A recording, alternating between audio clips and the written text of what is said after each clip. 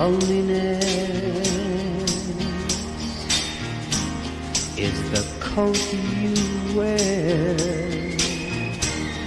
a deep shade of blue is always there. The sun ain't gonna shine anymore, the moon ain't gonna rise in the sky, the tears are always clouding your eyes when you're without love, baby. Emptiness is the place you're in, with nothing to lose, but no more to win. The sun ain't gonna shine anymore, the moon ain't gonna rise in the sky, the tears are always clouding your eyes when you're without love. Lonely without you, baby.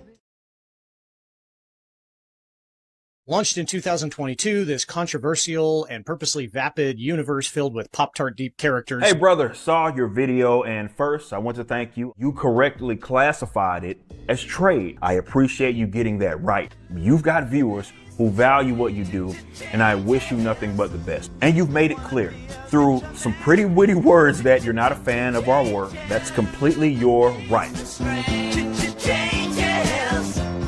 gonna have to be a different man.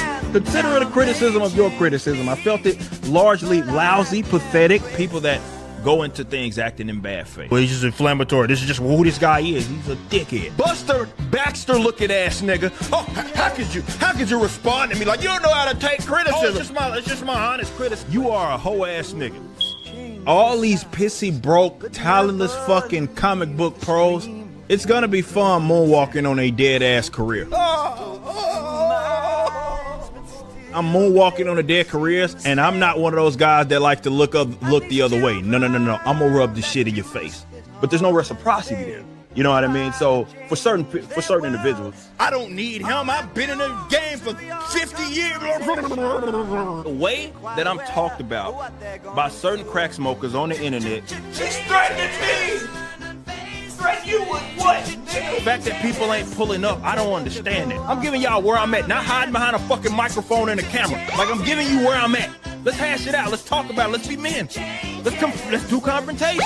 And I got more on you, but I'm built. You know what I'm saying? Like, I ain't no fucking like, you see what I mean? You see what I'm saying? Like, I'm actually built. I'm built for this shit, right? I'm built like a goddamn brick. Called a hoe ass nigga. Wife's boyfriend left your bitch ass and took the kids, said he shared custody. We know what the fuck that mean. Tyrone raising them damn kids.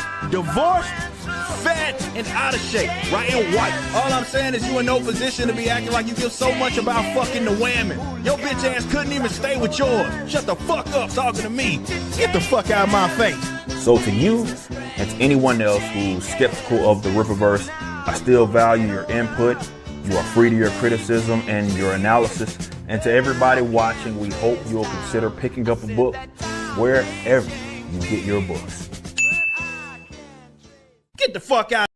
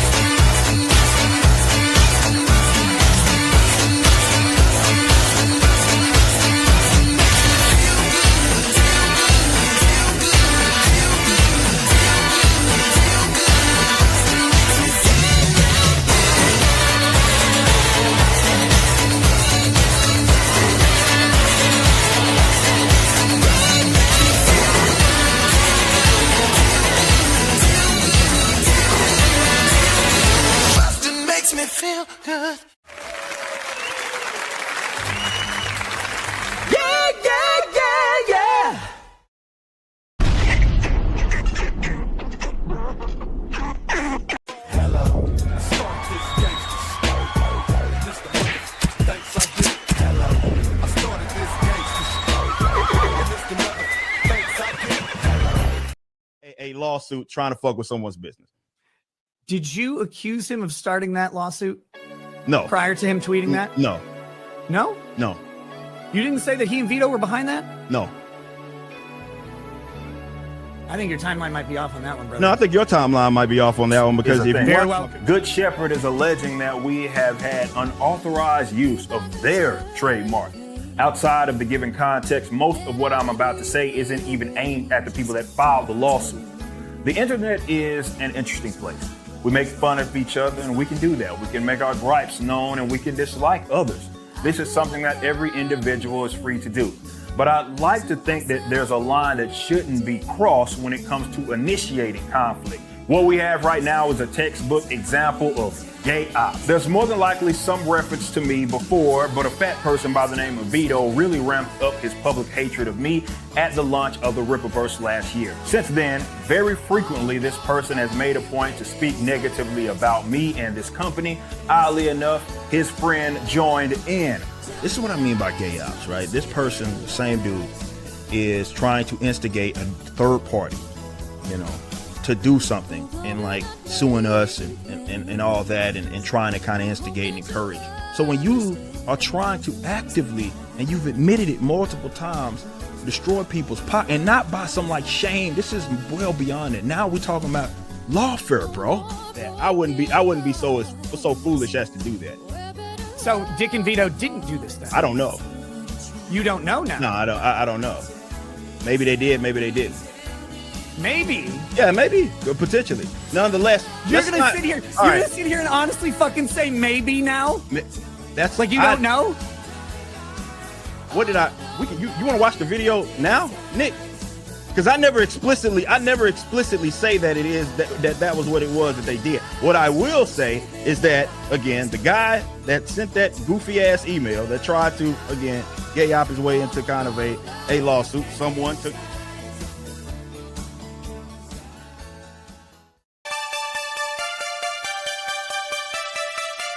There's a story about a boy from the south side of Chicago. His very first time.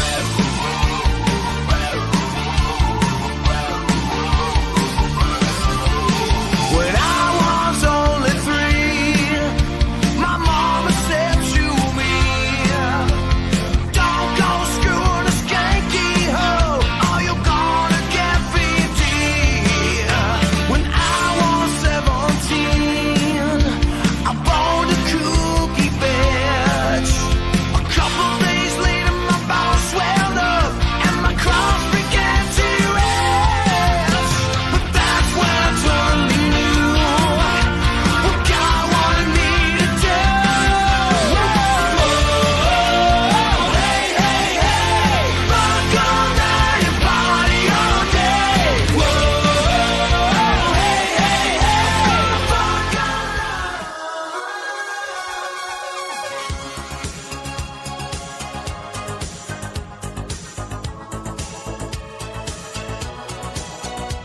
Welcome to 5XLFM, where the trash flows.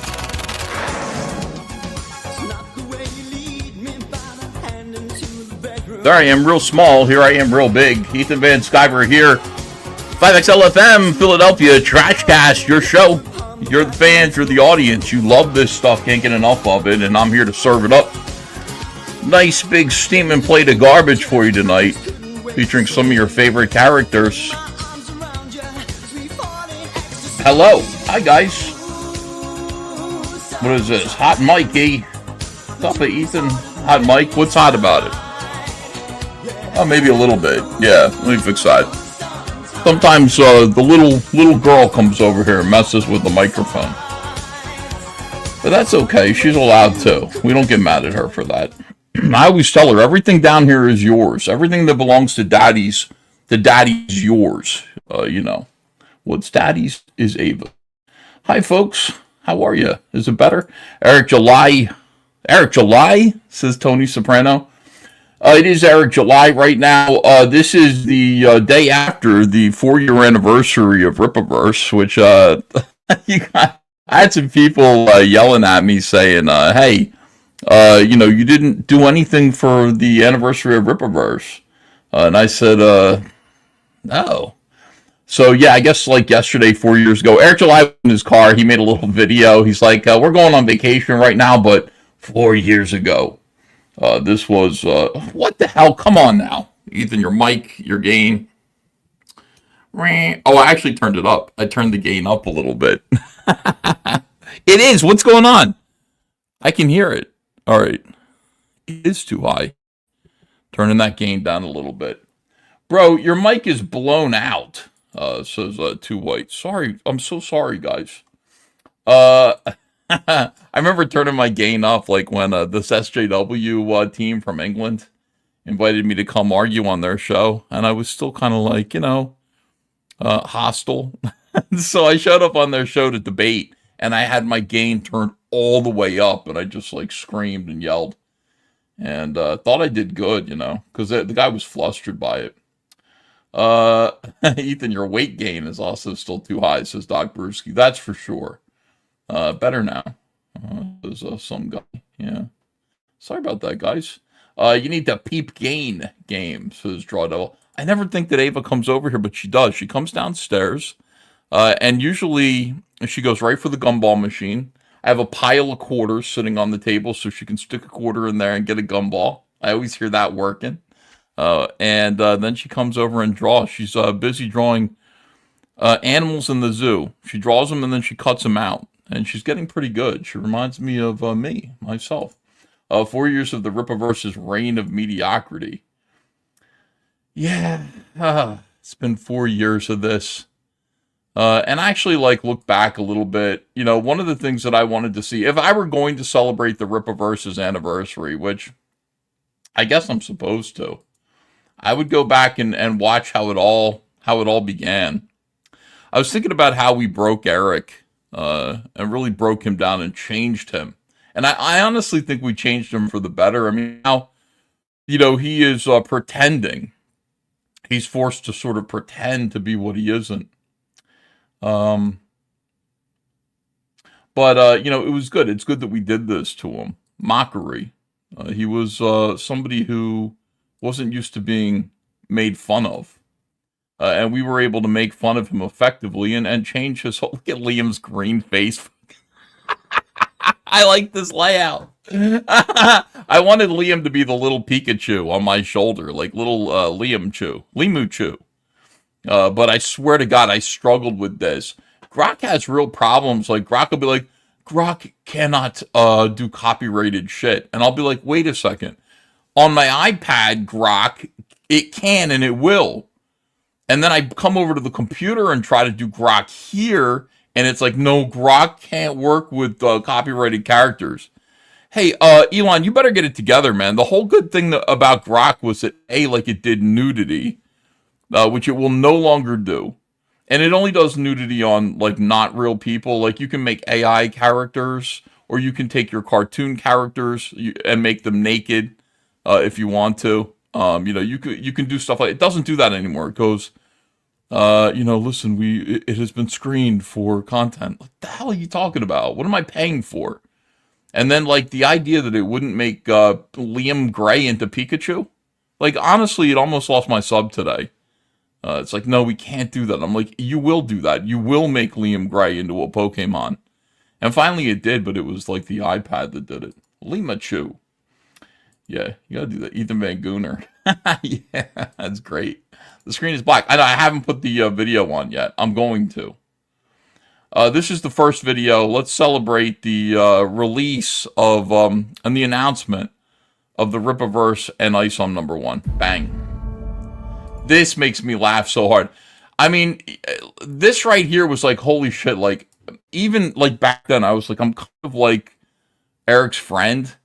But when I saw this, I went, this guy's fucking full of himself. This guy's pompous.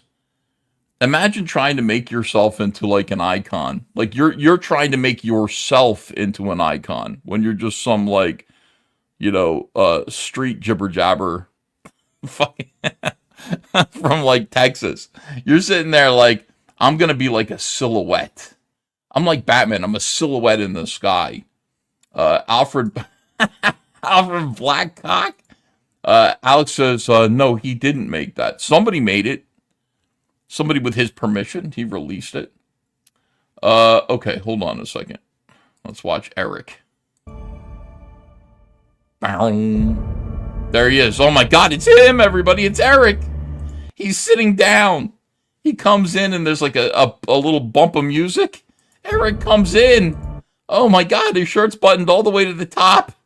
And he's like, I'm sitting down. Oh, this is so real, guys. We've waited for this. Screen goes black again.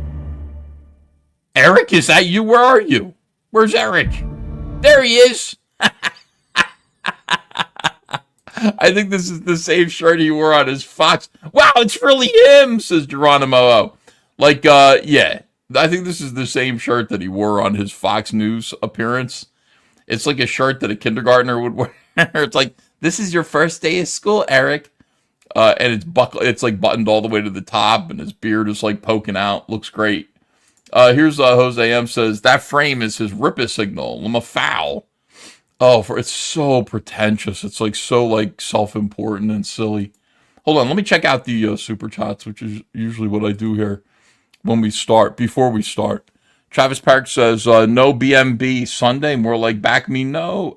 Yeah, we were going to do, Shane wanted to launch Back Me Bro today, but he told me all along, he said, maybe it'll be Sunday. And then he said, but I'll let you know. He's like, I'm not sure, I'll let you know. And then he said, we're going to put it off a week. And I went, okay. So Shane and Yancey said they want to put off the launch of Back Me Bro a week. I'm not sure why, but I didn't ask. Here's Tarks 9351 who says, hail Trashcast. Oh my God, thank you so much. I really fucking tried. Oh, I appreciate that. And then Odinson99 says, I'm built like a brick drowning in applesauce, and I am not Chuck Dixon.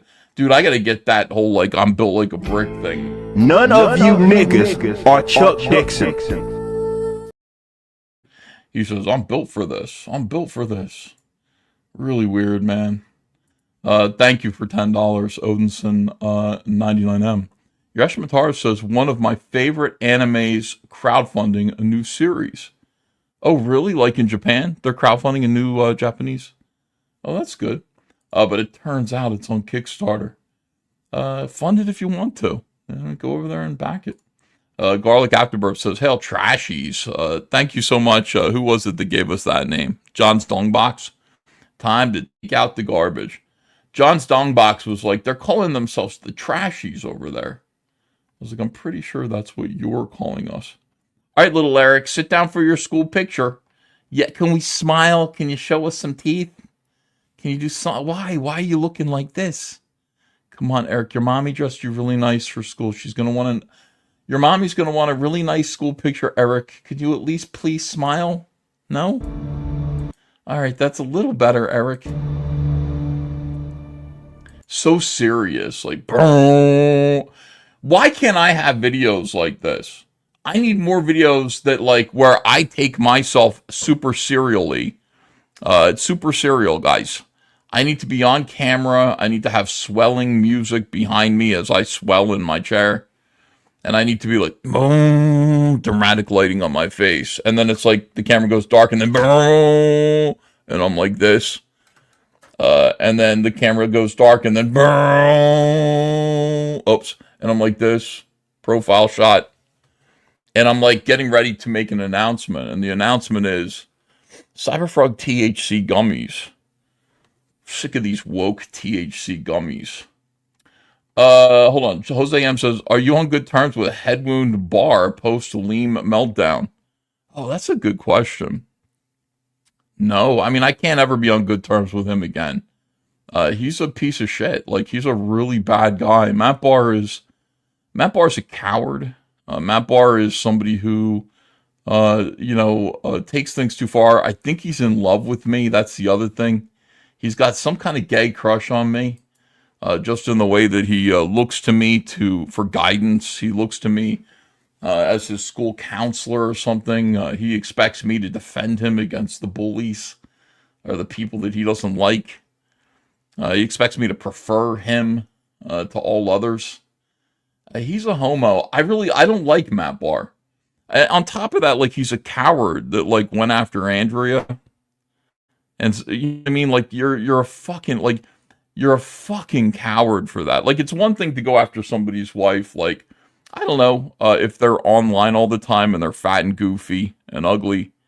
But Andrea stays offline and she's ill. And to make fun of her illness just to get to me, no, there's no forgiveness for that. You know, if I see Matt Barr, we'll have words. We're gonna have to. He and I are gonna have to have a talk. I just mean a talk, by the way. I'm not saying pull up or anything, but yeah, there are lines that you should not ever cross, and that's one of them. So I don't think Liam ever did anything like that to me. Certain people can get forgiveness, and I can look past indiscretions and you know, past unkind words.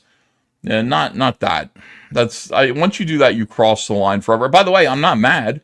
You know what I mean? Like, the thing is, like, you just asked me that question. I went, let me think about it. And I went, oh no.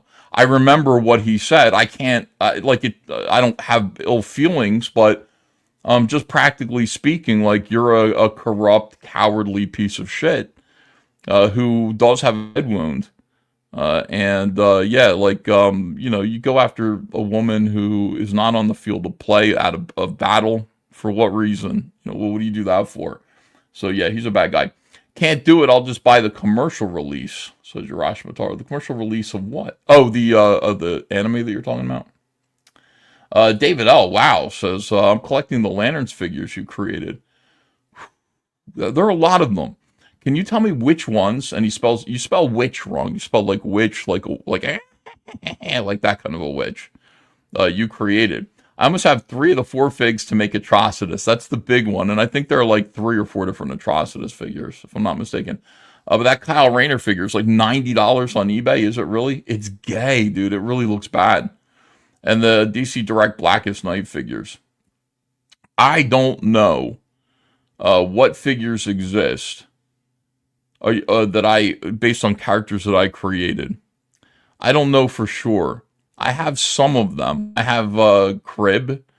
They put out a Carousel. Mattel put out a Carousel pack that's packed with Romat Rue, I think. I mean, a lot. There were just a lot. I lost track of them because, like, I wasn't designing them. If I was actually doing the designs of the figures that I created, I would remember them. Like, I designed Shark, and because I designed DC Shark, I did turnarounds for it. And I redesigned the character. Like, I have that figure as though he's my own creation. And he is. Sinestro, I did turnarounds for. There's a great Batman figure where I did the turnarounds for it. And I gave him my bat-shaped cape, you know, the bat wings. And they reused that a bunch of different times. Like, it came with a Superman Batman line that I did. But they re-released it, like, as just various Batman, you know, sets. And, you know, I appreciated that. But I only bought the one. But thank you so much for that. Yeah, I don't know. I mean, I don't have a list for you, I'm sorry to say. But I will say, good luck. I did my best remembering. I really fucking tried my hardest. Tried to remember which ones I did. I did a lot of them. Mostly, if you find any Sinestro Corps action figures, it's likely that they're my characters. I designed almost all of the Sinestro Corps. Somebody asked me the other day, like, about one of the, what was his name? He was a sniper in a shell, and his name, I can't remember what his name was. Not Despotulus. Despotulus was created, the name was created, the idea was created by Moose Bauman, but I designed him, so I have co-credit on that. But anyway, this Bedovian. And somebody said, did you create Bedovian? And I said, I don't think so. I think Jeff created him. And then I just remembered. I was like, no, I did. I remember doing the design for Bedovian. Yeah, all these, I created all of them. I don't think there are any Sinestro Corps that I did not create. So it's interesting. Let me see. I hope Neuralink helps get rid of her Parkinson's as considered anarchist. She was so good today. Like, yesterday was kind of scary. Yesterday was like, ooh, it just feels like it's downhill. Today I was so happy. I was like, why are you like that? Like, she's laughing. Ava's watching her iPad, and she learned how to put her hand in her armpit and do this. She learned it from her iPad. And I thought Andrea was going to bust a gut laughing. She was laughing so hard. It was classic Andrea. I said, "You're doing so good today. You seem like your old self." And she said, "I didn't take any of my meds today." And I went, "What?" She said, I said, "Well, that's nice, but please take them again tomorrow, I guess." I don't know. Let me see. Grim Jim 666 for 10 pounds says, Eric used to be able to speak freely, and now he can't say anything because he can't lose to CG.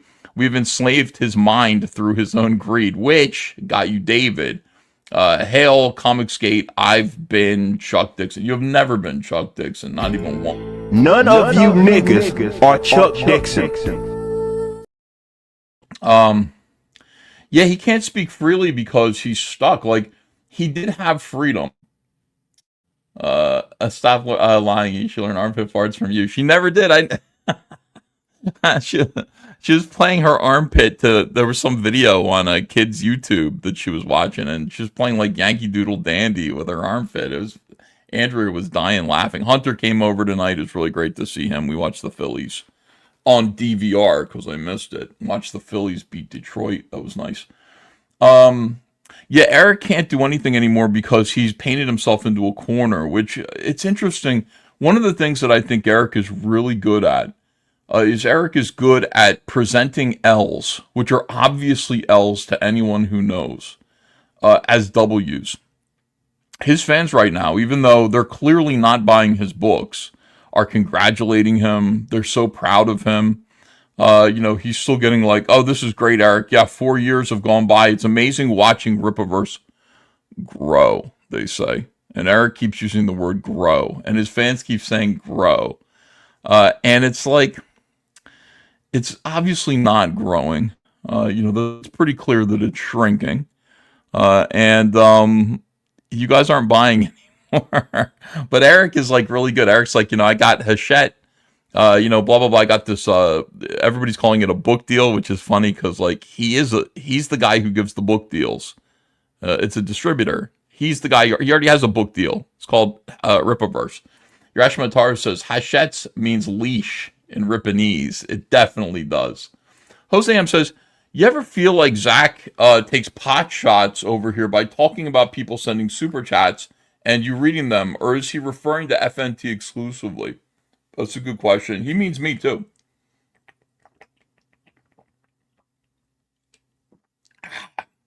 This has been in the refrigerator all day. It's fresh and cold water. No, he means me too.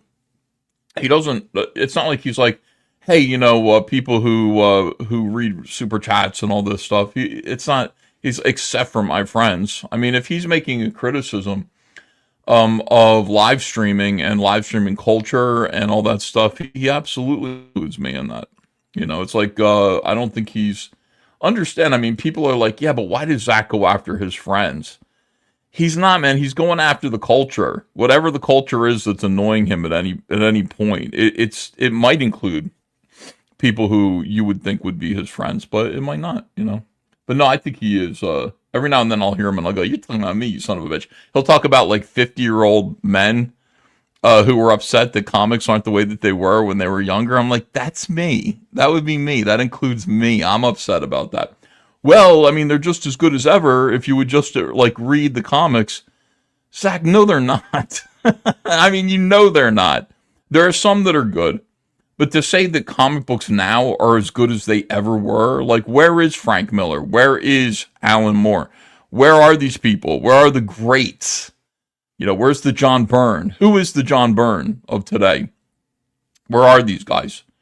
Comic books are not as great now as they ever were. The 80s were, to me, the pinnacle. The 90s was like, the 80s were the pinnacle of comic book creativity. And then the 90s were like collecting the fat off of, the getting paid, cashing in for the prosperous 80s. The creatively prosperous 80s led to cashing in with the 90s. Let me just put out slop as much as I can until we kill this thing, which is a little bit like what Eric July is doing right now, too. My vote is the early 90s, says McReady RJ helicopter pilot. Yeah, I mean, you go back and read those books, though. I mean, I'm going to. I feel like I pulled out all my Spawn books the other day because I'm like, I wonder. Part of me is going like, okay, when Cyberfrog 3 is done, What if we go ahead and we just do a monthly? Could I do a monthly Cyberfrog that takes place in the 90s so that I can tell all the 90s stories? I need to tell like origin stories of some of these characters and how it all happened. And I was like, I wonder how they did it like back then. Let me compare my stuff to what Todd McFarlane was doing with Spawn. And you look at those books and there's nothing on the page. There's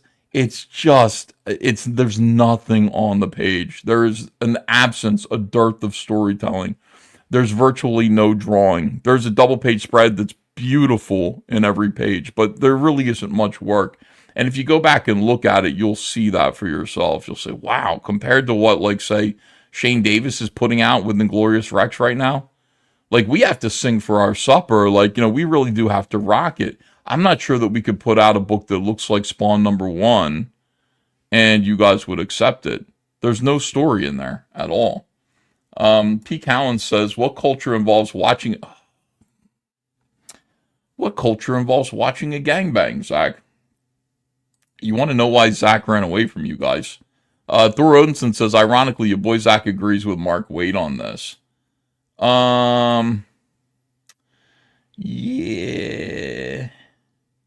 Yeah, Mark Waid was saying that comics are better than ever, but I don't know if comics are better than ever. At all. Like, I think there are some, like, when you say all current comics are shit, you're wrong. There are a few that are good. And then you've got Absolute Batman, which is clearly connecting with an audience. I read the first one and I felt aloof to it. I was like, I don't really like this because this isn't my Batman in any way. I'd like to read a really good version of my Batman, the Batman that I know. Well, this is just a different Batman. He's poor. Oh, I don't like that. I don't like poor Batman. I don't like ghetto Batman. Yeah, but he's got a big axe. Yeah, I don't like that either. I don't like Batman with an axe. I think that's fucking weird and psycho. Yeah, but everybody likes it, so what do you know?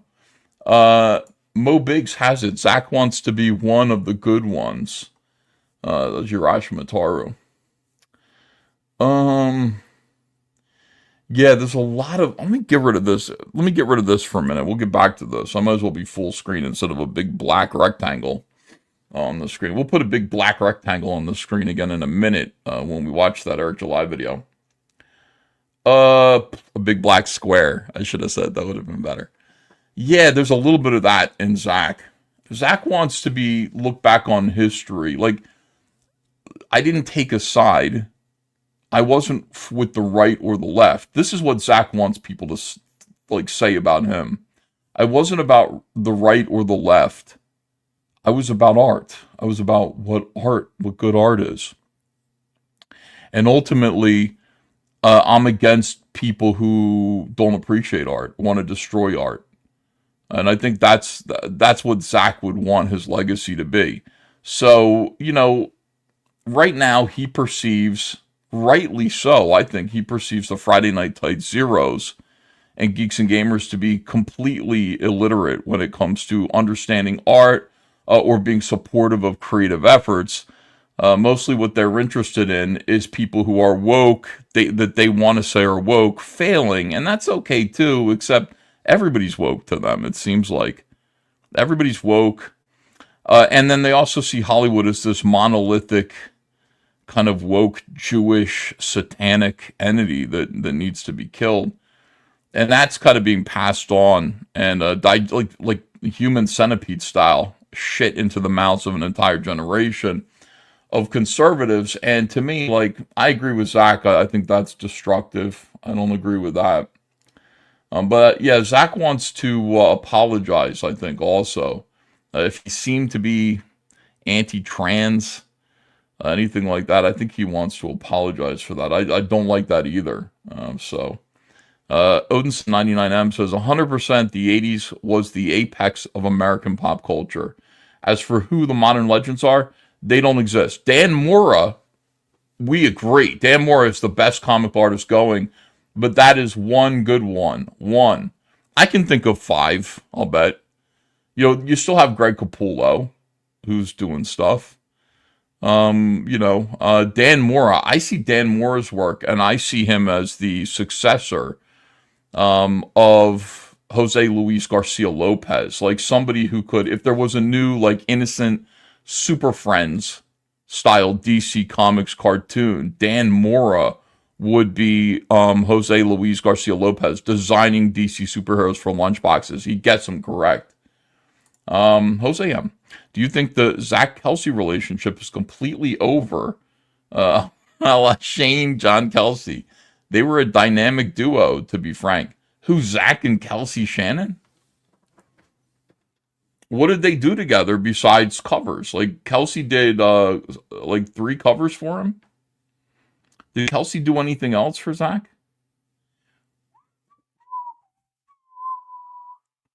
Yeah, I don't know. I would say that Kelsey is off doing his own thing right now. I'd be surprised. I've told Kelsey before, like, you know, Kelsey's like, you're a liar and an asshole to me and just saying awful shit to me.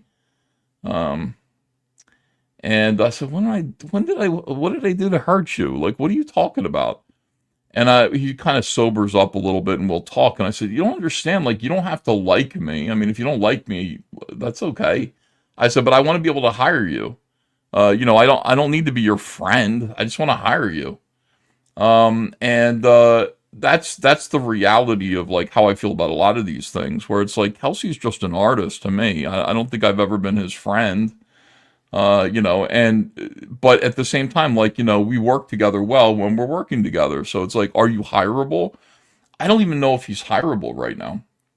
I think he is busy doing something else of his own, which is good. He should do something of his own. Let me see, except for EVS, he's a modern legend. Hell, he's a great bright beam of sunshine. Says Odinson 99M. Well, I will say this about me. They call you an anti-Semite, but they don't call you a liar. It says straight out of it. Does anybody call me an anti-Semite? Really? God damn.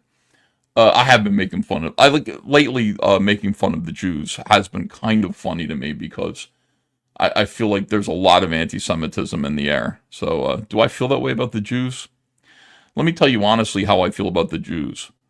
I dated one and I was married to one, and so therefore. I was around a lot of Jewish people, and their food is fucking terrible. I mean, aside from bagels, and there's a lot of like kind of whining about things that happened 3,000 years ago to people that you know. Obviously, if you're a religious Jew, even they're not religious Jews. I haven't met too many religious Jews, but they'll have seders and stuff, and we have to dip this parsley in salt water and eat it. Why am I doing this? To remember the tears that were shed when our people were in bondage 5,000 years ago. And I was like, that was 5,000 years ago. And you guys are probably the same people who would say that black people don't have any rights to reparations. And they were slaves like 150 years ago. And by the way, they don't have any rights to reparations, but it's like, I don't even think they whine as much. It's crazy. And then also the thing that I don't like about Jews is, I just clipped that. The thing that I don't like about Jews. The thing that I don't like about Jews is at Christmas time, they get really angry and they don't like Christmas. And, you know, when you're married to one, you know, Andrew was married to one too prior to me. And then like, you know, Hunter's mom's Jewish. At Christmas time, they get annoyed because like Christians like Christmas music. Christians want to sing about the baby Jesus. We want to sing about Santa Claus and all this stuff. It's Christmas. It's a Christian holiday, but it's not just a Christian holiday. It's for everybody, we think. But the Jews do not like it at all. They get annoyed by it. They get seriously. Can we stop listening to Christmas music? Do we have to get a real tree? Can we get a fake tree so we can at least throw it in the garage? Like, it smells. I don't want it in the house. And it's like, yeah, it's like, no, it's going to be Christmas. So Andrea and I do real well together because we're both Christmas maniacs. We both love Christmas. And we start right after, like, Halloween's over. Andrea right now is watching Christmas in July on the Hallmark Channel. So that's why I don't like the Jews. Cool Breeze. Cool Breeze says, I'm sorry you had to go through that, Ethan. Yeah, and the cooking is real bad too, and there's a lot of just kind of complaining and stuff. A lot of complaining with the Jews. A lot of it. You live through it, it's their culture.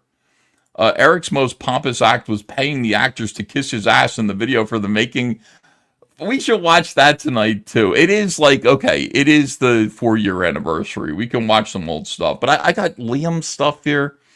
Eric's most pompous act was paying the actors to kiss his ass in the video for the making of the Yaira live action trailer. I thoroughly believe that was not Eric's. That wasn't Eric's idea. That was the Saska sisters' idea, because the Saska sisters, they are professional love bombers. This is how they make money. Their grift is love bombing. They look for people to love bomb. And they knew, I mean, you get the sense from Eric that if you huggy him and you kiss his ass and everything, and, Eric, and you make him feel like a man, and make him feel like the man and also a man. Okay, enough said about that. Then he's going to keep giving you money. And I think that's what they kind of figured out about Eric. That's probably why they did that. Crane Style says, blessings upon you and all of CG, Ethan. Mazel tov. L'chaim. But Ovian sounds like a new pharmaceutical. I think it was one of Jeff's friends' last names, Travis Park. He would name characters after people he knew. Yeah. Absolute Wonder Woman is fantastic, says Lord Tapman's Comics. I haven't read it at all. I haven't read it. Maybe I will. Fabik is the best artist working today, says P. Cowan. Amen to that. He draws the way it makes me happy. He draws really perfectly. I really like his work a lot. Yurash Mataru says Absolute is just wearing DC as a skin suit. Garbage. Anubis 800. My apologies, Uncle E, if it's not the topic. Is it today? We're gonna have to keep saying this because Shane got everybody ready for this. Is it today the chain will be coming on your Trashcast to start the Starlight Cats campaign on Back Me Bro? So Shane said he wants to delay it a week. And I mean, he was just telling me that it's going to be Sunday, but he said maybe not. He's like, I'll let you know. And then I think Friday, he said, yeah, it's going to be Sunday. I said, okay, I'm ready when you are. Not a big deal for me. All I have to do is fire up a live stream and talk about it. I can talk about Back Me Bro all day long. So yeah, but he decided today, and I guess he told us in private, I don't know if he made a public announcement, that he's delaying it for a week. I'll bet he made a public announcement too, but it's Twitter and you either saw it or you didn't see it.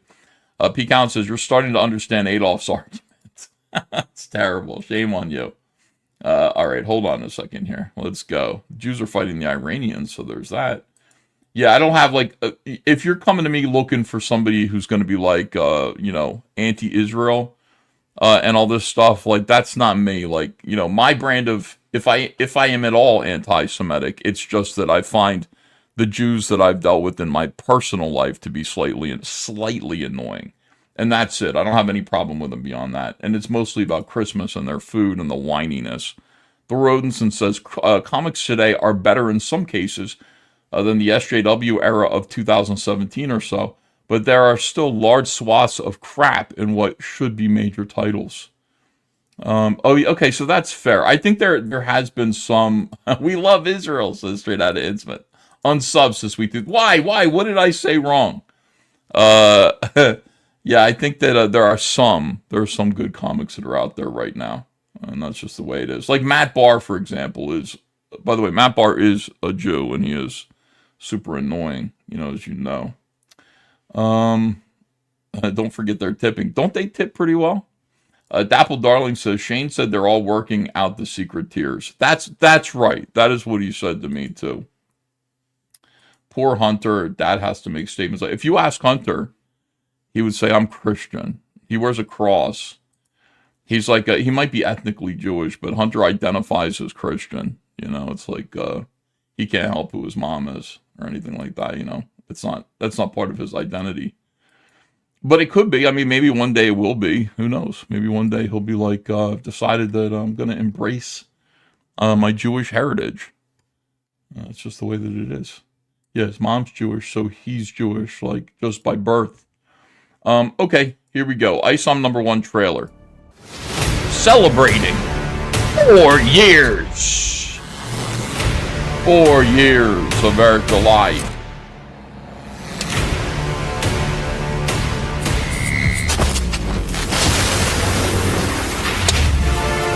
I forgot about that. I forgot about the frog croak. Remember this? So this was a thing, and like the Ripitards were all laughing about this, and then I said, was that a frog croak? And then getting electrocuted. Listen to that. I totally forgot about that. I mean, listen, there was a great part of this. Like, it was unspoken but behind the scenes, it was like, we're going to take out Ethan Van Sciver. Absolutely 100%. Listen to this again. In the soundtrack.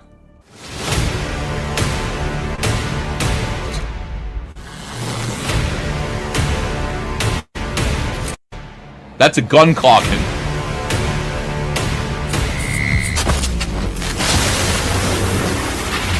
That was a gun. That's what it was. That was a gun cocking and a frog going crank, and then like bang, gunshot. Holy shit! Let me hear that one more time. You're hearing things. People are saying, no, 100%. It's real. It's there.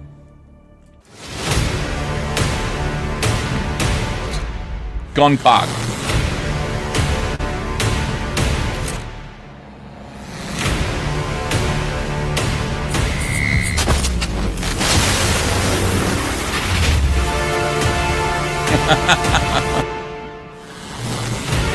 Yep.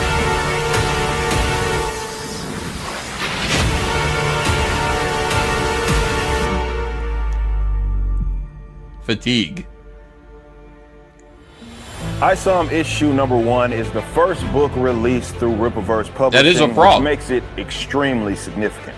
Trust Though me. this is ISOM's self-titled book, it also serves as a launching pad for our entire universe. This 96-pager was written by myself, Eric July. The pencil and ink work was done by the great Cliff Richards, and the color work was done by Gabe El Taib. By the way, like, look at Gabe's face. Like, at least Cliff Richards is like, I don't care. I'm Brazilian. I'm going to take this light. I don't care if you like me or not. I'm Brazilian. I'm a bunch of beautiful Brazilian girls. American dollar down here is worth 100 times what it's worth in America. So just keep sending me that check. Look at Gabe. What is that? That's a mugshot. That's Gabe if Gabe gets arrested for something heinous. Why do people do this? Why do people do this? Is this a tough guy thing? $500 a page. 400. It was 400.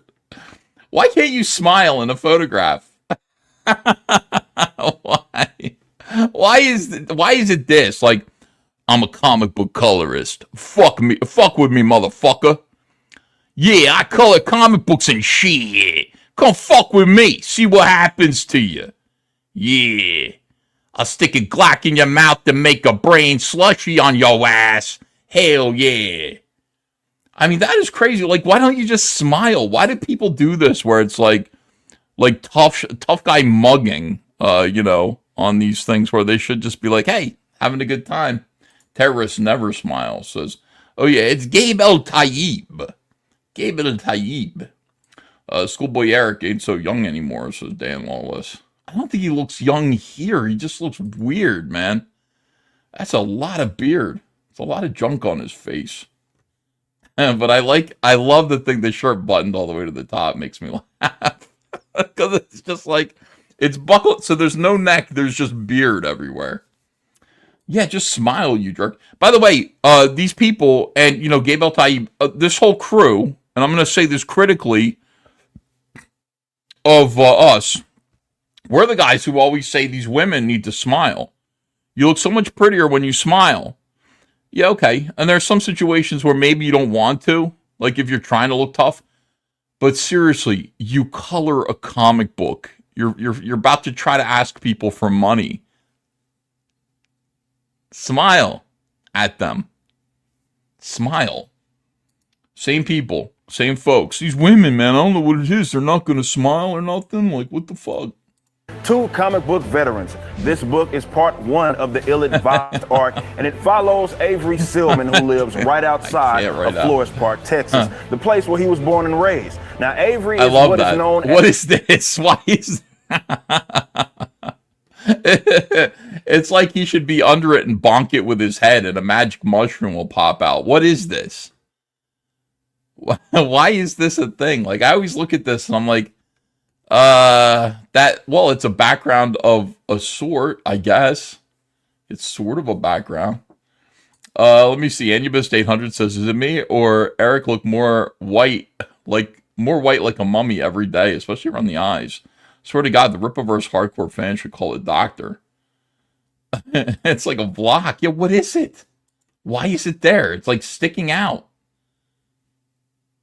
I mean, this is clearly like, it's obviously a 3D asset of something else, but like, I don't understand why you would focus on that because it doesn't really make any sense. Maybe it's an AC unit, as Skeleton Core Comics says. Yeah, just put your theories in like what you think it actually is. It's just a 3D asset. Bonk it for a power-up. Yeah, like, I feel like you're supposed to hit it with your head and then, you hit it with your head and then you become twice as tall. And then I think you can shoot fireballs, can't you? Or no, you have to hit another one to get a fireball. I think you bonk it once, you be twice as tall. And then like you hit the next one and a mushroom or a flower. I can't remember what. But it gives you a fireball that you can throw. It's been a while since I played Super Mario. Could help him run on track. Yeah, this is a good point here. There are people who are debunking this. Like, AC units would be in a window. That's not a window. Yeah, it looks like an AC unit that wasn't properly rendered. All right. We have questions. As an accept, which is what common folk in this area call special people. Years ago, shortly after he got his... I call Eric and Ripetard special people all the time, and they are special people. Fire flower for fire powers. Oh, that's right. And it doesn't come down. You have to jump up and get it. It stays planted in a pot. You have to jump up to get it. Like, there's a mushroom that'll come down, and I think you jump on... I can't remember. But yeah, the fire flower just stays planted where it is. You have to jump up to grab that. Okay. His abilities, Avery decided to become a hero of sorts and adopted the moniker Isom. But a certain event had him come to the... Why would you adopt the moniker Isom? Russell Hall. The rogue... Here's Russell Hall, by the way, who ruined whatever that was we were watching, the Jack Show, with his loud laughter. The Rogue AC... Welcome, Russell. Rogue AC unit is there to add a sense of perspective. The editor probably thought it would help break up the scene and really make it pop. Yeah, because otherwise it's just a flat wall. So we need like a brick. Could we have like a square popping out of there? Dan Lawless says he just needs a propeller on the top of his hat. Look at Eric. Like, it's so pretentious, man. We have these people and they're just in this space that are so fucking pretentious. Like, this would be something if Eric had already produced 20 years worth of amazing comics. This would be like for Frank Miller. Frank Miller comes back and he's like, it's 2026. I haven't done anything for 10 years. I'm bringing back Sin City. It's called something about headlights. What can you think of like something? So this would be like Frank Miller's profile announcing his coming out of retirement, working on a new Sin City comic, or it's already done. I just produced a new Sin City story, the first Sin City book in 15 years. And it's called Dick City. It's called Too Sin, Too Furious. But I mean, that's what it is. Like, this is the kind of thing where it's like, you have a lot of like gravitas that Eric has not earned. Like, Eric is a fucking clown. You know what I mean? He is a clown. But he insists on this kind of like Zarathustran kind of presence about himself with thunderous music and lighting and iconic graphics regarding like his shitty project that he's putting out. Here we go. Sin City Unpaid Debts is kind of a cool name, I got to admit. Eric is a birthday party clown, says Jose M. Yeah, you know, it's like it really is kind of like at the time when this was happening, at the time you're like, wow, maybe Eric is doing something big here. Like, he fooled us all. He fooled us all with this. Look at his profile, dude. His profile looks racist. I got to get past this. It looks like this is a racist It's not. This is his actual profile. Realization that this life wasn't for him. So now he lives on his own ranch outside of the big city. One day, Avery gets a call from his sister Altona. She wants him to visit his old buddy because a family friend that interned at her company, Projexis, has gone missing.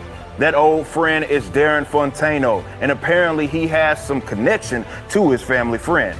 Fontano has much changed since he... Wait, what? Hold on a second here. ...that her company, Projexis, has gone missing. That old friend is Darren Fontano, and apparently he has some connection to his family friend. Fontano... There's a lot of friend, a lot of the use of the word friend in order to indicate an unnamed individual. Darren Fontano is that friend who's got a connection to that family friend. That's just a little confusing. Has much changed since he was kicking it with Avery when they were, wee lads. Now he's a cold-blooded shot caller that isn't afraid to do what it takes to remain in his position as one of the most respected people in the city. This is a man that you do not want to cross. What was supposed to be a simple meet up with an old friend turns into the... Why are we this close to Eric's face, man? I love it. The longest day of Avery's life. He runs into other excepts such as Santuan, Yaira, and the Alpha Court. And some of these altercations take a very violent turn considering his past with one of these characters. You can see why he tries to stay out of the city. Who is this family friend and what is their connection with Darren Fontano? How does this meeting between him and Avery turn out? And does he get the information that Altona needs? How does this impact the psyche of Avery, who went from a hero to now blue-collar civilian? These are all questions that will be answered in ISOM issue number 1, which you can now pre-order at Rippaverse.com, along with some other limited edition merchandise items that will give you some more insight on the characters, such as... That was the best. Such as, Eric, say such as, and then lift your beard so that's at a 90-degree angle from the bottom of the screen, and then we're going to black you out totally. We're going to silhouette you. Now pre-order at Rippaverse.com, along with some other limited edition merchandise items that will give you some more insight on the characters, such as...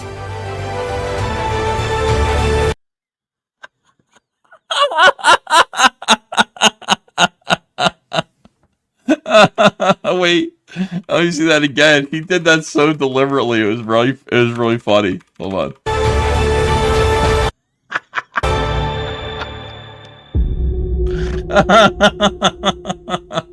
Earth, a place with such interesting beings, like many other planets. Oh no, this is Documan. Earth, a place with such interesting beings. Jose F says, Isom was such ass, dude. It was such a bad book. Oh my god. Whoa, now I want a poorly trimmed beard, says Timotheus. Good idea, man. It does work. It does work for when you want to be in a profile against lights like that. Get Bar an easy bake oven for Christmas, says P. Cowan. Eric's beard looks like it's made from Muppets. It does kind of look that way. Hamilton Berger says the cube is the ghost of the car that I saw him fell onto. Donkey Who says, EVS, don't you dare start a monthly. We're already looking at 2033 for the end of the first Cyberpunk arc. No, you're not. Don't be ridiculous. All right, hold on a second. Here we go. Throughout the cosmos, their subjects have needless squabbles. But from those conflicts, I've discovered some creature. Look at him. Come on, dude. It's comics. You can do whatever you want. You can do whatever you want. You design these characters and they can look however you want them to look. I remember when I saw this, like, I really went, wow, Eric really has no imagination at all. Oh, he's like a hooded Jawa Grim Reaper character. Oh, he's enormous. Where does one find the cloth to make the hood? Like, the amount of cloth that it would take to make that little hood. For him in the universe. Really weird. Who's his tailor? Is his tailor the same guy that made the Ice Home suit? I mean, that's a possibility. This character is so retarded looking, so bereft of imagination. This design is a shortcut. It's an excuse. It's a reason to have a character, but that does not justify its own existence. People were making fun of him. SJWs were calling him Spooky Boy. And I was like, no. Like, I'm sure. But I mean, at the time, I was like, Jesus, Eric, man, you're not making this easy. Like, that character is retarded looking. It does look like something a retard would draw. Eat Some Seaweed says Frank Miller has a new autobiography coming out next week. That would be interesting reading. I'm sure a lot of people are going to get sold out there. Tim Weisman says, oh my God, I'm fucking dying. Oh, so bad. Dirty Towel Man, yay, says Jose M. Earth is such an interesting planet. It's full of a lot of fascinating beings. Would that be a bird's eye view? Says Tony 7073. And possibly. Earth is such a fascinating, but that's what you say when you're smart. You call things fascinating. It's fascinating. That could be of great use to... Why does he sound like Cecil's character that Cecil plays? What's Cecil's character's name that's like, hurt me.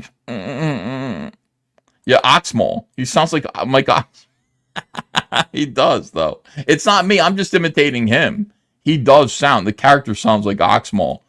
We need to have Oxmal reread this. Earth. A place with such interesting beings. Put it in my asshole. Like many other planets throughout the cosmos, their subjects have needless squabbles. But from those conflicts, I've discovered some creatures that... I've discovered some creatures with enormous penises. Put them in all of my orifices. Choke me. This is a Sven Gulli skit, says Salt. It is Oxmal, dude. Choke me. Could be of great use to our efforts. I'm not quite ready for this. My name is Dick, you man. Selection. But after many patient years, I feel it is time for more thorough documentation. We're gonna need some more thorough documentation. City is where we begin. This city is where we begin. Guys, come on. Oh, it's so humiliating. So humiliating. Ethan doing Oxmal makes me uncomfortable, says Lama Giganti. I don't blame you. It's awful. But I have to because Cecil's not here. Let me see here. Document is the best character after Shungite. Yeah, I mean, maybe he is. Jose M says, Mike Partika would make a good document stand-in. Just give him Eric's dirty, unwashed beard towel. Partika, are you willing to be document? I think you probably know more about these characters than Eric does.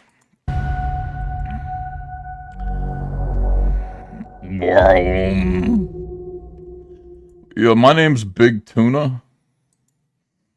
I mean, that is really bad, dude. I'm Eric Oh, July, God. founder, owner, and writer. Welcome to the Rippaverse.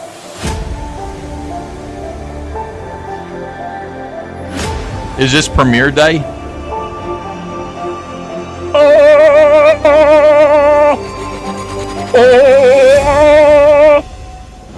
The Rippaverse is the result of a comic book lifer that wanted to be a part of the solution instead of always griping. Look at Eric walking around pacing in his cage. Eric's just pacing around. He's got like a, well, hold on a second. No, I'm not gooning. There's a male singing voice there. Listen closely, guys. You're not listening to the soundtrack. I'm Eric July, founder, owner, and writer. Welcome to the Rippaverse. Listen.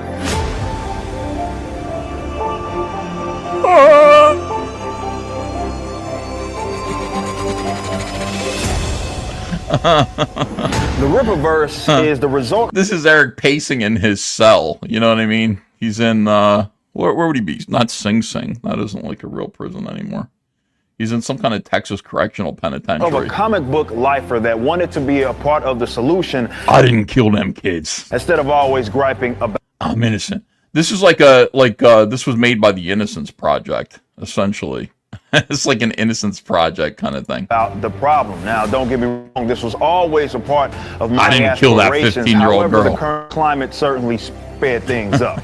No, stop saying things like Watch that. some of your favorite comic book characters be bastardized to the point to where they're completely unrecognizable. They're just used as career stepping stones for a lot of writers who don't care about the lore. Some even despise their fans. Those are people that just want to tell stories that represent their social political views. The idea that some even despise their fans is like such an like early kind of talking point from your boy Zach and what's his face, Captain Cummings. They despise their fans. Some of them even despise their fans. Even if they don't make sense for the characters that they're writing. And of course, these mega corporations that control these properties don't exactly make it easy for you to get in and understand what's canon. And these are all like, by the way, Eric is basically saying like he's using culture war talking points to sell Rippaverse, essentially, which is something he would lie about doing or ever having done later. Saying some of these people, they take their characters, they bastardize them so that you don't even recognize them. These are culture war talking points. They hate their fans. Yeah, you did that. You said, this is why you should give me your money instead, because these guys, they hate you, and they're... Yeah, but, like, I like Spider-Man. I don't like Isom. Spider-Man is like pizza. Like, bad pizza is still pretty good. Bad Spider-Man is still pretty good. You know what I mean? Just like pizza is good no matter what, and Spider-Man's pretty good no matter what. It's definitely better than the best that Isom's ever been. Yeah, these guys, they don't like you, so you give me your money. So maybe it's time for something new. School pizza was good. I liked it. We are a comic book company first and foremost that will never be forgotten no matter how big this venture gets. And we are guided by a set of principles known as the Rippaverse ethic. You will find this on a page in every single book that we release, and it's a set of standards that we certainly want you to hold us to. There are three main things that we will always emphasize. Number one, respect the customer. We aren't owed your dollar, but we love to have you as longtime supporters. It's going to be up to us to keep you interested and invested. Now, anytime there's... School pizza was good. I see you guys like, I love school pizza. I hate school pizza. School pizza was okay. It was just a great big rectangle of like soft bread dough and, spaghetti sauce and cheese. It was good. It wasn't pizza, but it was good. I mean, everybody would buy it. Like, I remember being in school lunch, and it's like, well, what's for lunch today? Oh, pork roll and cheese on a bun. It's like, all right, I'm gonna skip today. But then on pizza day, everybody would buy. I do remember that because pizza, even bad pizza, was still pretty good. Cafeteria room pizza. I watched a YouTube video with a guy who found the recipe for school lunch pizza, and he wanted to make it at home. I don't know why, but. Yeah, he did make it. Ethan, you went to school in the 50s, says Kefka Fanatic. I went to school in the 80s, all through the 80s. Oh, such a good time, guys. If you missed the 80s, I think all of you lived in the 80s. I think you're all my age, roughly, maybe 10 years younger. Going to school in the 80s was the best. We had Reagan, we had the Challenger explosion, we had Cyndi Lauper, we had Michael Jackson. What did you guys have? Blink 182?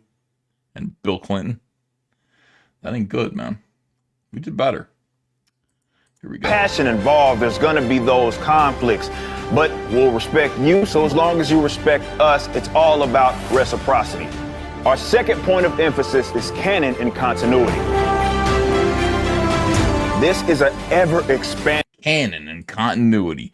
Pop Culture Rocks for 20. Wow, thanks. So Rippaverse respected me as a customer. When they dick slap me with an 85% discount for new customer, I feel so respected. Yeah, for new customers. Yeah, like if you bought all that stuff, that's great, but suddenly everything was $5. Mysteriously, everything was $5. I got to do a $5 sale. Respect the $5 sale, says Andrew Campbell. Yeah. Ending universe. There's going to be many of characters that will be introduced, but when you buy a book from us, you own a piece of history. It matters. These events will not. Heroes Comics yelled at me in the comments, by the way, and I saw it. I was like, oh man. I said, yeah, Cyberfrog, I'm the greatest. Like, Cyberfrog is the greatest indie comic book. He goes, no wonder John Malin and Shane Davis don't stream with you, because you're saying stuff like, you know, you're the greatest. Thanks a lot. And I was like, maybe you're right. I don't know. Tommy Reviews says, I graduated in 2011. You're a kid. You're a little kid. Yeah, I graduated in 1992. 92 was it. Was there pizza at the Challenger viewing, says Education. I remember, I remember learning the word throttle. They said, we're throttling up. And then they went, oh, shit.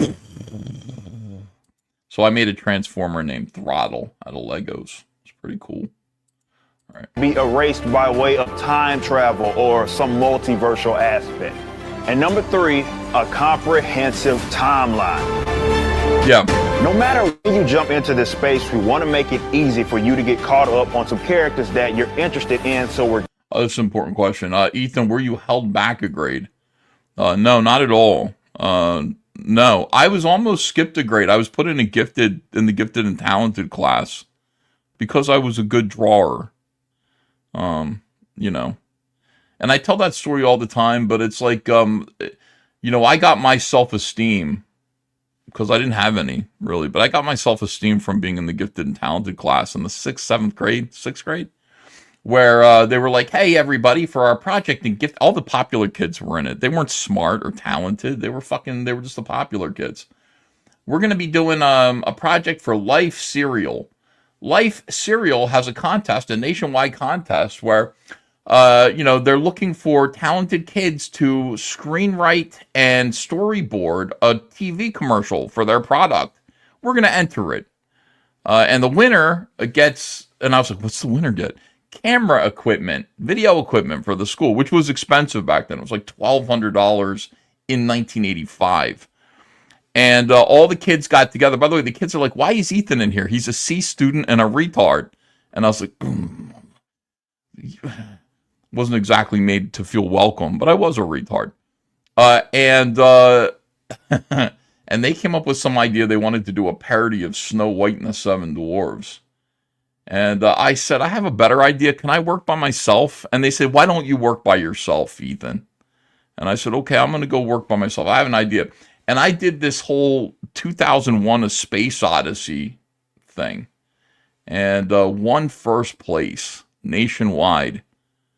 And that made me feel like I was better than everybody. It still does. Like, I think about that and I go, hey, we have a winner. Like, the winner for the Life Cereal contest, that person came from our school. Oh my God. And the news came and everything. I was on the news. I was in the newspaper and I won the school $1,200 worth of video equipment so that we could have an AV department or something like that. And they took a picture of me holding a box of Life Cereal. And I tried to smile like Bruce Willis in Moonlighting. And that's when I knew that I was better than everybody. At that moment, I said, you retards. Like, yeah, like you... Listen, you don't recognize true talent. Like, you don't recognize somebody who's actually gifted and talented as they sit among you. And I said, fuck you guys. And then I became kind of hostile and introverted, but also with a deep-seated superiority complex. Nationwide, there was only one winner. It was me. So I was amazing. Odinson99M says, hey, I won a similar contest locally. Our prompt was conserving energy, so I drew a fat guy running in the hot sun. Truth. Congratulations. That's awesome. I really fucking tried. We both did. We both tried. That's awesome. Thank you for $10. Yeah, it's at that moment that you realize, like, there has to be somebody else, like an impartial system that will make it clear to everyone that you're better than them. You know, Liam Gray doesn't have that. I think he really wants something like that, an opportunity to prove that he's better, like somebody who is impartial And he almost had something kind of like it with me. Like, I was like, you're a king, Liam. You're in the Comics Gay Kings. And that, like, really validated his ego. Well, I'm not independent, you know, like, I have a reason to do that, you know. I know him personally. But if Liam had, like, an independent body, actually say, Liam is better than everybody. That's what he's looking for in life, I think. Like a hog measuring contest. Yeah, like if you could, yeah. No, not that. That doesn't mean anything. I think probably like sub-Saharans with like 62 IQs they probably have enormous penises. It doesn't mean they're better than anyone. In fact, quite the contrary. All right, here we go. Going to keep the reboots to a minimum. Now, don't worry. We know that picking up the pieces is part of the fun, so we're not going to exactly hold your hand. And while I personally value liberty, we're not going to beat you over the head with on-the-nose current politics and current narratives that will completely contradict what it is that we're trying to do here. What it is. Whether you're into our main character in our first book, I like when, like, Eric has always added "it is" and "what it is" unnecessarily. He doesn't have to say that. He could go, that would contradict what we're trying to do here. But he says that would contradict what it is we're trying to do here, rather than, you don't have to say what it is. But he always does add that. Yurashimataru says, I thought Akira Toriyama said that Liam was the best. Well, see, that's the problem. Akira Toriyama said that everyone who entered the contest, and that was like 1,000 people, were inspiring creators. Or it was inspiring to him to see that, because they were all so good. He, like, technically, his comments included Liam, but also included 999 other people. So Liam just, why worry about the other 999? He did include me, so I am inspiring. I am a bright, shining light. Northman says, Shane streams with you, but why not John? I don't know. I'm not sure. John said I'm not doing TRASHCAST a long time ago, even though he completely and fully agrees with almost everything we say here. I think early on, I know it. The thing is, when I came out against Eric July, a lot of people said, don't do that. It's going to be very costly, in terms of, fans. And I knew that. Obviously, I knew that. God damn, like, you think I wanted to do this? You think I wanted to come out and be like, look, this guy's a fucking, like, grifter, and he's talentless, he's a piece of shit, and he's a bully, and everybody's afraid of him, and they're afraid to... When I said everybody's afraid of Eric, I meant everybody's afraid of Eric. They're not afraid of Eric personally, but afraid of what pointing out what is obviously true about him is going to do to their YouTube careers. And yeah, I mean, I think it's cost me. I think I lost a lot of fans doing it, but I kind of said, Eric is going to do damage to this scene. And that is going to happen no matter what. Okay, Eric is going to do damage to the indie comic scene. He's not going to last because his comics stink and his attitude is worse. So if we go along with Eric and just be like, yeah, if we continue to support him and be supportive of him, and don't criticize him, don't mock him, don't make fun of him, don't point out where, he's an idiot. Inevitably, when his company does go down, we're going to be complicit in the damage that it does. Like, why didn't you say anything? Why didn't you do anything? So ultimately, I kind of decided that even though it was going to be a costly thing for me, and yeah, there are people like, Ethan, all he does is talk about Eric. I still needed to do it. I needed to go on the record in a very big way and reject this. Just reject it and say, this is what Eric is doing. This is what his problems are. This is why this can't be what the indie comic scene is. We can't just let some fucking coffee brand coffee scumbag in here to kind of, trick people. Somebody who has no creative ability whatsoever. And so I think that John didn't want to be a part of it. John didn't want to be there talking about this, even though, like, making fun of, like, shitty creators is what we've always done. But not Eric. For some reason, not Eric. He was too close. He's too close to us. So I did it. Okay, I did it. And Shane decided by the way, Shane was right there. Like, he saw this shit, I think, at the same time that I did. And we were, like, comparing notes. Like, this guy means us harm, don't you think? And Shane and Yancy saw it, too. And we're like, yeah, we're talking about it. He means us harm. So we got to just make a choice. John didn't come along with us, and that's okay. I mean, you know, maybe that's the safer thing. Let us do it. He can just sort of have plausible deniability. But ultimately, like, you know, I'm on the record already saying, like, all this stuff is shit. You know, it took me long enough. I drew a cover for issue 2. So did Shane. We were supportive of Eric broadly until I dared to go, slow down. Hold on a second. These guys are criticizing your work. You need to listen to them so that you can get better and produce better comics. But at what point has Eric ever spoken about making better comics? He just talks about making more comics. He doesn't talk about making better comics. He always talks about making more of them faster, delivering them quicker, and getting your money faster. He's never shown any interest in learning how to make comic books. Not really. These are just comic book shaped articles. They're not real stories. He hires people who are his friends, people who will listen to him. He hires budget artists from overseas. He doesn't even keep his money in America. I mean, that's a weird thing for like a conservative to do. Somebody who is at least marketing to conservatives. You'd want to say, I hire American. Wherever I can, I keep your money. You give me money, and I use it to pay an American artist. An American writer. Not a fucking Canadian. You know, Americans. Oh, well, Dale Keown's a Canadian. Oh, shit, no, I'm fucked. What other Canadians have I paid? Let me think about it. But mostly, you know, you want to keep your money in-house. You want to keep your money in-country. You want to say, I'm an American. You're buying American when you buy this. All that stuff just thrown out the window. Like, Eric just hiring, like, the most budget fucking Brazilian nobodies so that he can pump this shit out quicker, faster, cheaper for himself. And that's who this guy is. So, you know, it's like, I think the difference between like Eric July and somebody like Liam Gray is that if Liam Gray is making his own books, which we've debated, I'm not sure, but if Liam says he made Dino King, if Liam did make Dino King, it's a sincere effort. He's trying hard to make good comics. He has made comics by himself. Xenotype was clearly by himself. He's trying to make good comics. There are people in this scene in Comicsgate that are doing their best to make good comics because there isn't millions of dollars to be made. You might get funded. You know what I mean? So you might as well make a good comic book. Hey, Troy, you subjected us to Paul Revaux, Ethan. Enough of your Canadians.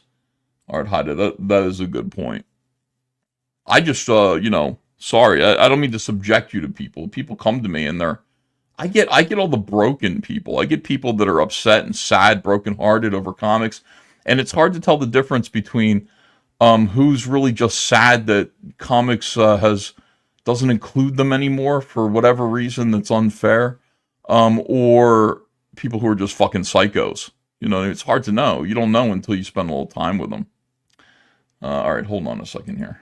ISOM, or you're into Yaira, or you're interested in all of them, will certainly have you as a customer. Your ethnic background or genetic makeup is wholly irrelevant to us.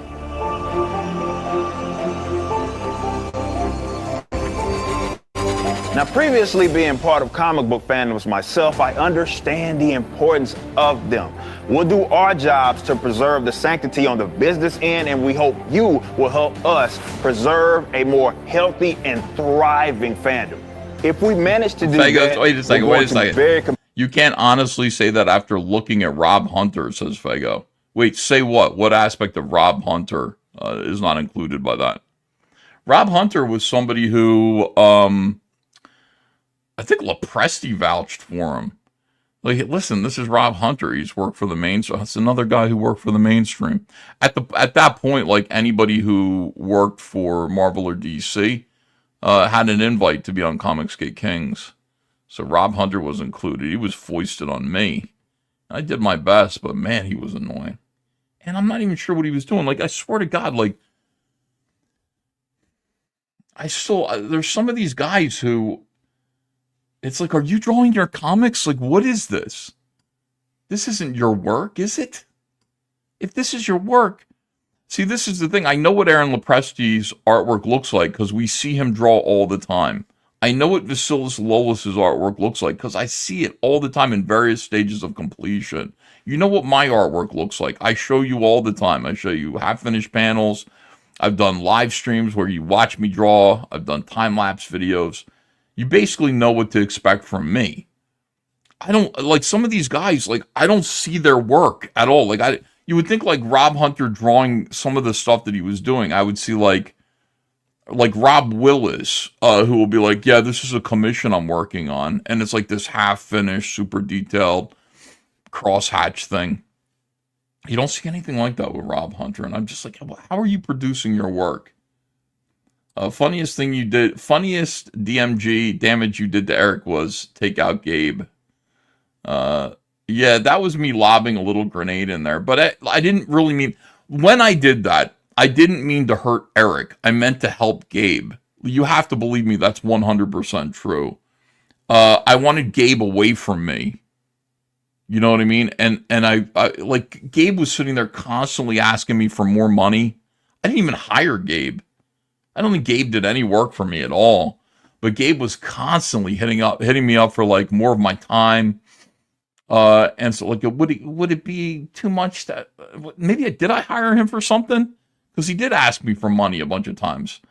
I just couldn't take anymore. I had to get rid of him. So I was like, if I'm going to get rid of Gabe El Taib, who did do me a big favor. Gabe is not a little grenade. Yeah, I believe you, Ethan, says Tiny Baby Sloth. Yeah, if I'm going to get rid of Gabe, I'm going to help him by vouching to Eric, who was still listening to me, saying, this guy's great. You can have him. He's the colorist to Superman, okay? You can have him, but this is what he gets paid. And do I know for sure that Eric paid him what I said? No, but I'm pretty sure he did. Because Gabe came back to me like, thank you so much. Oh, my God. So I was just trying to get rid of Gabe so he'd stop hitting me up for favors. Would it be crazy if I just asked you for more shit? And then also, like, make sure that I took care of him on the way out. Gabe was a terrorist, and you're the Israeli state funding terrorism, says White Guy McGay. I wouldn't put it that way at all, but I mean, maybe. Competitive in this market, and we're going to make our mark on this industry. We're not going to be perfect. Errors will be made, but we won't let that stop us from being great. And from being great. So visit Rippaverse.com, where we have our own unique store that is tailor-made for our audience. A lot of our stuff will be released in campaign format with limited edition items, and once they're gone, they're gone. We'll be making books that expand across many different genres, so I'm very confident that we'll have something that is right for you in a series that you'll make your favorite. And one last thing. You won't, Eric, because you're not good at making comics. It doesn't matter how many different genres you make, they're all going to be bad. Every single one of them. I started this company with no external investors, and that's something that I like to remain true. Sure, we want to expand in many different avenues, video games, animation, maybe even live action movies, but not if it means selling off assets. We only answer to the customer. We don't. Whoops, that's no longer true. Now you answer to Hachette Books. Hachette Book Publishing, or whatever they are. Hachette Publishing and Distribution. That's who you answer to now. And that's why you talk the way that you do these days. It's very funny. You used to be different, but now you have to answer to Hachette. Now you're like, yes, sir. How could I help you? Much different. Want to make the same mistake as the other guys. Watch this face that he makes. We're not going to make the same mistakes as the other guys. And this was basically Eric just kind of asserting his own independence and being like, we're going to stay in complete control of this. Eric has now made the same mistake as the other guys. Watch his face as he like smugly turns around.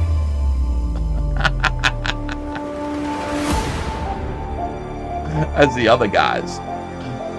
Rippaverse. Wow, that's so impressive. Oh, what is this? What? Tyler Robinson drop. Oh, wait a second. Hold on. I lost it. What's up, everyone? I'm Eric July, founder and owner of Rippaverse Comics. And this is Eric explaining where the 3.7 million went. I don't think I've ever watched this video. Oh my God, this is awesome. The writer of ISOM #1. Where does it go? Thanks to all of you that were part of our over 60,000 comics that were sold with our first pre-order campaign. As I always say, we have greatest customers in the world. Now, with that being said, I wanted to take some time to really... This video, going back and watching this for Eric now, must feel like chewing on glass, dude. This must be the worst shit in the world to watch. Where did that 3.7 million go? Remember, I mean, Eric started out like thinking that ISOM #1 was the ground floor. You know, he still hasn't hit his ground floor yet. It's still coming. Every day his ground floor every day his ground floor gets closer and closer. But he really thought that like his first book, which was his biggest selling book, was going to be the start of something. And from there it was going to be, you know, 10, 15 million a book. Like we're going to grow from here. So let's just take this 3.7 and do whatever we want. Give you some insight about the company. We made $3.7 million between the books and merchandise during ISOM #1's campaign window. Though mostly in jest, people are now calling me a multi-millionaire. Though that's not necessarily inaccurate, it's not just liquefied assets. Nearly all of the money is liquefied assets. You know, liquid assets tied up within the company, and it doesn't go as far as you may think. He's so fucking what's stupid. happening with the $3.7 million? Yeah, what is It's impossible to give you every single line item or cost, but we can for sure give you some perspective. All right. Let me first explain to you the setup of the company. The Rippaverse is 100% private, with me being the sole owner. There are no external investors. While by itself, this isn't necessarily... Yeah, it's weird that you say it the way that you do. It's 100% private with me being the sole owner. There are no external investors. There's something going on there with the way he says that. There's somebody who's like, somebody's in there with him. Somebody's in there with him. The government? Was he given a grant? Was his wife given a grant? Like, there's something in the way that, like, he says that makes me like, why do you even need to say that? If that's true, the way that you intend me to believe it's true, then why even speak those words? I swear Rocky 5 is just a mirror of you and Eric, says Tommy Reviews. I don't remember Rocky 5 too well. Okay, here we go. Abnormal.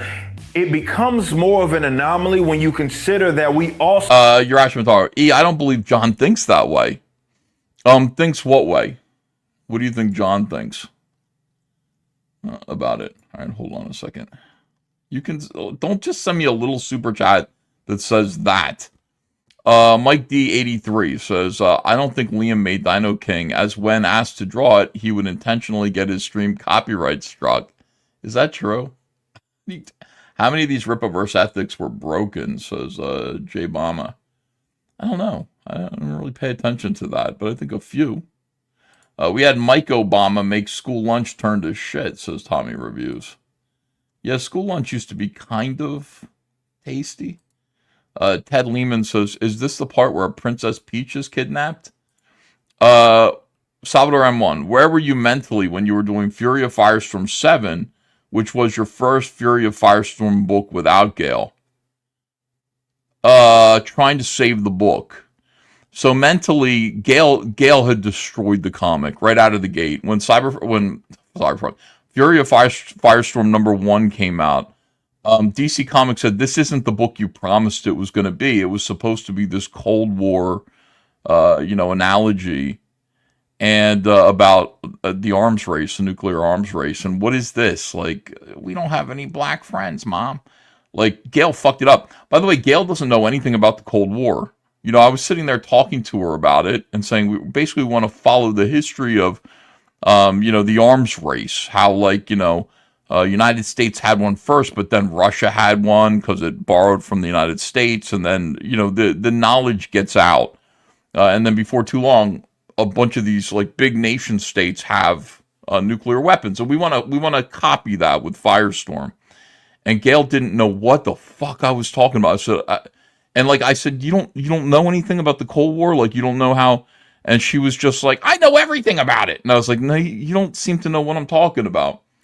So Gail like fucked it up, and we tried our best. I remember like by issue 3, the book was dead. And by issue 4, the editor collaborated with me to trick Gail into quitting. Because DC wanted to fire her, but DC remembered what happened last time they fired Gail from a project. I have all these emails to back this up. This is crazy. Female editor. We had a female editor. You would think Gail would be like trying to make her life easier because women in comics are so important. Gail was calling her stupid. He was telling me that everybody hated her and all this stuff. Like, all your friends hate this editor. I'm like, well, she's a sweetheart. What are you talking about? She didn't do anything wrong. So by issue 4, like, they kind of tricked Gail by giving her a tight deadline that she couldn't make and saying, we need this Firestorm by Sunday or Monday. Gail said, I can't do it. And they said, well, Ethan's going to do it then. So suddenly I was writing it by myself. And we got Joe Harris to come on board with issue 5 and write. Because Gail went, well, fuck it, I quit. You can't, be giving me. So we said, great, Gail quit. Joe Harris came on board, began writing. And the book sales were plummeting. So I kind of said, listen, what's going to happen is I'm going to come in and I'm going to write and draw issue 7 and 8, I think it was, to try to get some energy into the book. I wasn't drawing anything. I was drawing covers.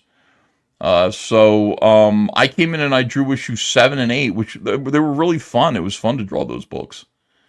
And they did better. They did do better, but Joe Harris came in, the book felt better. It was becoming more like what it should have been from the start, but it didn't matter because people had already abandoned the title. I mean, once people decide that they read issue number 1 and they're not into it, they ain't coming back. It's the same thing with ISOM. It's like they ain't coming back.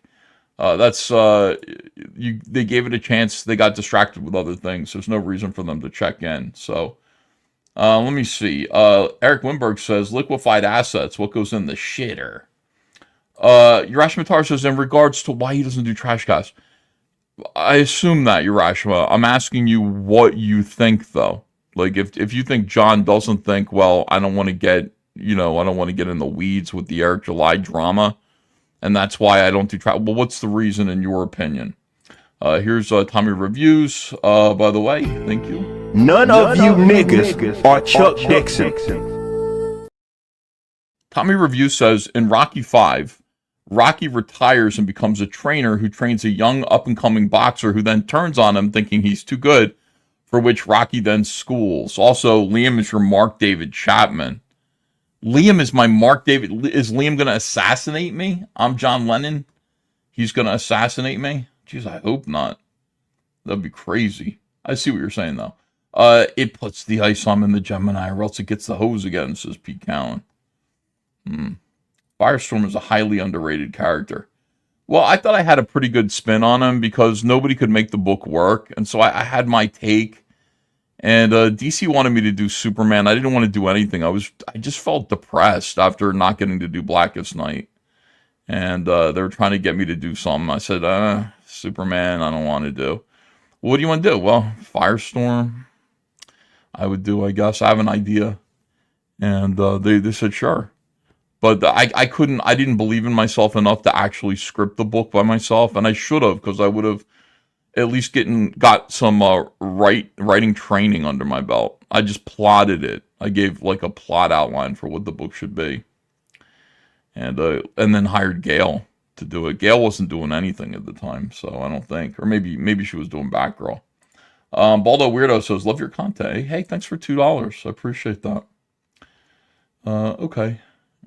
Back to Eric talking about where that 3.7 million went. I've never watched this video. So do our own publishing and distribution. This is not an industry standard. You'll see some smaller companies keep their fulfillment in-house, but once you start getting into like the tens of thousands or hundreds of thousands of books, the vast majority of those publishers have someone else doing the distribution. Some of you are going to already know this, but I don't think this knowledge is as common as you may think. For a very long time, nearly all major comic book publishers used Diamond as their distributor. In 2020, there was a breakup with two of the biggest publishers going elsewhere. So while Diamond is still doing their thing, you now have Penguin Random House and Lunar in the mix. The bottom line is that it is very rare to have a major publisher that's doing their own distribution. Why, you may ask? It's because the distribution is another business in itself, and offshooting this onto another company means one less thing that they have to worry about. Also, it used to be seen as a way for retailers to easily order the books for their stores because it was a central location.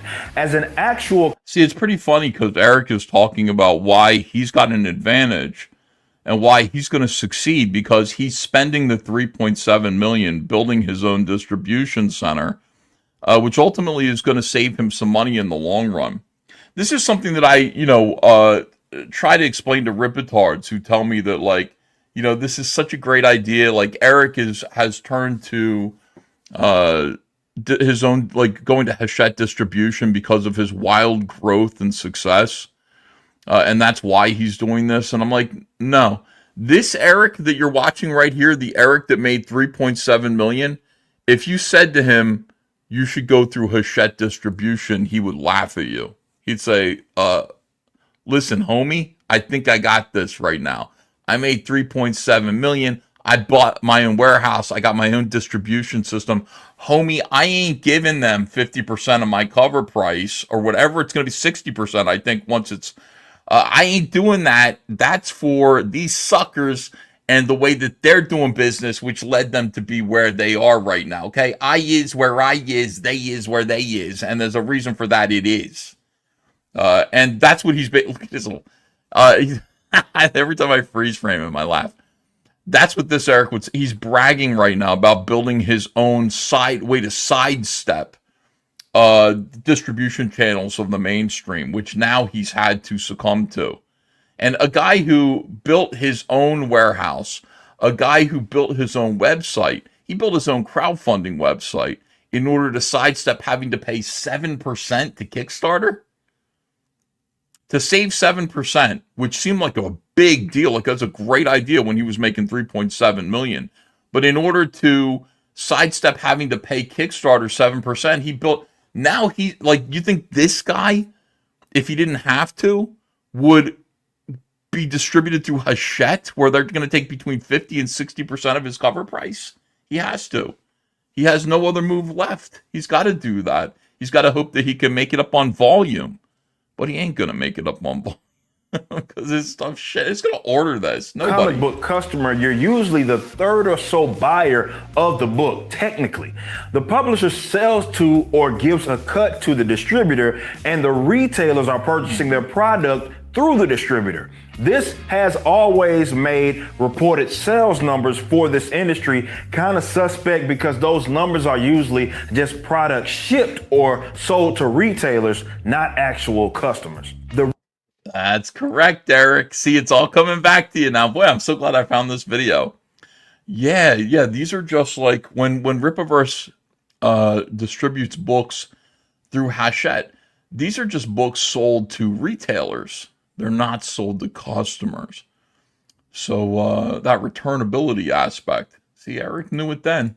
Rippaverse handles our own distribution. Though we do sell directly to comic shops, that probably only represents maybe 2% of the sales. Most of our sales are straight to you, the customers. With all of this being said, the Rippaverse is basically two different companies, a publisher and a distributor. No more. All of the costs associated with it, we're the ones that have to pay it and assume the risk. Considering that we're just getting started, the money has to be used to reinvest into this company and pay for the operational costs. Oh, shit. I've $1,000 of my own money to launch the company. In reality, it was closer to $300K. Yeah, in reality, it was closer to $300K. Press X to doubt on that. There are some people who believe that there was a lot of money during the Obama administration and the Biden administration too for black-owned businesses. And the thing is, like, his wife has a jewelry business, and she's black. And so there are some people who think that she received government funding for her jewelry business and turned that money over to Eric and his comic book business. But she had to put an advertisement for her jewelry business in his book. There are some people who believe that's the case. It sounds plausible to me.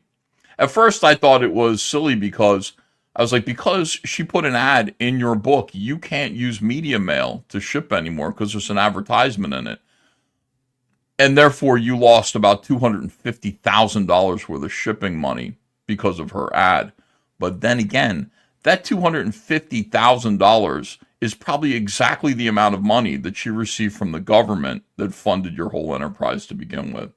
You really believe Eric July had $300,000 in the bank that he was just chilling with? Like, from what?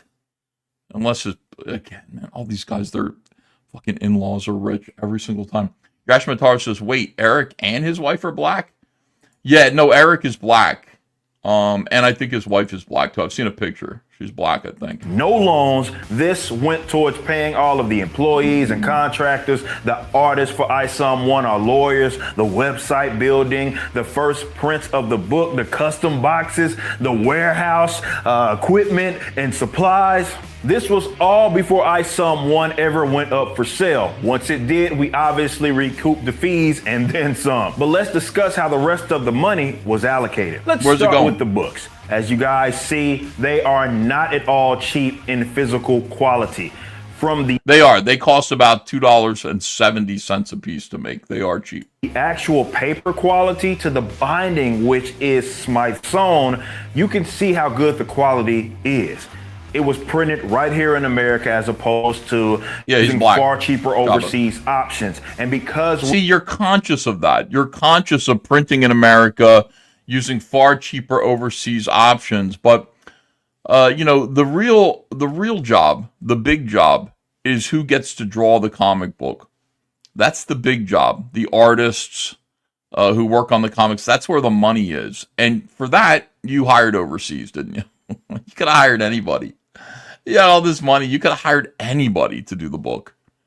And I remember Eric showing me, like, I think this is who I'm going with. And I said, yeah, he looks kind of boring. Yeah, but he used to work at Marvel. Oh, okay. You heard of him? No, I haven't heard of him, Eric. But okay. Could have hired anybody, dude, and you hired this guy. It's funny. We are a new company. We did not have a deal with the printer to get those cheaper rates. We now have a bargaining chip, but we certainly didn't have this initially. Some of you may remember me. Yeah, this whole thing about having a deal with the printer and all this stuff, bargaining chip and it. No, I mean, it's just there are price breaks. The printer doesn't look at Eric and his 60,000 books for the first one and then way fewer than that for the next one. And they're not impressed with this. Eric is not a volume customer of theirs. Eric is like, I could just negotiate with these comic book printers. They're working for Marvel and DC. And they're like, how many books does Marvel put out? Like, 70 books a month, DC 100 books a month. Eric's putting out like one book a year, and he's sitting there going, I got negotiating cachet. No, you don't. You don't have any negotiation cachet. They have price breaks, which means you go, I'm going to print 50,000 books. And they go, you can print 50,000 books.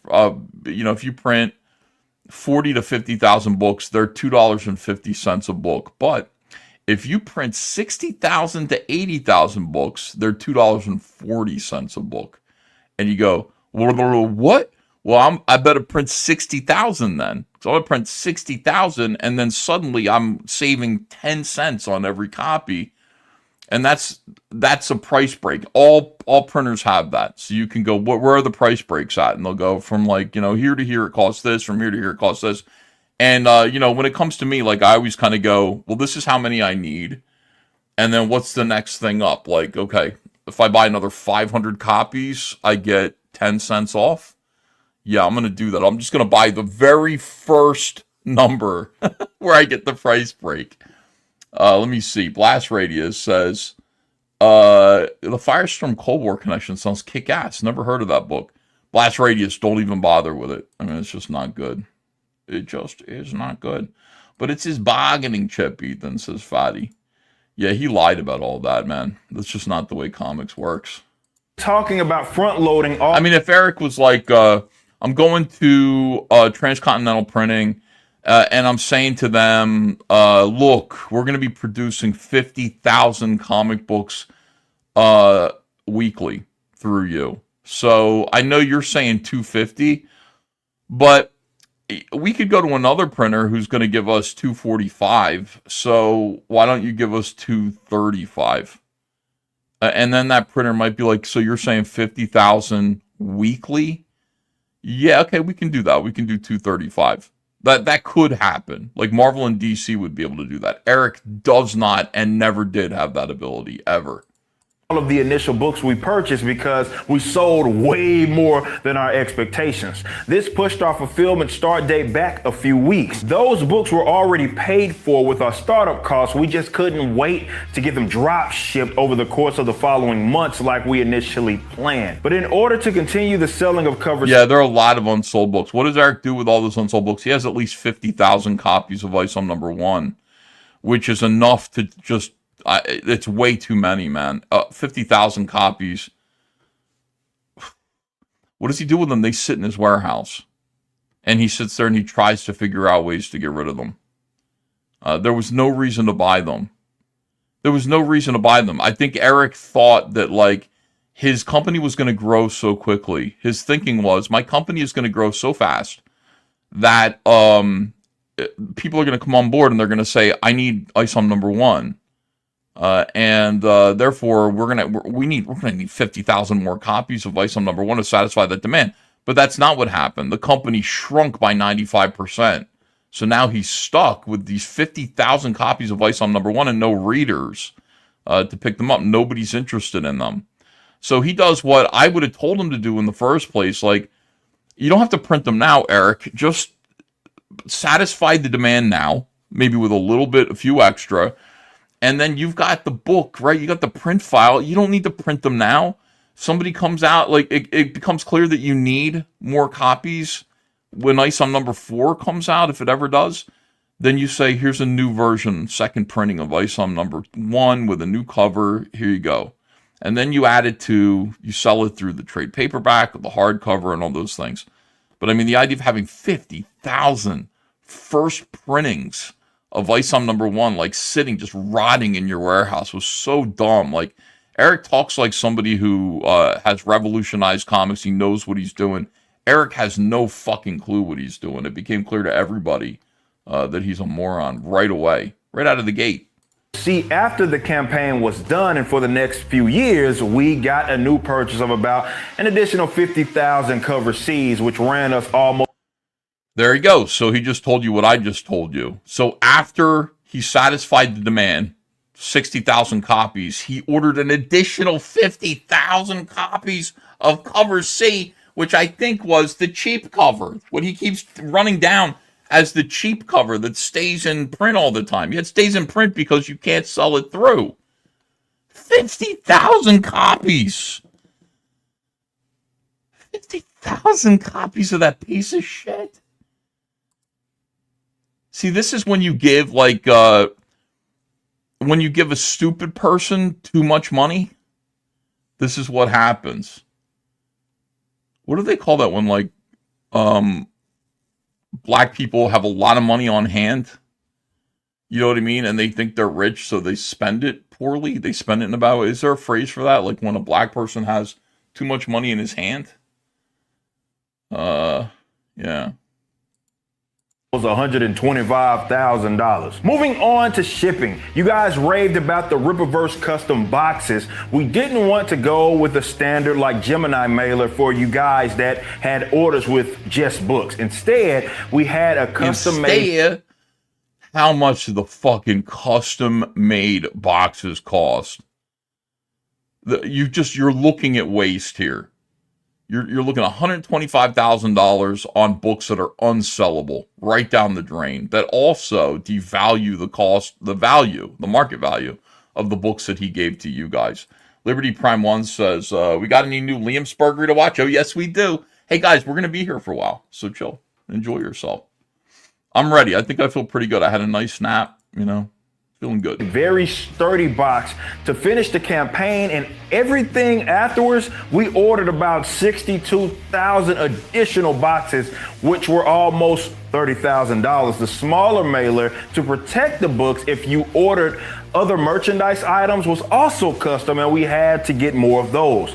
Now to the shipping itself, like with printing, we are a new company. Every major distributor has deals with USPS. Yeah, you really don't need that. I mean, you can just go to Uline and get boxes.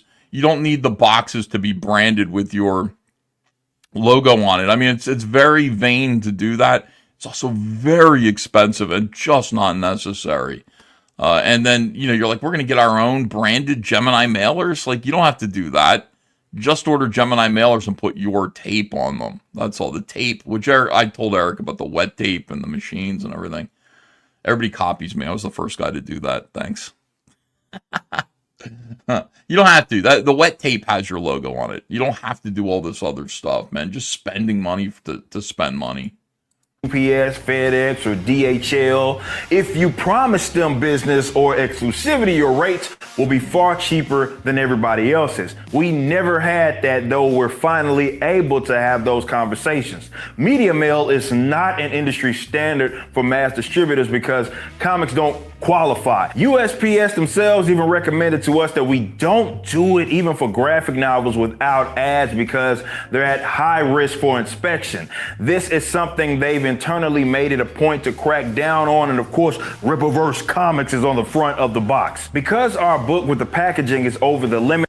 Yeah, I mean, again, and also they're going to inspect it because you have an ad in it, you idiot. Like, see, this is the thing. You can actually go to the post office and say, I'll be shipping this out. It's a trade paperback. It's a graphic novel. It's not a comic book. There are no ads in it. And therefore, I do qualify for media mail. Just let the post office know. But Eric does have an ad. He has a fucking ad in his graphic novel. You dummy. Who does that? So he wouldn't qualify anyway. First class mail isn't an option either. So when we sent via USPS, we sent priority. Believe it or not, our shipping rates weren't expensive. We actually didn't charge you guys enough. There was a time where we were like 30 grand in the hole on. Yeah, we got fucked too on Warts and All. Warts and All was crazy. Like, we lost money on Warts and All, I think. Because it was just, we didn't charge you guys enough either. It doesn't feel good to sit there. It feels good to be like, $20 should cover the shipping. And then you actually start shipping. And it's a big box with a big heavy hardcover in it. You're like, oh my fucking God. You know? Oh my God. Yeah, shipping is where people get fucked. Billy Tucci didn't charge shipping at all for one of his She campaigns. They got fucked there. I don't think they made any money at all on that campaign.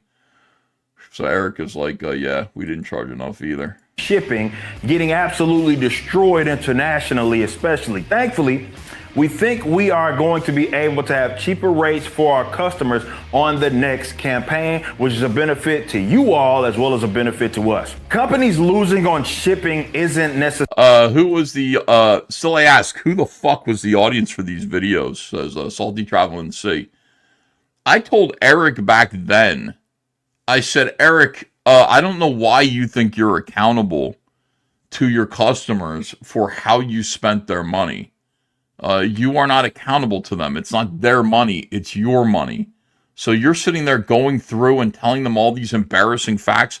I talked to Eric in private back then, and he spent the $3.7 million. He was pretty much in the red when he launched ISOM number 2. If I remember correctly. No, he was in the red for ISOM number 2. He spent the $3.7 million. So ISOM number 2, I'm sitting there going, I think $5 million for ISOM 2. I think it's going to do real well for you. And he was like, yeah, you think so? Yeah. David L says, thank you. As Bobby Vallis says, you're paying to ship air. That's why Action Force figures come on blister cards now. And smaller shipping boxes from China. Yeah. You gotta you learn, man. This is why, dude. You learn over time. How? He's telling you how. You know what he's telling you about, like, $30,000 for shipping boxes? You have insurance. You open first of all, he's got a warehouse The warehouse, his warehouse, is fucking enormous. It's $14,000 in rent a month, and he's talking about, like, he keeps saying he has a second one. I don't know about a second one. $14,000, and then you don't even know, like, he's not going to sit there and go into, like, all the insurance that you have to get, the lawyers that you have to hire, all the legal shit. It is like a million of it, just vaporized like that. You have no idea. He's not going to tell you any of that. He's talking about the fun, cool stuff that he bought. But it is very expensive to do what Eric's doing. Hamilton Burger says, did EJ at least let you ride his forklift? I've never been to his warehouse. I don't want to ride his forklift. Yeah, he really thought he was going to make many millions per books, not just $1 million a book. He thought that it was going to grow. Why wouldn't it grow? Businesses grow, right? You know, and if you look at the history of Cracker Jacks, you know, it's like you sell a few boxes of peanuts at first, and then before you know it, you're worldwide, and you're selling, you know, you're like a billionaire on Cracker Jacks. Why wouldn't Eric's business grow? Like, his first thing was obviously a big hit. It's only going to get bigger from here. And I thought it would too. You know, I definitely thought it was going to be bigger. And I told him that. I said, Cyberfrog 1 sold this, Cyberfrog 2 sold this. We had a big improvement from 1 to 2. Cyberfrog 1 was really good, though. Cyberfrog 2 was even better. So, you know, Eric was like, yeah. I was like, if you just scale, like, from Cyberfrog 1 to Cyberfrog 2, you should be looking at seeing success in the range of about 5 million for ISOM number 2. Archibald C says, hey, Ethan, do you have a warehouse? Yes. I do have my own warehouse. That's where Eric got the idea to get a warehouse. So stupid. Eric reached out to me. Like, I made a video. We got 2 warehouses. And the first warehouse, I did a live stream with you guys. We had to get a warehouse because we were ordering toys. I would like to not have a warehouse if I didn't have to, because we're still paying rent on it and everything. So if I didn't have to have a warehouse, I would not have one. But I do have one. Let me see if I can find it. Well, I had 2. New All Caps Comics warehouse. Oh yeah, okay. So this is when we got our big warehouse. And this, like, Eric saw this, and I think he just fucking jizzed. It's All Caps Comics, everyone. Take a look at our new warehouse space, 4,200 square feet that we're going to fill with books. We're going to fill it with toys and statues, all kinds of fun stuff with your help. Thank you for helping this company to grow the way it has. Boy, is this fun. That's it. So, I mean, warts and all, we're advertising warts and all. Warts and all nearly killed us in that warehouse. It was crazy. Yeah, that's my warehouse. We still have that one. And we had another one that was smaller before that. And the reason why we had it was we had all these Salamandroid toys coming from China. And there's nowhere to put them. Like, where are we going to put them? So we bought a warehouse, and the warehouse was too small. The warehouse space was too small. But it had a beautiful office. It was like an office in front, where Michelle and Brighton and Mikey, Brighton did work there, all did business. There were phones and everything. The warehouse space wasn't big enough. So then we bought that bigger warehouse. We didn't buy it. We're renting it. Bigger warehouse space. And that has, like, we were able to do action figures. We're able to do, you know, to fill that with books and everything like that. As soon as then it became clear that the first warehouse was just redundant. And we're paying like $3,500 a month for it, that we barely used it. So as soon as that was over, we found a new tenant. And you know, we got out of our lease there. So that now we just have the big warehouse. And Brighton does all his work from the big warehouse. And that is where we are. That's where we are right now. A big warehouse. Let me see. Is there more warehouse videos? Warehouse live stream. Let me see this. All right, we're getting ready. This is the big day. This is it's one big day of many big days around here. As we wait video quality. The arrival of the first truck filled with Cyberfrog toys. Here's some silver ones as well. Yeah, better. So the truck pull up. They're really convenient. They never complain. That's how I do here at 11 o'clock. So Was the excited truck for the late? day. Truck was late. Okay, that's fine. It's not in there. But yeah, so how much do I pay? I do not pay. Am I supposed to tell you what I pay for my warehouse since Eric told you? I don't tell you things like that. Eric is like, I'm transparent about things. I told him in private it was stupid for him to tell anybody anything about his finances ever. And in fact, like he gave me a lecture like, well, we're a different type of business, Ethan. We want to be transparent with our audience. I'm like, why? Why in that way do you want to be transparent with them? Why don't you talk more about your stories and less about money?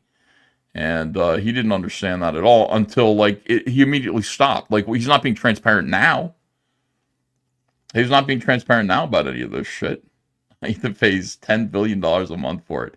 I pay a fraction of what Eric pays for his. When Eric told me what he pays for his warehouse space, I'm like, I have a warehouse in New Jersey. You're in Texas. I think everything is cheaper in Texas. New Jersey real estate is crazy expensive. The taxes are nuts. I don't pay anywhere near what you pay. And my warehouse isn't as big as his. There's no private office space. You know what I mean? There's no private office space at all for that kind of a thing. But I still like, I'd rather be me than him. Like, I'm not paying what he's paying. Look at Gabe, by the way. Gabe El Taib making videos. Also want to be. This is that food I was talking about. These are carne asada chips. It's marinated beef, chips, cheese, guacamole, sour cream, and a little bit of cotija cheese. This looks really good. It looks better than those. That's disgusting. Gabe El Taib is like, he's trying really hard to find some content to make. He's making eating videos now. He goes around and eats tacos out of taco trucks and reviews them. Absolutely dreadful, man. Everything's a living hell. Yeah, but you don't got. I have one hand cart. I don't even need a forklift. I don't know why you need a forklift to move comic book crates. These are just boxes of comics. Why do you need a forklift for that? You're not lifting like refrigerator boxes onto pallets, off of pallets and onto shelves. They're just comic book. There's no reason to have a forklift. And he's got 2 of them. You need a forklift to move, EVS. The only reason you need a forklift at all is to move pallets of boxes. But honestly, you don't even need that. Like a hand cart like we have does the trick. You know, and by the way, we stole ours. We didn't even pay for it. We rented it from a forklift place, and they didn't even want to come back and get it. We said, "You want to come get this thing?" And they said, "You can have it." We're like, "Great, thank you." Yeah, like we didn't even pay for ours. We literally got ours for free only because the company didn't even want to bother to pick it up again. All right, more shots of my warehouse here. Let me see here. Marvel Comics. Wait a second. You got people. Where is it? What is this? I was just looking at what I wanted to look at, and then I lost it. On my shorts. Warehouse videos. Oh, this is good right here. I like this one. This is a good look at the warehouse now.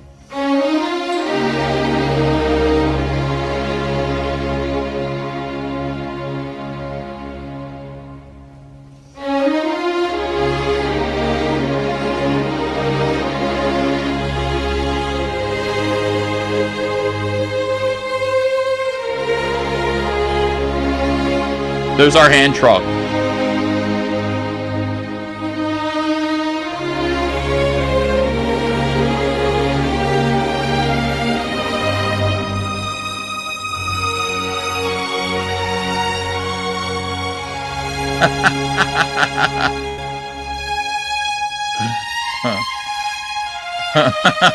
Comicsgate is love. Yeah, that's what the warehouse looks like. Well, that's what it looked like a while ago. We don't have nearly as many, and everything's up on pallets now. That was when the toys first arrived. All the toys, and it was like the greatest thing in the world. Man, when those toys first showed up, it's just awesome.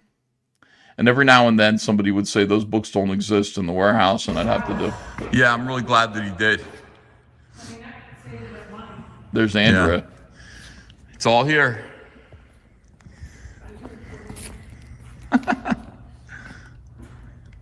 All right, so let's begin. Yeah, I'm really glad that he did. That's Wrecked Planet right there. This was all a long time ago. I had to go in there. One of these days, what I wanted to do was do like a kind of a live auction from the warehouse where we set up and we do live stream all day long. And we go through the warehouse and then we sell things live on the air that you can just buy or you can bid on. And then Brighton wraps it up and you see Brighton and everything. He'll wrap it up and send it to you during the live stream. And I don't think anybody's done anything like that before, but I think it would work. I think we'd be able to sell a lot of stuff that way. And you could see what the warehouse looks like, what's in the warehouse. It'd be pretty cool. All right, back to Eric here. Necessarily anything new. This should be rather expected. Also, keep in mind, every Ripperverse book is bagged and boarded, so those were additional supplies that we had to pay for. Let's move to the biggest expense that there's going to be for any company, and that's payroll. At the moment of me shooting this video, between both the distribution team and the day-to-day, we have around 15 employees and contractors, if you include myself. I make sure they're all paid competitively. That's just a reference. In the last quarter alone, we spent over $350,000 on payroll expenses. In a quarter. In a quarter, we spent $350,000 in payroll in a quarter. Eric is spending 1.3 or 1.4, 1.5, so $1.4 million a year paying the leeches that have attached themselves to him. $1.4 million a year to provide full-time employment for 15 employees that work at the warehouse, that call themselves lore masters, art directors, various editors. You want to know where the money went? Here's where the money went. You can imagine how much we need reserved for our employees for the next year, especially if the business is going to expand. We make sure they're all paid very well and on time. Because of our growing business, we are already in need of a new warehouse out here. Growing business, because of our growing business. So he's assuming that the business is growing. The business is not growing. Okay, it shrinks. But look at this face. But because it's growing, like he's going to need another warehouse, he's about to say. Here in Texas, which is near completion with the construction. We have a brand new, like 10,000 square foot building that will act as our headquarters. We can even expand on that building considering. I'm wondering, like, if he bought his warehouse. Like, is this a warehouse that he purchased? Does he own this property? Crazy. Where it's at, and that's by design. For perspective, renting this area, you're not gonna spend anything less than 15 or 16 grand a month for something like that. So added to the moving fees and all of the additional equipment. Yeah, I think his is like 3 times, like his warehouse is, from what I can see, he's got like 3 times the space that we have. Dude, as soon as I can get out of this warehouse, I will. We got the Rainbow the Brood action figures. We're in there for the next 3 years. Urashima Taru says, and I still want to do the Salamandroid tool. I'm never getting out of the warehouse. Oh my god, I would love to save my rent money. Lord High Arbiter of the Packing Tape, says Urashima Taru. Yeah, they get a salary too. Oh shit. You can see how that's going to pile up. We're also spending an additional about 180,000 grand worth of construction of. You're supposed to 180 grand? Did he just say? Wait, hold on a second. What do you say there? We have a brand new, like 10,000 square foot building that will act as our headquarters. We can even expand on that building considering where it's at, and that's by design. For perspective, renting this area, you're not gonna spend anything less than 15 or 16 grand a month. Oh!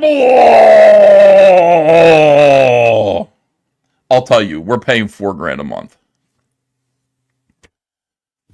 Whoa! For that beautiful warehouse that you just saw, 4 grand a month in New Jersey. That's what our rent is. He just said 15, 16 grand a month. That's not a flex, Ethan. Lol, says Tiny Baby Sloth. I'm just saying, to me, that's for, if they said to me, if I went into that warehouse with Andrea and they said 15 grand, we would have laughed and left. We would have said, can we, I don't know. You can buy another house for that kind of money with a bigger garage and just put the shit in a garage. I mean, what the hell? Lol, this dude was buying internet goons, 10 out of 10. Like, what he's doing here with this video is he's showing off. He's basically flexing. You know what I mean? He's flexing money. He's flexing all this stuff. But problem with it looks good in the moment. It don't look good now. It looks great when it happened. It looked good. That's $48K a year. That's a fortune. Thank you for saying that, Faust Fury. You're fucking A right. It is. It's ridiculous. But it's the cost of doing business. It's just the way that it goes. We got it. We got to have it. We got to have a workspace. We have to have storage for our books, our merchandise. Brighton has to have a place to go to work. And when new stuff comes in, we got to have a place to have it shipped to. I would love to get rid of it. I would love to, but I can't. But that's just so you understand. Like, yeah, that's the cost of doing business. There's insurance costs and all that stuff. It is crazy. 15 grand. That's a confident face right there. High stepping ass. And then he says, Nika. Yeah, there we go. For something like that. So adding to the moving fees and all of the additional equipment, you can see how that's going to pile up. We're also spending an additional 180,000 grand worth of construction. 180,000 grand worth of. He just said, Russell's spending an additional 80,000 grand worth of 80,000 grand. That's like $18 trillion. That's like 18 trillion. 180,000 grand. That's a lot of money, man. 180,000. How much is that? Is that $1 trillion? Is that in the trillions? Damn, dude. 117. 180,000 grand. Oh my God, it's 180 million. 180 million. Woof. That is pricey. That is very pricey. Now, here we go. Upgrades on the building for like offices and such. Once we saw the money and pre-orders come in, we didn't have much time to celebrate. We had to make sure that we got the ball moving on future content. We are a comic book business first and foremost. 2023 is going to be a massive year for us, and we want our books to be released in a timely manner. So we got started on 3 additional books, one being ISOM 2, and all of the books are at least 90 pages. There are several people that have to get paid in contract to complete a book. You have the writer, the penciler, and inker, and they're not always the same person. This is not payroll. When he was talking about payroll before, you're like, well, surely he meant also the payroll would be like page rate and everything for writer. No, he gives them separate contracts. That's $350,000 a quarter. Look at his face. That $350,000 a quarter was for his friends. That was the fee that he pays his friends. You know, it's like he's got the bass guitarist for his band answering the phone. At full, like, he's living wage. Regular goody two-shoes, spare no expense. He hired everybody he knows. He wanted everybody to call him boss. You guys didn't believe me when I said the 3.7 million was gone. You guys did not believe me. I told you it was. He's telling you here why. He's explaining in this video, like, we're big balling, we're making big moves, but, you know, this is where that money goes. This is what it costs to do business, the way that we're going to do business. Yeah, what it really is get ready to pay me because we got ice on number 2 and I'm going to need 5 million. What the fuck is he on about? Madness, as Basila's It's like, I told you guys. Nobody believes me. The colorist and the letterer. That's funny. This doesn't include editors and pre-press.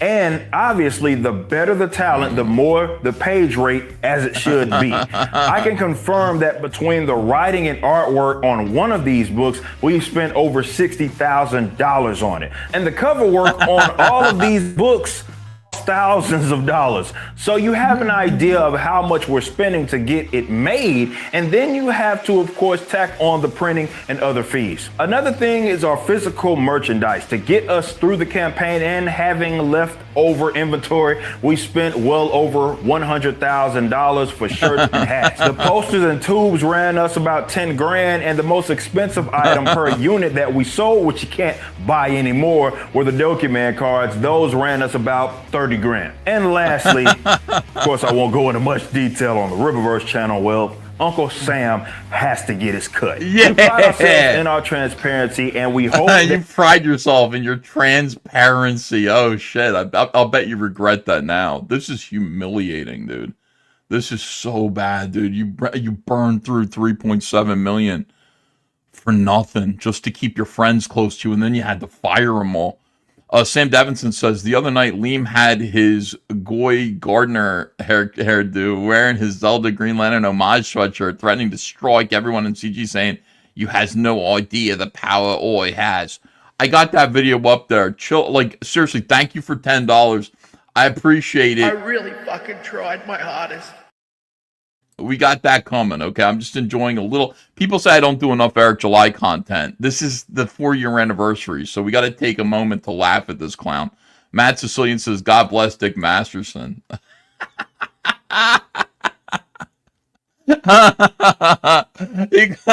You can't just say, like... You can't... It's not a matter of, like, ISOM #1 made 3.7 million. That's not what it is. It's... He spent 3.7 million to make this piece of shit ISOM #1. Because all this other stuff is like irrelevant. I spent it, I gave it here, I gave it there. What's the end result? What is the widget that you made? It's ISOM #1. You know what I mean? That's what it is. Listen, Cyberfrog books are amazing. I'm so proud of all of them. I'm so proud of them. I'll show them to anybody. Anybody will be blown away by them. Cyberfrog 3 is going to be amazing. Rainbow the Brood is already pretty good. I hope it's amazing. I don't know. We'll see. I laugh every time I look at the pages, so maybe it's good. Don't forget my last $5 super chat, says Anubis. Money well spent. If he was actually making good comics, it would be like, okay, the guy's making good comics. I honestly think originally he felt bad for Eric, says Urashima. Oh, John did? No, I don't think John feels bad for Eric at all. Lunch the company, says Odinson. 99. Did he say when he launched the company? Let me see. Last guy to pay $30K for a box was Hunter Biden, says Internet. Oh my God. Thank you very much, Internet guy. I had ISOM #1 with CGC grade 10, sold for $900. I love ISOM. When did you sell it? Like early on? If you sell it early on, you probably did very well. Anubis 800 says, I would like to live in your warehouse, Uncle E, so I can work all day on your Cyberfrog toys. Too bad the teen you hired like to play on his phone. Oh yeah, that last guy. Yeah, I had to fire that guy. Brighton works hard, though. He really does. Every time I go in there, I'm like, oh, look how nicely you organized everything. And he's like, you have this many of this, you have this many of this, you have this many of this. I'm consolidating the boxes. I'm like, yeah, it looks like stuff's disappearing. That's good. Did Eric mispronounce his own character, says Tommy Reviews? I didn't hear that. Yurash Mataru says, yeah, but at least Eric is still transparent. Transparent is true, but in a... Bacillus Lola says, Jack and the beans, but the beans are rat turds. Alright, let's get back to this here. You have a little better perspective. It's not that $3.7 million doesn't go a long way. It's that we are at a crucial stage with this company. Oh, Dookie Man. If we want to remain self-sufficient, we have to be smart with our expenses. So, are we self-sufficient still, Eric?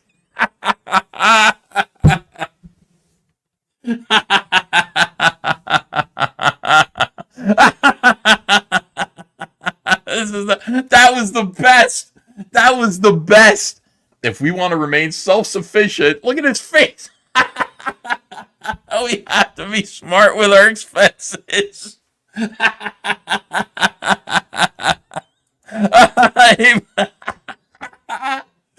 now he's with Hachette. Oh my God, Eric, thank you. This is I'm surprised I never watched this video. I was like still Eric's friend when he put this out, you know, talking to him in private. Maybe our conversation made him do this because I was like, everything's so expensive, man. People don't even understand. And he's like, oh, you have no idea. He starts going through this shit. I'm like, you're like in the red, aren't you? Like you actually, I didn't mean it was that expensive. Did you spend all your money already? Holy shit, it's only been a couple of months. Don't worry, ISOM number 2 is going to do real good. You'll be fine. Of course, nearly all of the money has to be reinvested into this company. Yes. It'll be this way for the foreseeable future. It was reinvested in your friends, Eric. Let's be honest here. You know, when you talk about paying $350,000 to keep, you know, Laser Eyes, the Saska sisters, Kanan White, Brandon is Laser Eyes. Who's the ginger and gay guy? You're employing your friends. That's what it was. You're hiring your friends, so that they will call you boss, and everybody will be like, you know, be nice to you and stuff. That's where the money went, dude. Oh God, he wanted to be a guy who took care of people. I take care of you guys. $1.4 million a year to pay your friends. Who does that? I think that's a rap star thing, by the way. Is that like a rapper thing? Like you got your crew and your crew are on your payroll? Is that like you know, it's like Elvis's Memphis Mafia kind of thing too. It's a trashy kind of thing. Except Hammer had some hits. Yeah, did MC Hammer like have a crew with him? Yeah. We want to expand, and with no other backing aside from the customers paying for the products, well, giving you what you want is all we have for the future investment. Well, I'm excited. That's another big. Every time I pause it, I laugh. That's another big thing, like giving you what you want. How do you know what every time he said that, I'd be like, how do you know what they want? You're telling them what they want. That's interesting. But it's also like exploitative. You know what I mean? Like people giving you what you want. And it's like, what are you talking about? Like, who's saying I want Yaira? Did anybody say that? Did anybody say I want Yaira? Did anybody say I want Alpha Core? Did anybody say people say I want Shungite, and where's Shungite? I've actually heard people say I want Shungite. Because you wanted it, says Comic Street Journal. I guess that's a comic book phrase. Because you demanded it. But who demanded it? And he keeps saying this. We're here to give you what you want.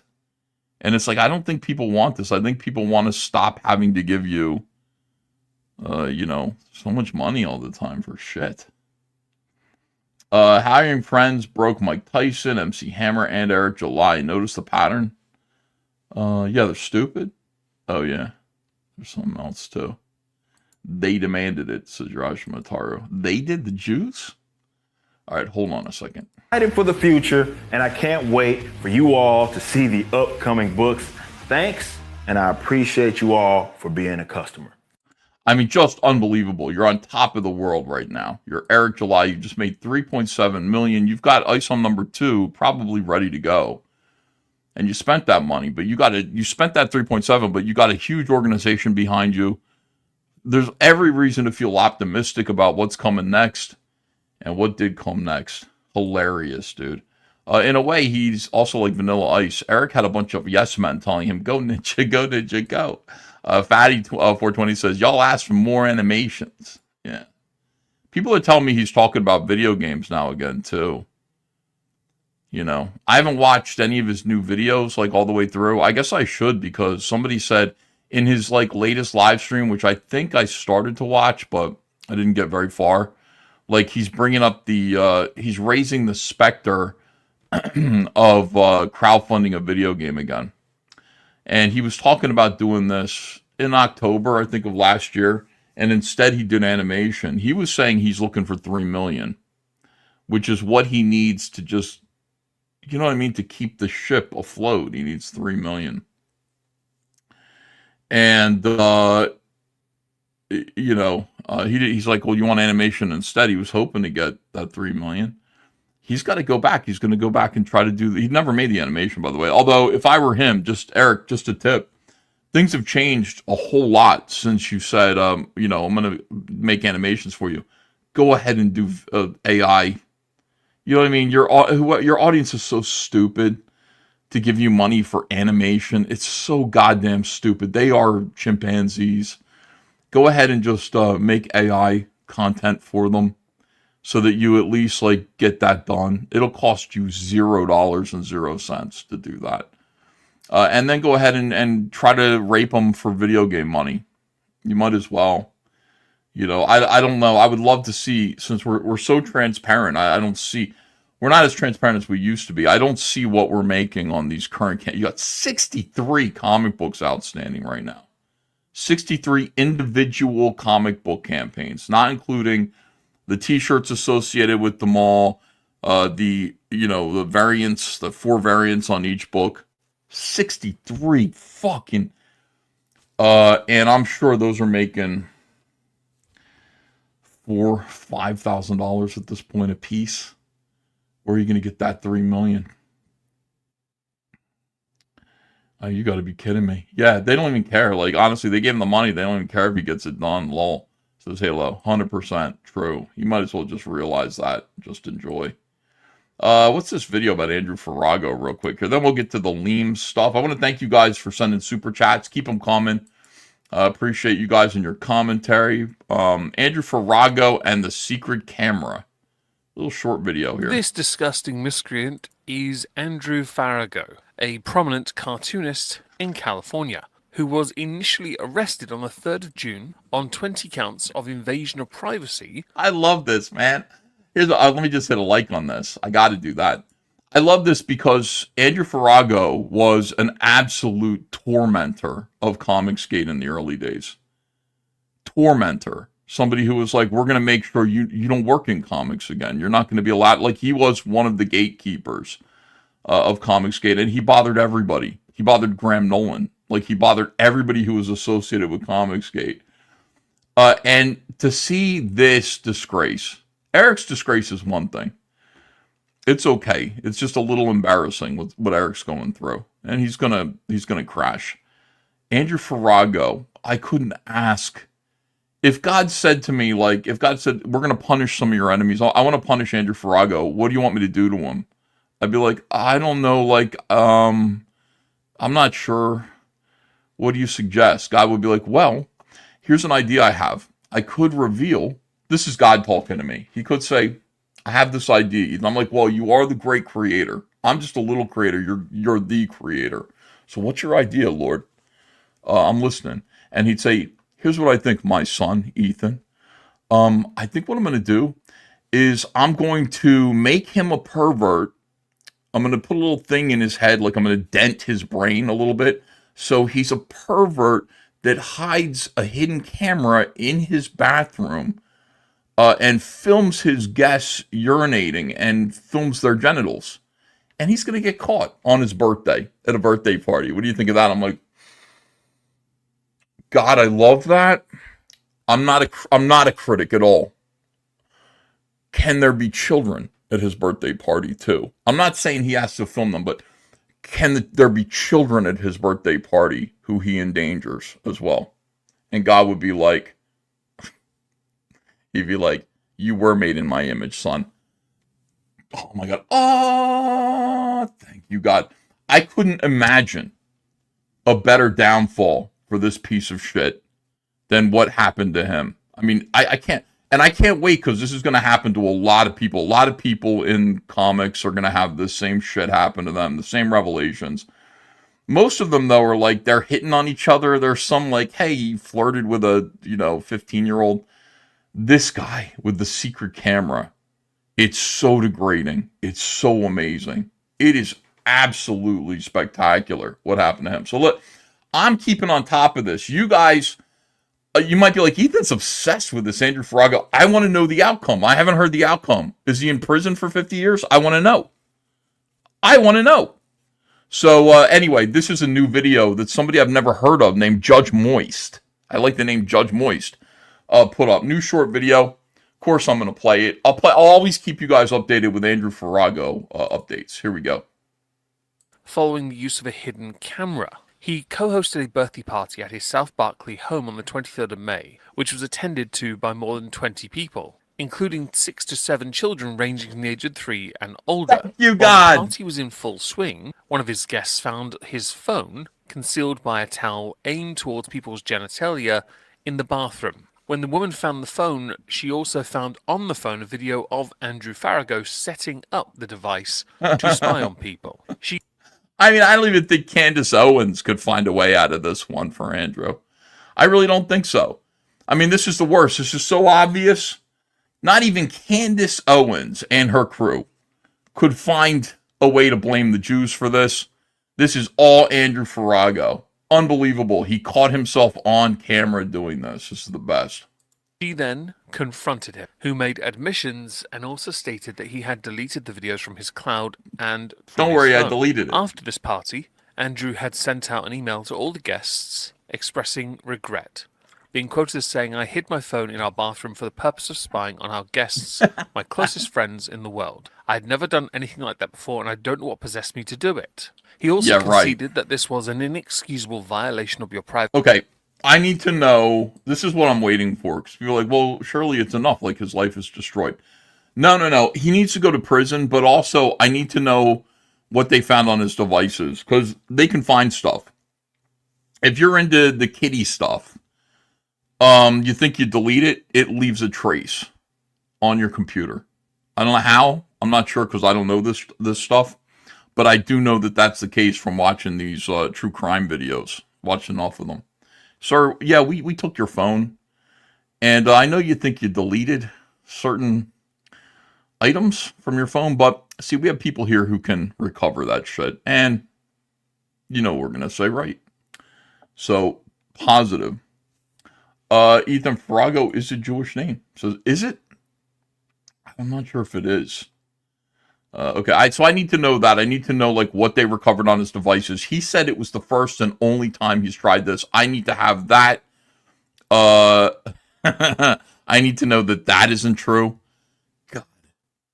Oh, there's so much left to do here. All right, here we go. Privacy and our friendship, and I'm prepared to face whatever consequences will come from this tremendous lapse in judgment. Several electronic devices were seized by the police at this time, and at this present moment in time, he is still under investigation. The director of San Francisco's cartoon... Yeah, why didn't this guy talk to the quartering? The quartering would have explained to him how to delete that material from his phone. Isn't that what the quartering did? Or am I misremembering? Didn't the quartering make a video about how to delete, kitty material from your computer? Just to protect some of those people who, hey guys, hey out there, my friends, my audience. Those of you who, have some spicy material, illegal spicy material on your computer or your phone. Yes, he did.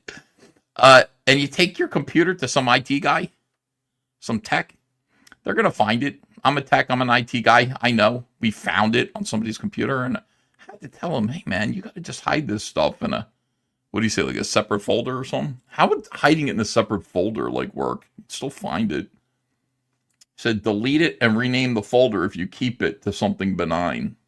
All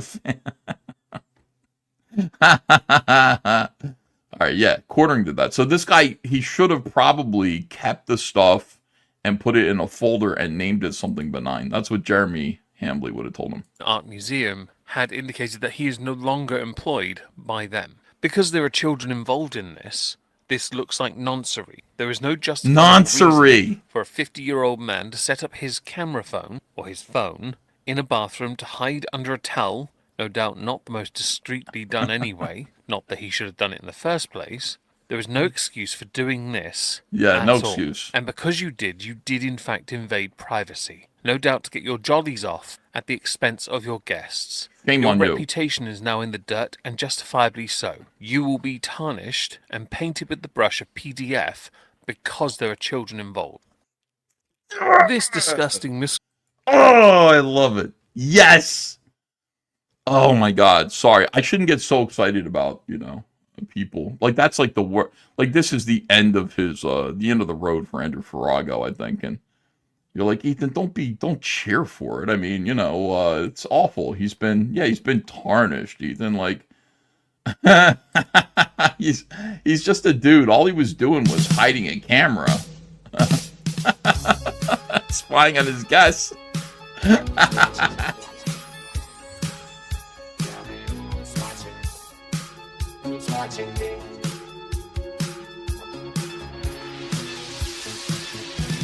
Welcome back to 5XLFM,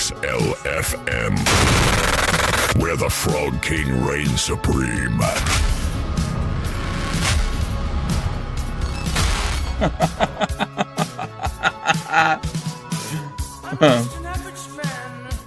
Yeah, he's just an average man.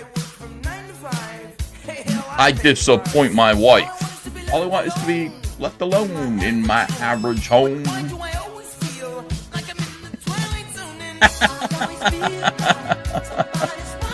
I like the word nonce. Yeah, I like it. It's nice. No, what I was doing was tucking the corner of the towel back behind the table. It came undone, and it was really bothering me. So I wanted to fix that real quick. Yeah, everybody. Zedekiah the Wop, do you think Farago put the camera facing the toilet head on or on the back of it? The back of the toilet? I don't know what his bathroom looks like. And see Farago's camera hidden there. I don't know. Like, I don't know what the picture, like, and I've thought about it. I have thought about it a little bit. Not abnormally, but I've been like, for some reason, I think of the guest bathroom on The Sopranos when I'm picturing Andrew Farago's bathroom. Remember, like, if you watch The Sopranos, Carmela went into the bathroom with the painter guy, and they were too close for comfort, you know? For some reason, that's what I'm picturing, but that can't be right, because there's nowhere to hide a towel in there. I'm thinking there's a towel rack on the wall, I would think, across from the toilet next to, like, the mirror. Towel rack, and then somehow you put a camera in there. Or there's a pile of fucking laundry on the floor. Like, oh, these guys are dirty. They don't even clean up for a party, but it's dirty on purpose because he's being dirty. Let me see. But I would like to know. I would like to see photographs. Like, police need to show me a photograph of what it actually looked like. You know, maybe we could draw it on Kings. Wilberforce Wooster says, Ethan has thought a lot about this. I admit it. I have. I've thought a lot about it, man. I'm so happy. It makes me so happy when I think about Andrew. You know, I have no idea what a piece of shit he was. Eric is a Nepo baby. Can't manage money problems, says Jens Peter. Yeah. Being given that much money and then just being like, 3.7 million. You manage that the right way. Yeah, you got to figure out a way to print and store and then ship all those comics. That's going to cost some money. Do you need an enormous warehouse for 50,000 comics? No, you do not. No, you do not. You need a garage. A good-sized family garage is enough to store 50,000 comic books. You might need office space. So go ahead and get an office. In fact, I think the garage that I had, my first warehouse, would be perfectly suitable for Rippaverse. And the idea is, but you'd have to know the future. You'd have to know it's not going to get better than this. This is our big pile of money. If you had that forewarning, you'd be like, I just need to hire enough people to be able to ship this stuff out quickly from the back of my warehouse. I got an office where I can have somebody typing shit, you know, promoting Rippaverse. And then 3.7 million, I can make my next 12 comics from that. I can pay for my next 12 comic books from that 3.7 million. And there we go. We'll see if I can grow that number. But Eric just spent it all and then thought he was going to get an influx with every new project. Dummy. Tarks9351, thanks for $20. I appreciate that. Thanks. Yeah. None of you niggas are Chuck Dixon. I like that I'm asked about the arrangement of the, yeah, I have thought about it a lot. Like, how did he do it? Like, because, I mean, whoever was sitting on the toilet, this woman who was sitting on the toilet, she noticed it. She saw it there. She's like, what is this? I gotta know, like, what that arrangement looked like. Does he have a big property? He doesn't have a big property. Like, what would his guest bathroom look like? How could that happen? Guest bathroom. My upstairs bathroom is big. I don't know how like that would be arranged. Like there's room up there, but still, yeah, it would have to look messy in order for that to be something that you could do. Hidden in a towel. What if it's on a towel rack? What if you had a towel? Ooh. What if you had a towel with a pocket in it?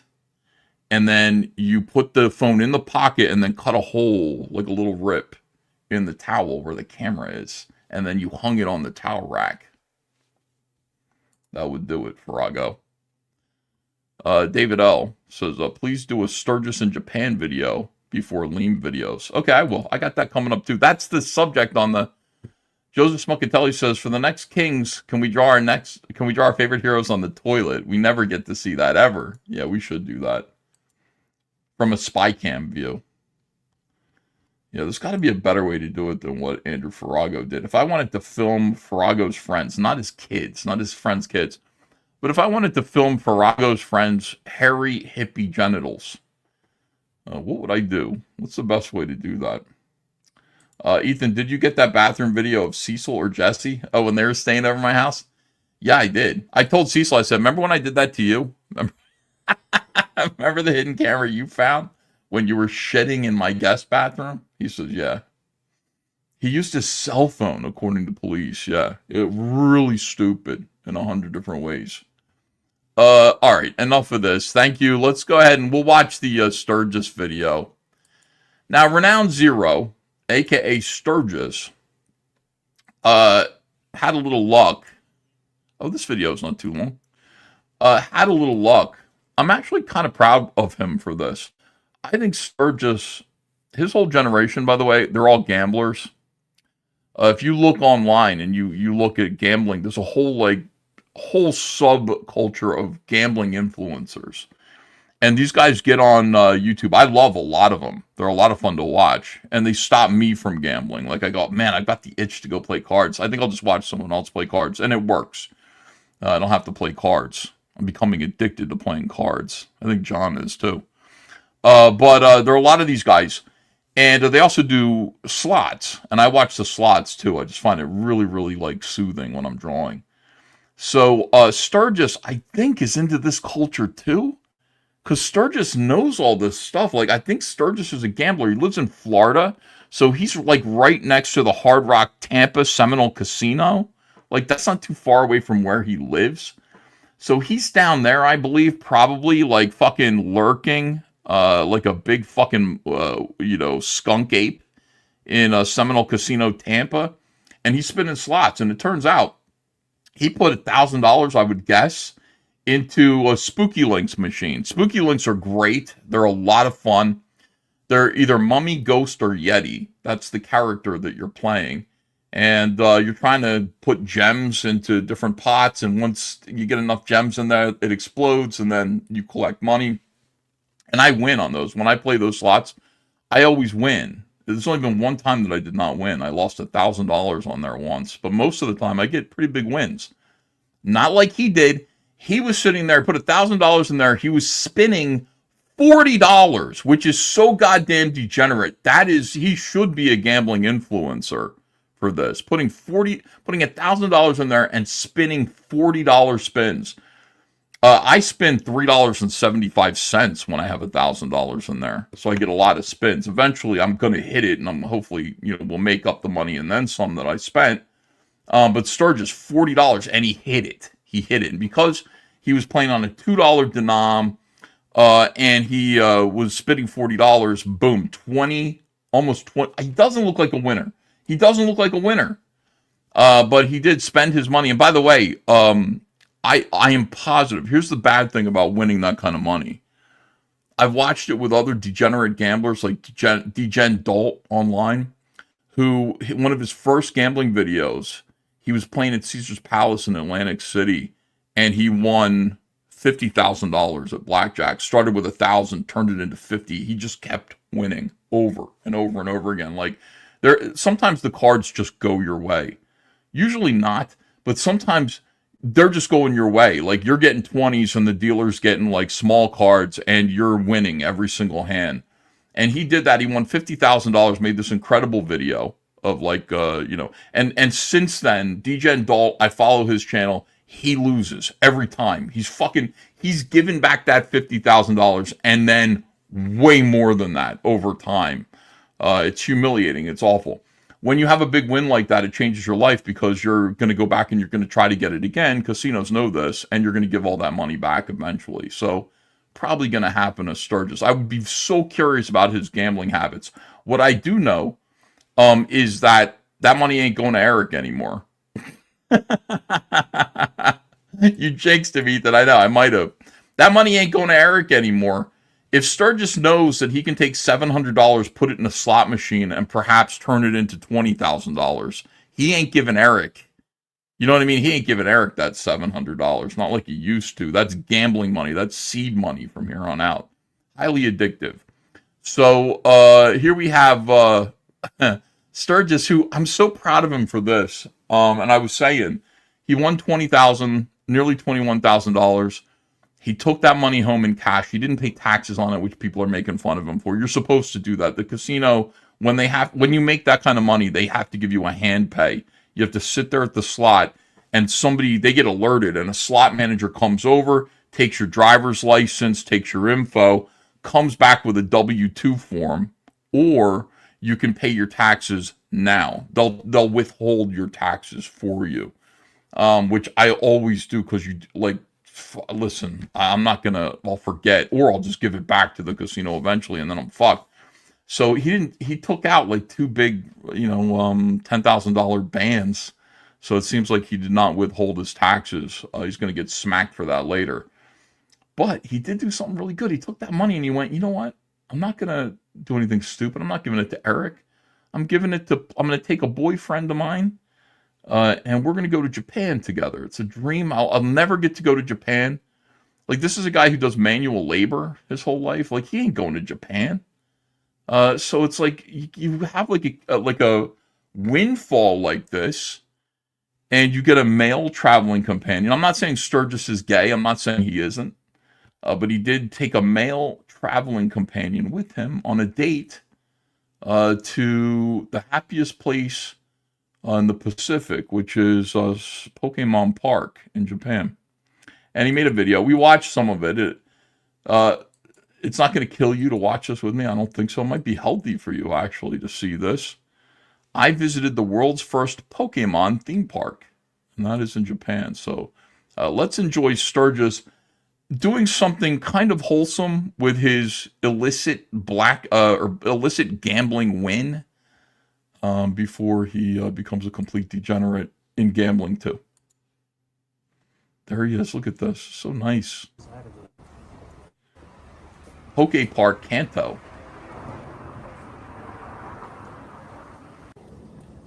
Yeah, this is what success looks like. Would you be my gay companion to Japan, EBS? A sweet tooth. Sure. A Sturgis story. I like that he wants to do all this childish shit. I mean, what would a normal man his age do? Like, if you're gonna, like, hey, listen, I just, like, wind fell $20,000, and I'm gonna use it to go on vacation. $20,000. And by the way, people are saying, I'm sure he's still got money left over. No, I don't think so. I took the family to Disney World last year, and we stayed for, I think, 4 or 5 days. It was a $20,000 trip to go to Disney. But that's me, Andrea, Ava, Kaylee, and Hunter. We all went. It was 20 grand to do that trip. Going to Japan, I gotta assume is going to be 2 people. I'm sure that Sturgis paid his partner, call him his partner, I'm sure he paid his way, and they got to eat, they got to travel. I'm sure that it costs that much money.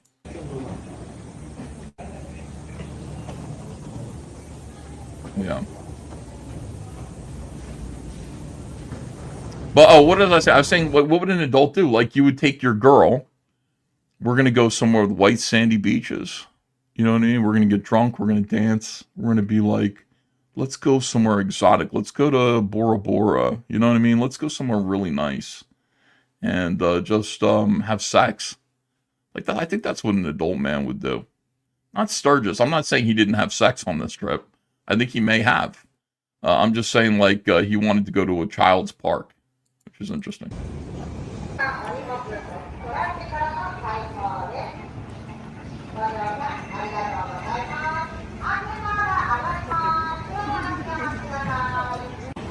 We just got the ride tickets for the rides here in Yomiuri Land.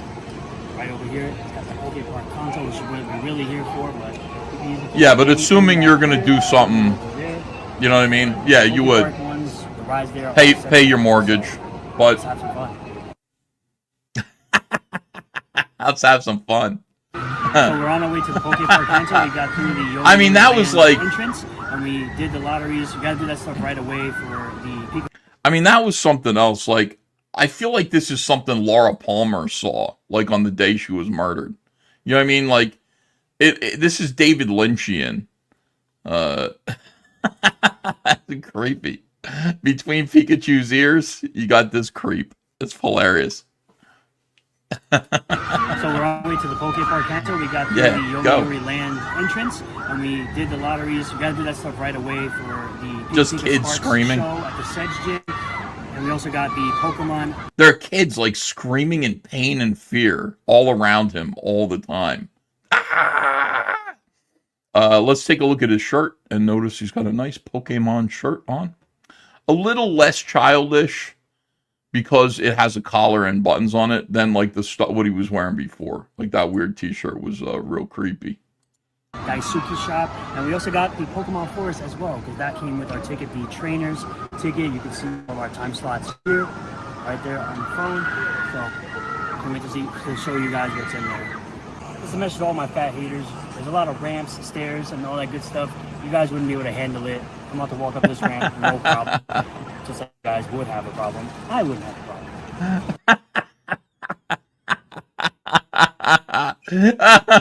He's in PokePark in Japan. He's like flexing on the fact that like there's a slight incline here, and he's gonna do it. He's like my fat haters. That's me. I don't hate. Do I hate Sturgis? He is smiling right now. He's smirking. He is smirking right now because he just owned his haters. So he's saying I'm not gonna have a problem climbing the hill. Which to me means he is going to have a problem climbing the hill, but he's going to do it anyway. You know what I mean? You like somebody who didn't have a problem with the hill would not make a point of saying they didn't have a problem with the hill. You know what I mean? They just wouldn't do that. You wouldn't even think like, boy, this would be a problem for other people. Wouldn't occur to you. You'd be walking up there, getting on the Pokemon, the Pikachu ride, or whatever it is that you're doing. What are you doing there? Oh my God. We just got off the Space Factory ride. It's a ride that my fat haters would not be able to fit on. As you can see, I got on. Can I ask why you filmed that young lady? Why did you film that girl? That's weird. Hanging from a rope. That ride didn't have any problems buckling myself in, but it is 1,000 yen for each. We couldn't actually film inside because they don't allow photos or recording in there. But it was a really fun ride, a very fun space ride. Experience, you can actually see it right there, just go by me, and it's a lot of fun. I recommend it. So we finally made it, guys. Just right behind me is the entrance to the PokePark Kanto. We're about to head inside. We finished with Yomiuri Land for right now. We got our starters there, pushed over there with Pikachu, Bulbasaur, Charmander, Squirtle, and Eevee. I know Eevee's not really a starter, but it is a very important Pokemon to the Kanto region. So we're just gonna head inside. I think right over there, just Sedge Town. What does Kanto mean? Is Kanto a city in Japan, or is it something from Pokemon? The park looks dead. Boob Rancher says, "What is the point? The point is to have a good time. The point is to enjoy. The point is for us to enjoy Sturgis enjoying himself. Like, I see Sturgis having fun, and I don't get shivers like most people do. When most people watch Sturgis having a good time and enjoying themselves, yeah, they kind of tense up a little bit. They get nervous and upset. I enjoy it. I look at him having fun, and I kind of go, wow, look at that guy having a good time with a children's park in Japan that he went to.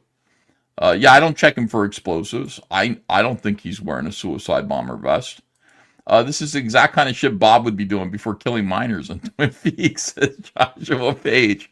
Yeah, there is some kind of Twin Peaks about him. Regular Goody Two Shoes says, for $2, this makes me feel better about myself. Well, that's good. And Sturgis has done his job. Well, that's not creepy at all, says Sort. Yeah, it isn't. Why would it be creepy to watch? Why would it be creepy to watch this strange American wearing kids' clothing, walking through PokePark and enjoying himself so thoroughly? Not creepy at all. And we're gonna check it all out. So we just scanned our tickets now, guys. And we're walking through. Sturgis, I like you without a hat. I'm not sure we see Sturgis without a hat too much, but it is a delight. Sturgis without his hat on. And why is his hair always in a ponytail? I do not understand people who have long hair, who always keep their hair in a ponytail. Like, wouldn't you want to have it out like you're in Metallica or something? If I had long hair, which I don't have any hair, I would wear it out like Kurt Cobain. Mr. Stephen Rockwood says, he always looks sad. Yeah, there is a kind of, a little something about him. Sturgis. The Sturgis ennui. I'd call it the Sturgis ennui. Sit down.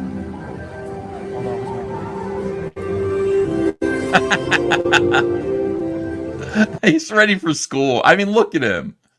He's ready for his first day of school. If you saw him without the ponytail, you'd be like, and you didn't have anything to put him to scale, you'd be like, oh, he's getting ready for is this first grade? First day of first grade? Oh, that's wonderful. That's so nice. A la Hugh Magmar, says Anito Workshop. Maybe you saw a cool dude on a motorcycle once, says that you yeah, that's Mike S. Miller. Maybe that's the reason why this is all happening.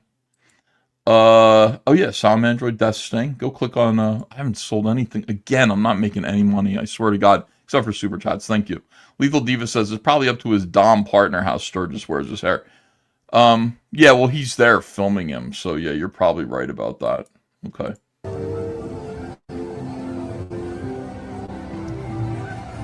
Sturgis hair mogging EVS, says Regular Goody Two Shoes. Yeah, it's true. He's not having any problem walking up the hill because he's not fat, guys. If you look at Sturgis, like, you would say, he's not fat. Like, that's not a fat guy walking up the hill. Like, that's not the first thing that would come to mind. You know, you would think other things. I would think other things before I thought he was fat. Other things.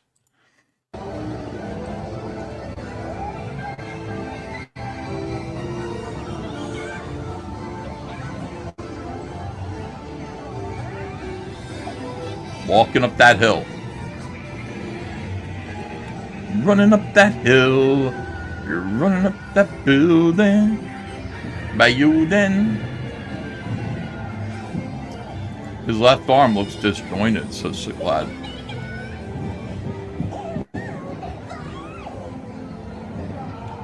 He's got a gun.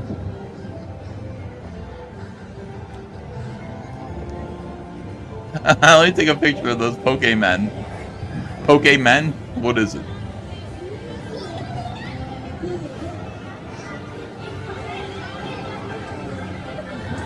It's a whole world of Pokemon. You're a Pokemon trainer, Sturgis. Look at all the Squirtles. Those are Squirtles.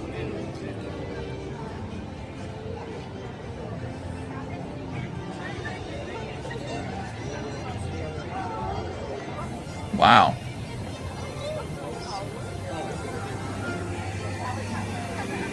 He walks right through that water. Some of his fat haters would hate walking through that water, but he doesn't care. Some of his fat haters would stop for an ice cream cone, but he's not going to do that. Oh, give them a hug. Go get a hug from Pikachu.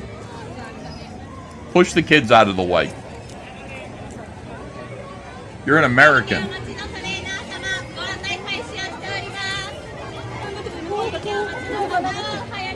Oh, get out of the way. Go get a hug. Sturgis, I demand you get a hug from Pikachu.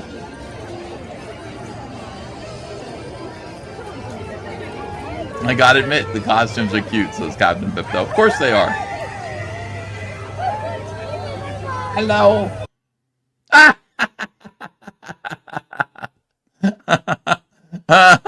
Peace.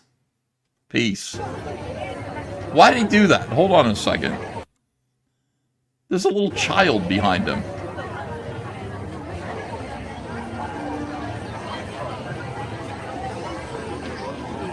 You know, some of his fat haters would stop for a treat. I know I would.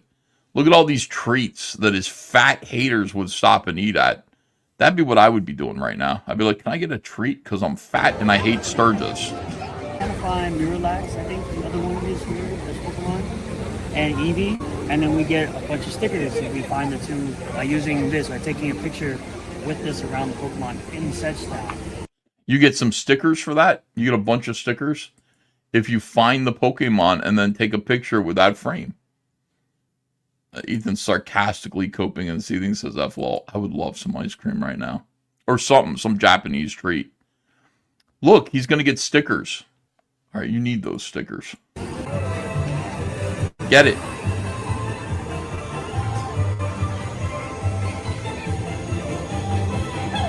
Oh my God, please get on that, Sturgis, please. Sturgis, you better ride this ride. I swear to God, if you do not ride the Pikachu ride, I'm going to be pissed at you. Money wasted. If you don't get on the Pokemon Pikachu ride, you waste money worse than Eric July does. You need to be on this ride.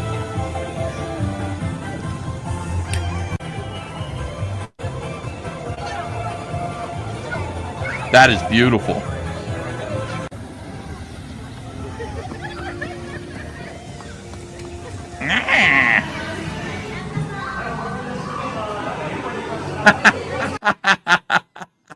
Look, look at her face encountering Sturgis. Again, I wouldn't call Sturgis fat. That's Mr. Mime. This is Mr. Mime. Nurse Joy. Is that Nurse? I don't know who these characters are. She's like, yeah, what are you doing here? Huh, interesting.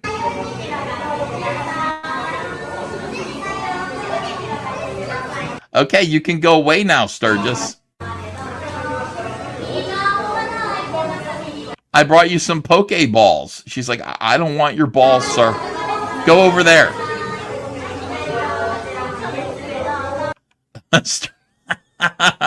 Sturgis brought her a gift. What is he doing? Murgler says, I'm happy for Sturgis. It's like when my inner city students see trees, farm animals, and clean drinking water for the first time. It really is wonderful. Mustang Trainer says, he reminds me of Eeyore. Now none can unsee it. Yeah, but Shane reminds me of Eeyore too a little bit sometimes when he's grouchy. Man, I love Sturgis having a good time. I do love it. Who's filming him? His companion, his male companion. You know what I mean? Like a lot of guys travel with a traveling companion who is male. Rock Hudson did. There's nothing wrong with that. Who else does? Sulu, the guy who plays Sulu on Star Trek. He has a male traveling companion. And that is perfectly okay. I think Milo Yiannopoulos had a male traveling companion as well. So that's what Sturgis is doing there.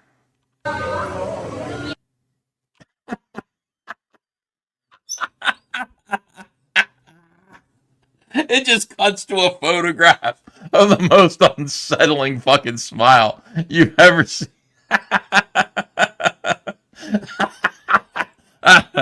Why? Why is... Why are we zooming in on those people? This was the last time they were seen. They didn't realize that they were standing right next to their killer.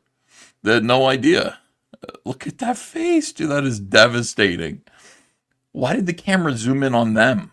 On those individuals that are not his family or friends? Mad Relic says, that looks like it's Disney California, but Pokemon themed and without decent roller coasters. I just hope he doesn't take a picture of him manhandling a male Pokemon.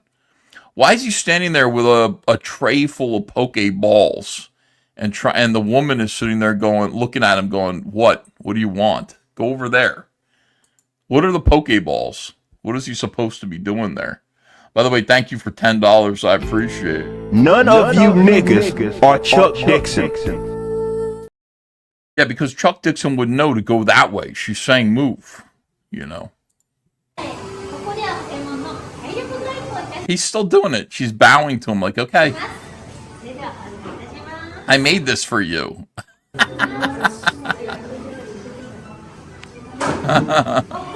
Japanese custom. What is that big pink guy? Is that pink guy Kirby? Or is that like not Kirby? Just a thing that looks just like Kirby. Oh, he's turning them in to get his stickers. He had to take pictures of them so that he could win stickers. It's the only time a woman will play with Sturgis's balls. Says Confiscate Drama. Damn, Ethan missed my super. Hold on, I'll get it. You know, I want to get all your commentary on this, guys. Tommy Reviews. Notice how he is the only one dressed like a weeaboo. Yeah, Tommy Reviews. We did notice this on the last trip, that the Japanese are not at all what we think. Like I think like maybe they would think that we all dress like Elvis Presley or Fonzie or something like that. But we don't. We don't dress like that. If they came to the United States, they might try to dress like our cultural icons. Sturgis is dressing like what he thinks the Japanese are. So he thinks it's just like otaku over there. He's wearing like children's clothing, like children's pajamas, like underoos. It is weird. Regular Goody Two Shoes says, me and my friend Jeff went to where the Pokemons are real. Pokemans are real. You and your friend Jeff? Okay, I'm not judging. That's fine. Sturgis collected these like a child.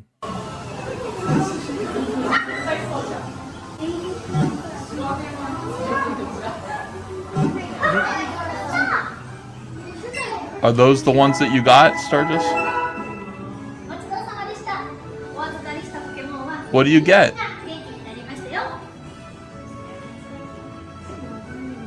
Give him stickers.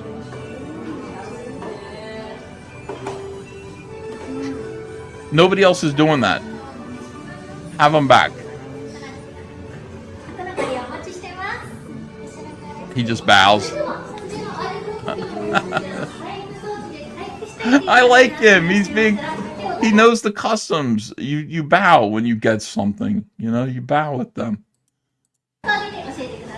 Konnichiwa. Konnichiwa, tall skunk ape man.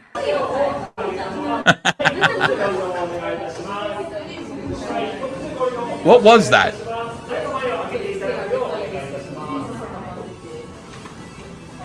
Who smells him? Who here smells him and wants him to leave? Can we take a... You do? You smell him? Okay. All right. We're asking him to leave.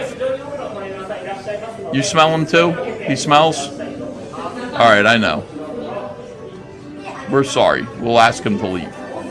You smell him? You do? You smell him? He does smell. We don't have a Pokemon.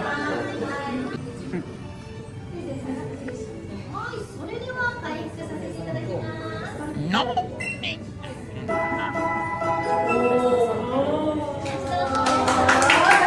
Oh, what the hell?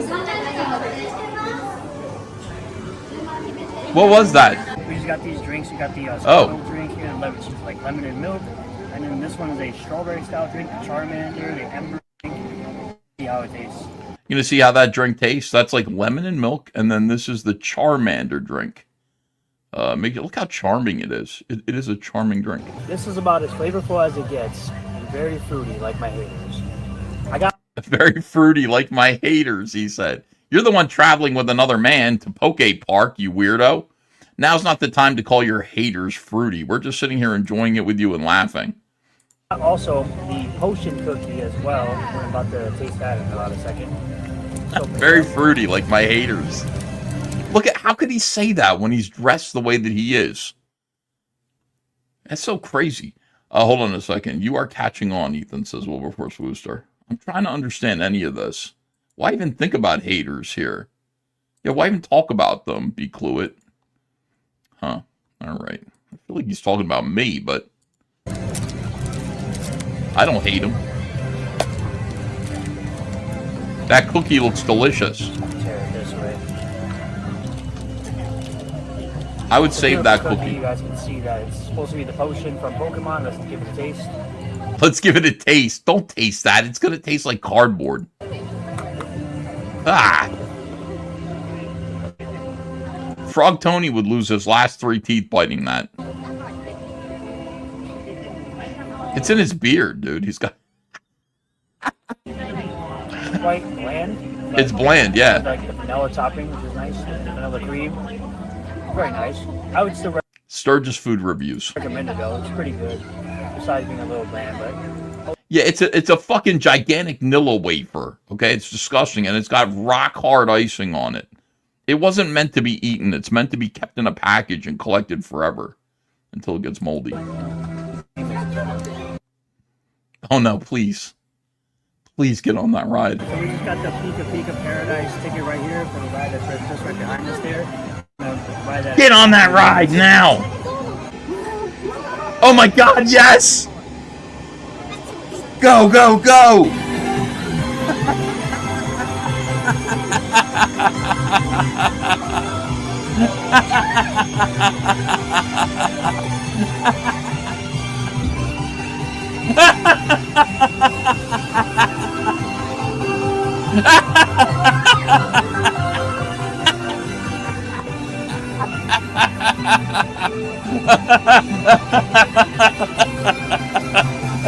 Oh my god! Look at the little children!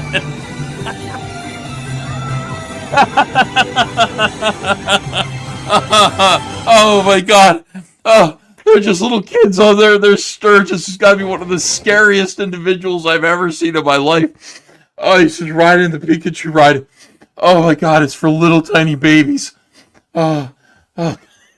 What a camera work is excellent. Oh god. Oh god. Oh. Is somebody getting married here? A Pokemon getting married? Oh god. Oh, I was hoping that was gonna happen, but I didn't think it would. Head into the Sedge Gym. We unfortunately can't. Oh, now who's ruining the show? Says Russell Hall. Oh, be quiet, Russell. Yeah, let's see it. Oh, that was enough. Oh,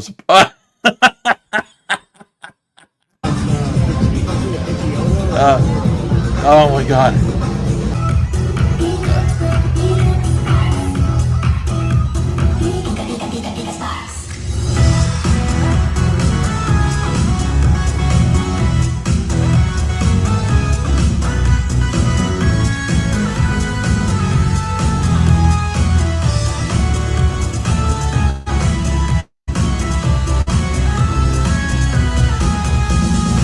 I mean, this is at the point where, like, parents, like, they're holding their babies by their arms and the babies are dancing on their laps and stuff. And you've got, like, a 3 or 4 year old, you turn to them, is this good? You like this? Are you having fun? Yay, I love it. Yeah. And you're looking at, I'm looking at Andrea. I'm like, yeah, look, we brought him here. This is good. This is good. We get points for this. Sturgis is there, man. He's there with his male companion. And he's having a great time. Crusader Joe says, the irony of him being in the Mimikyu car is hilarious. Look up the lore behind Mimikyu. Can you tell me what it is? I don't want to look up any lore behind it. What was that the thing that he was just in? Wasn't that Pikachu?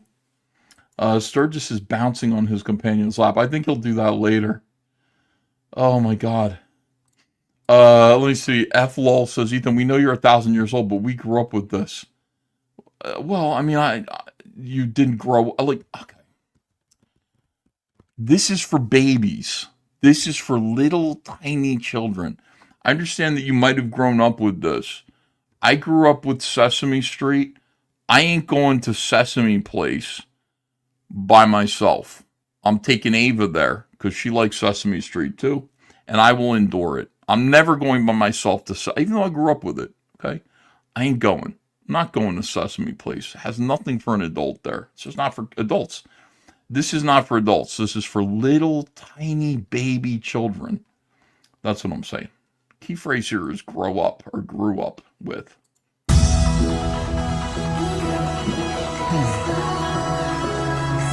Surpasses Ginger Wolverine's Viking song print, says try to be good.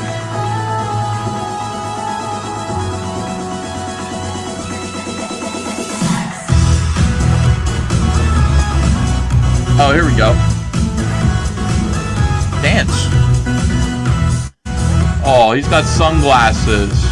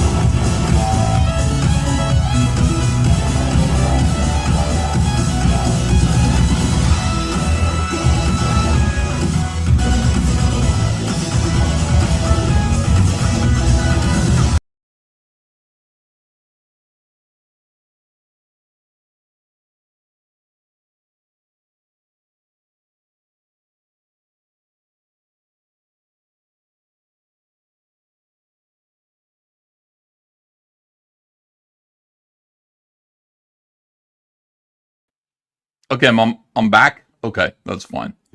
Sorry about that. Yeah, I froze, and then I couldn't get back. Let's get back to the Pikachu show, shall we?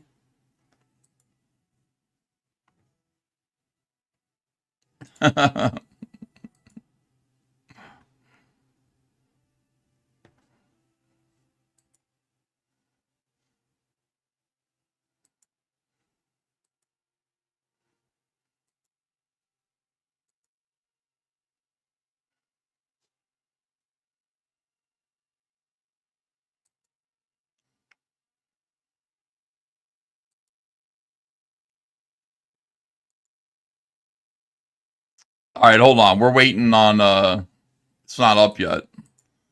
I don't know what's going on. We're having a little difficulty here. Can't see anything. I know. Take it out, put it back in. Take it out, put it back in. Smack it on it. Give it a couple smacks. All right, I'm going to do this. Yeah. I had StreamYards lately. I saw other people complaining about their StreamYards experience too. So I know it's not just me. I know there are other people who are upset about StreamYards doing weird stuff. Okay, give me a minute here. I don't know what's going on. How would I know? But it already threw me out, and then it stopped letting me share the Sturgis video.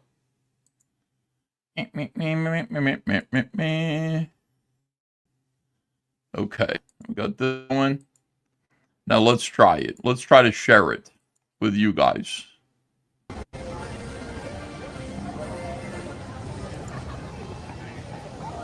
Hey, it's working now. Oh, good. Sturgis, go meet them. Don't be afraid. You want to meet them, go do it.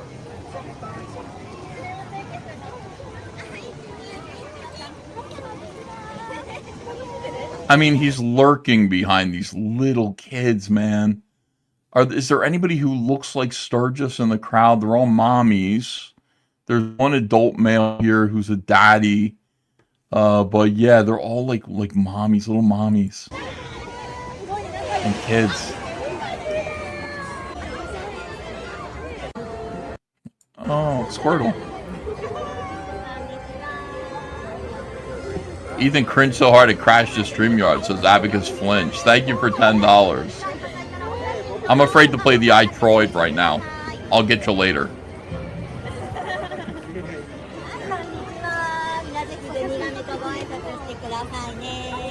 What do they have? Stimulated Cynic inside that Squirtle? Oh. Wait a second, I need to save that. I gotta do like a Legion of Ripitards image, collab image, like, you know what I mean? That looks like a comic book cover, and that'll be my Sturgis right there. Sturgis will be in the front. Get all the Ripitards together. It's beautiful. He's starting to have fun. He's lightening up a little bit. Oh, it's great. Oh, they're in love. Superhero landing. What are you eating, Sturgis? What are you eating, Sturgis? Oh, ring toss.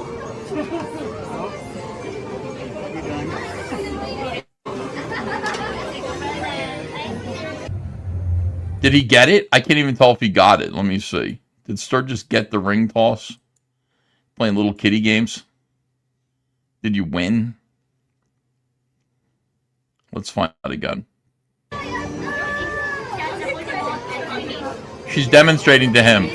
She sees that he's retarded, and so she takes the ring and she puts it down over one of the things that you're supposed to grab, and she goes, "You got to get the ring on this." You understand? This game is for little kids. Sturgis, this game is for little kids. You got it. Nailed it. She's like, here's a sticker that says, I'm special, be patient. I can't believe what I just saw. Oh my God, go on the merry-go-round, please.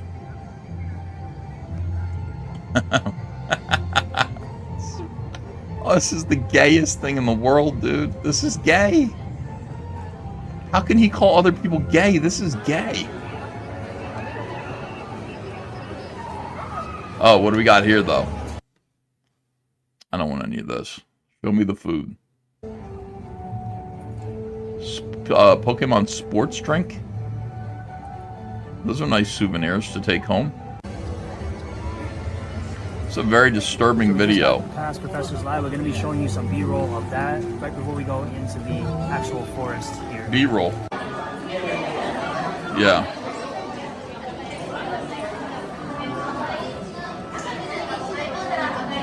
He's going to be showing you his bee-hole.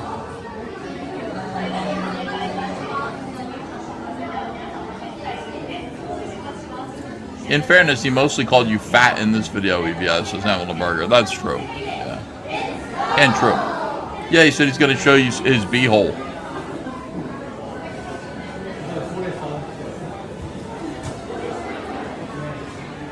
So we made it to the Pokemon Forest. Right here is where you start in the original Kanto games, where you first walk towards Meridian City, where you first encountered Pidgey, right before Professor Oak takes you back to the That's the original place? To start being a Pokemon master in the original Kanto games. Pokemon Red, Blue, and Green for the Japanese. Wow.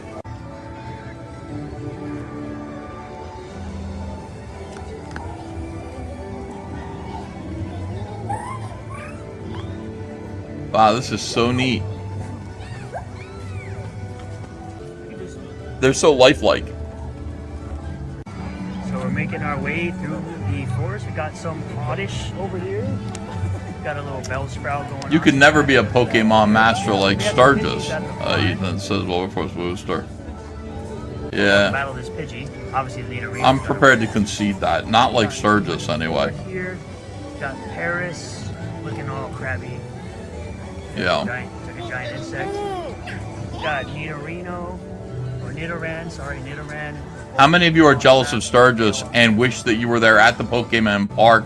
Rattata's going through Hit one in the Keep it chat. moving, guys. I'd like to know. We got some more Nidorans, Bellsprout. You jealous of Sturgis? Eradicate and Gloom going right through here. What is he filming here? Now we're coming up on the Pikachu and Eevee forest. I'm just gonna walk right through. See a bunch of Eevees over here, Pikachu's over there. Pedo Cho. Go all the way around here so you guys can see everything. Got a Pokeball around there with some more Bellsprouts. Some more Pikachus over here, more Eevees over here, some more Eevees, more Pikachus. It's a really nice time going through here. It looks pretty freaking great. Keep on walking forward here, guys. A ton of Pikachus. Wow. A ton of Eevees. A lot of people are jealous, though. No, people are saying no, they're not jealous. Yeah, I wouldn't come here. This is for little kids. Like, the Pikachus aren't even moving. They're just statues. This must have cost thousands of dollars to make. They're just statues. Like, this doesn't make me feel like I'm in the Pokemon forest. This is to push a stroller through. What the fuck? That's all they try to say. Yeah. Some of his haters would hate to have to go down those stairs. He's going to go down those stairs, no problem, though. Now we're talking. What's that roller coaster?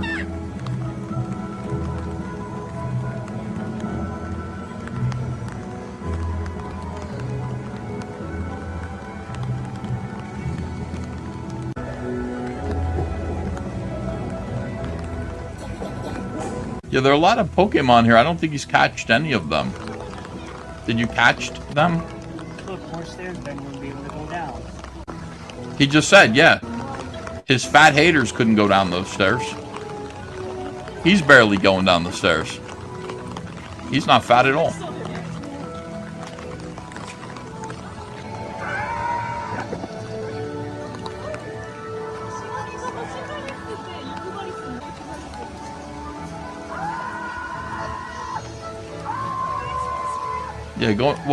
Yeah, going downstairs is easy. That's true.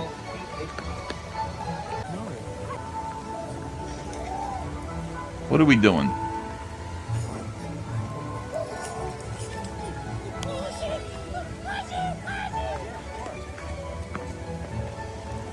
What are we doing here? Why are you taking a picture of that? Of him taking a picture of that? Are we almost done? I'd be looking at him and I'd be like, are we almost done? His male companion right now is like, when can we go back to the hotel and have sex? So this will be Rhyhorn's take downhill. That's why you see all the Rhyhorns here and over here, all the way down there. Some more Sudowoodos. We got some Geodudes. Geodudes. And a Graveler. This is foreplay. Got Meowth up there, chilling, sleeping. Whole bunch of Geodudes. Wow, I see the light. Sturgis is tough, says Pete Cowan. This is really funny. There's a horn. There's another horn that's up his butthole. Look. Oh, look, there's the horn that he was sitting on. Oh, that's disgusting. Oh, my God. Oh, look at this. A penis.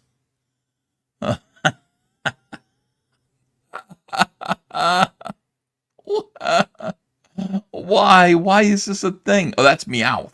I know that one. It's Meowth. Whenever I know any Pokemon, I flex my knowledge. Tell us that Ammonite fossils.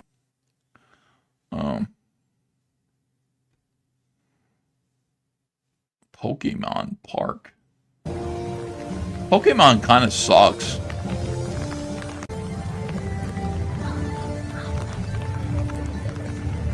Like, Pikachu was good. But, like, that sucks, whatever that was. And that sucks. Dragon kind of sucks.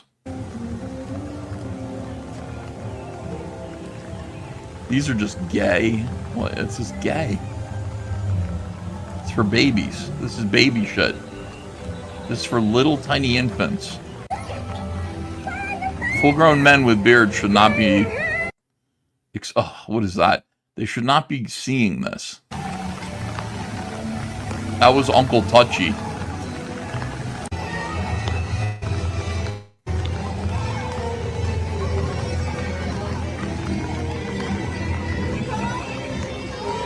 Nathan's crashing out. A little bit, yeah. I can't help it. Like, I'm into geek stuff. Like, but I mean, this is like really like you look at it and it looks like baby stuff. It looks like it's for babies. And I can't, like, that is not, I think that is, I'm not being judgmental about it. I think that anybody would say that. I think if you showed this to any adult, they would say that is for babies. It's not for 35-year-old men with beards and stuff. Like, that's for little babies. And this park is for little babies. The only ride that we saw on it was the Dumbo ride, which is for babies in Disneyland, except Pikachu instead of Dumbo.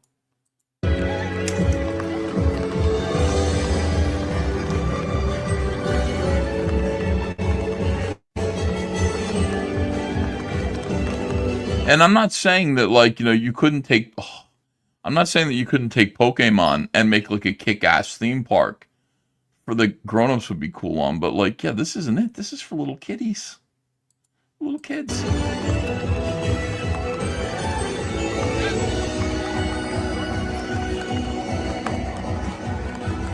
Pokemon ROM hacks are 1 million times better than modern Pokemon, says Ghost Goo. Okay. I like that he does the peace sign every time. We finally finished going through everything inside of Sedgetown. We've gotten to the Pokemon Forest, and now we're about to head into the Pokemon Daisuke shop. You have to get a reservation for that, and if you didn't get one, you couldn't get into this exclusive store right here. It's exclusive. Can you get in? He got in. Java the Cuck says he's big in Japan, all right. Really big. Oh, yeah. Get some of these baby toys.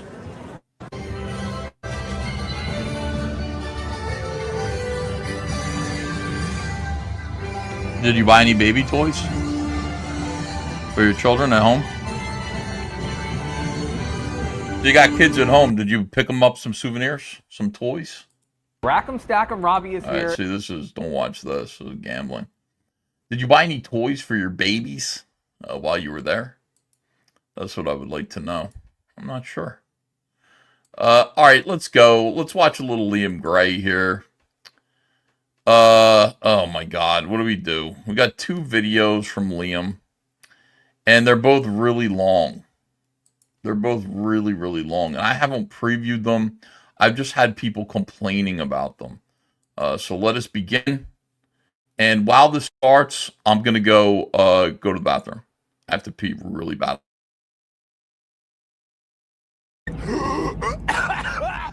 Hello, ladies and gentlemen, boys and girls. Welcome. They're like, Liam, you're back. We said it'd be 2 days. And I'm like, sort of, but not really. Sort of, but not really. How you doing, Oz? So this is what happened. I went and got my stuff. And this will probably be the last time you see me here at this location. We're about to start packing up, I suppose, and getting ready to move, which sucks, but is what it is.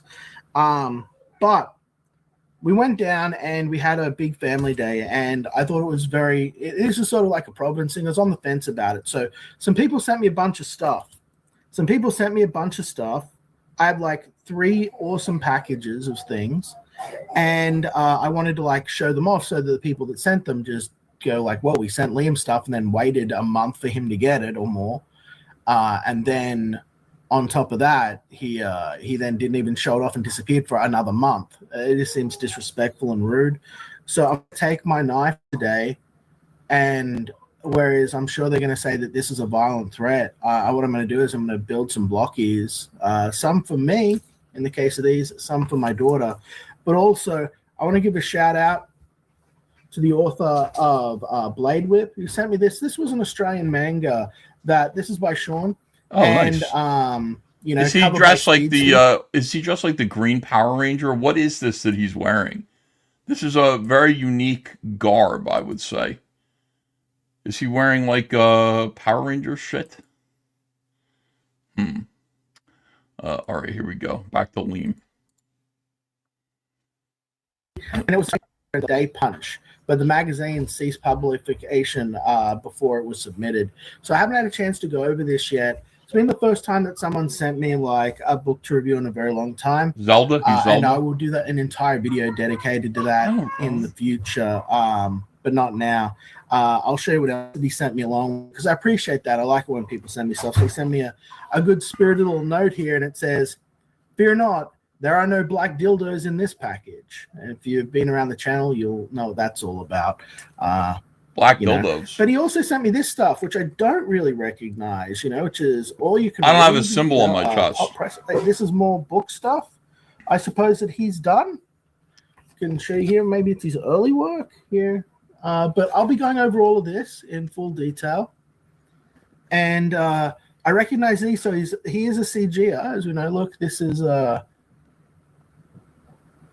wait, no, these are his own art. They're just done in the same style. That's interesting. So there's another guy that... I'll show you all of these guys. He sent me this. This is rad. All the good stuff that people are sending him. There's that one. There's this one, which I think has the best pose out of all of them, like a whip. That one's good too, yeah. Could use a little bit of work, but I think it's great. And what is that?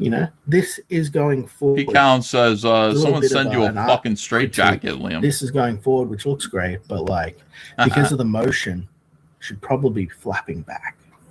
Yeah, you should have fixed that. It's still cool. Liam, you're a good critic of This art. is an Aussie artist. So this is Sean. You'll recognize him from the...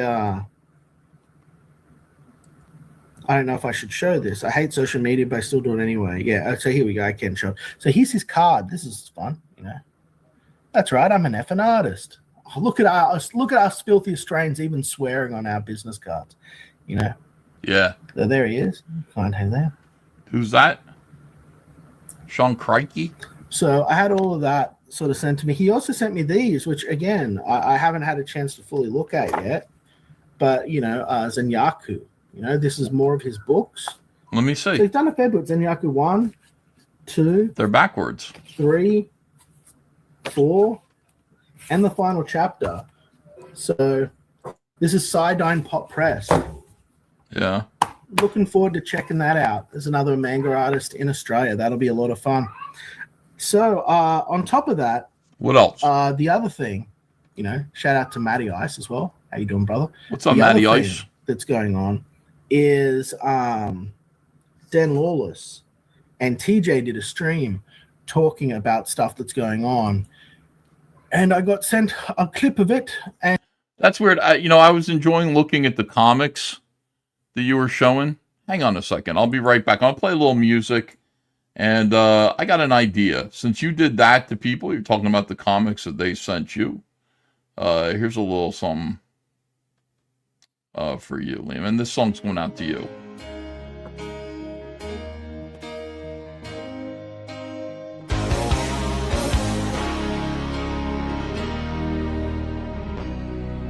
Our love was meant to be the kind of love to last forever, and I want you here with me.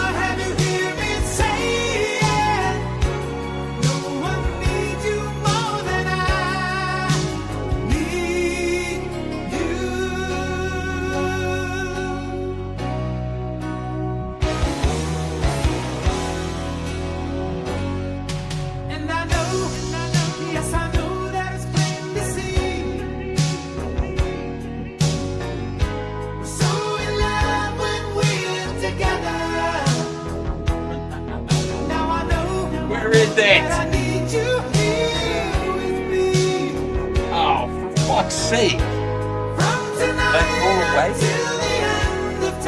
I might have thrown it away.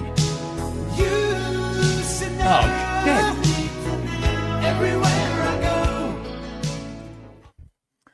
I read it yesterday. I had your copy of Xenotype. I reread it. And I can't find it. All right, forget it. And we're going to respond to it because there's some I'll things find that it. I think We'll look were at it. ignored, It's around and here I somewhere. don't know if it was intentional or otherwise. As you guys know, I call him TJ. He's JJ because there's like 3 TJs. I'm going to have to change the name of the stream now. Can I do that live? Let me see if I can do that live. Change the name. There we go. Let's see if that works. Fucking hell. I showed my 1-year-old this video. He said, "Gay." So yeah, so let me see. Video. So yeah, so this is the stream. Okay, they're gonna make fun of you. And I think that there are some pretty poignant, heavy points that are ignored. First and primarily is that what our boy. It is Dan Kowski drama. Is talking about you got to see Christianity and stuff. I don't think he read or reviewed or watched my video that I did with my church family about what's going on because it's never commented on. What's going on here? What was that beep? What was that beep? Boop, boop, boop. Nothing? Not sure. Anyway, so yeah, so what I'm going to do is I'm going to cut this open with a knife. I'm going to cut this open with a knife. And believe it or not, it is entirely possible for me to be cutting open a package. Liam is such a gaslighter. Like Liam is this is the definition of gaslighting, by the way. Like Liam said, I don't think Katie did. He's learned her lesson. Like that, and then made the noise of like a metal knife coming out of its sheath, and then went, I don't think she's quite learned her lesson yet, do you? Holding a knife right up here. And then people went, boy, that really seemed like a threat to what Katie did. He's like, what? Me? A threat? That wasn't a threat. I was just opening packages of dinosaur toys. And you just go, I feel like I'm being gaslit, and you're trying to say that you're crazy. Why would you think that that was a threat? Just because it was weird and aggressive, and you were holding a knife close to your face at a moment when you were saying that Katie did hasn't quite learned her lesson. That's weird. It just seems like kind of gaslighting to me that you're saying now, yeah. Talking about Dan Lawless while holding a knife and not making violent threats in any way against him because we're normal, mature adult people and do not live in hysteria land. Okay. But maybe people want to live in hysteria land. You live in hysteria land. For me to be fully justified in going, what a fucking complete waste of my time trying to be nice to people. Trying to be nice. Trying to be nice. Let's try. By striking down her channel and getting it taken down and then saying, I don't think you quite learned your lesson yet, Katie love. And holding a knife. I was just trying to be nice to people. Oh, you're nice. As his wife said, yeah, nice. Noise. One last fucking time in the name. One last in a supreme act of futility because I tend to not learn from my mistakes. That knife is for babies, mate. Get up and go, I'm done. And I wouldn't have blamed her 1 second for that, because it's like the stuff that she is through by, the war campaign guys and that sort of thing. Yeah. I was kind of freaking out when it happened, Dan, because I was on vacation. And I just got back and I saw like Katie's channel was gone. And I was like, what the? And then I saw I was kicked out of like Tony's green room. I'm like, what's going on? So I just kind of I privated all of my old live streams basically. I have a few up, but almost all of them if you check my channel. A few of my what is Liam opening there? Why? What is with the baby shit?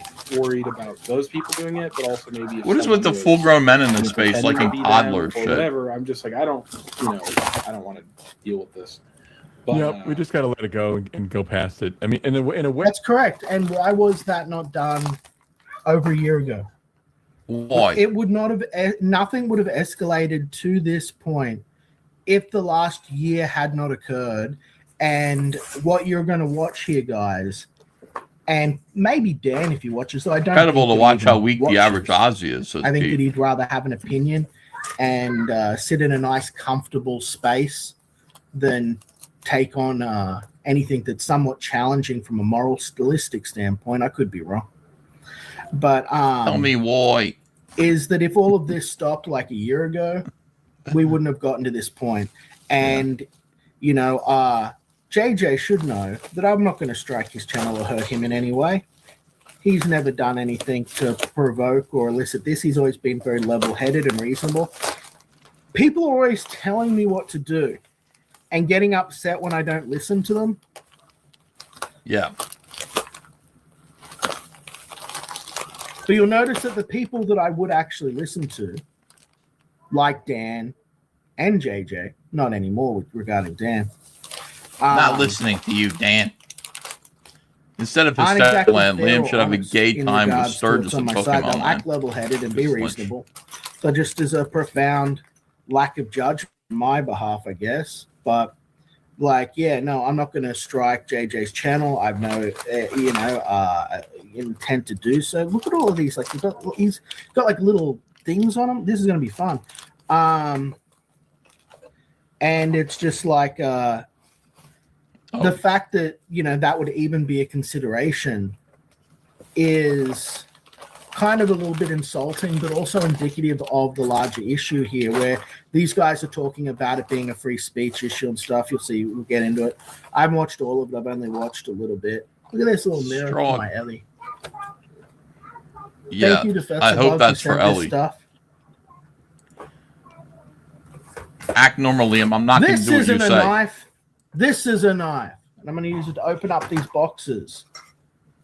But Yeah, okay.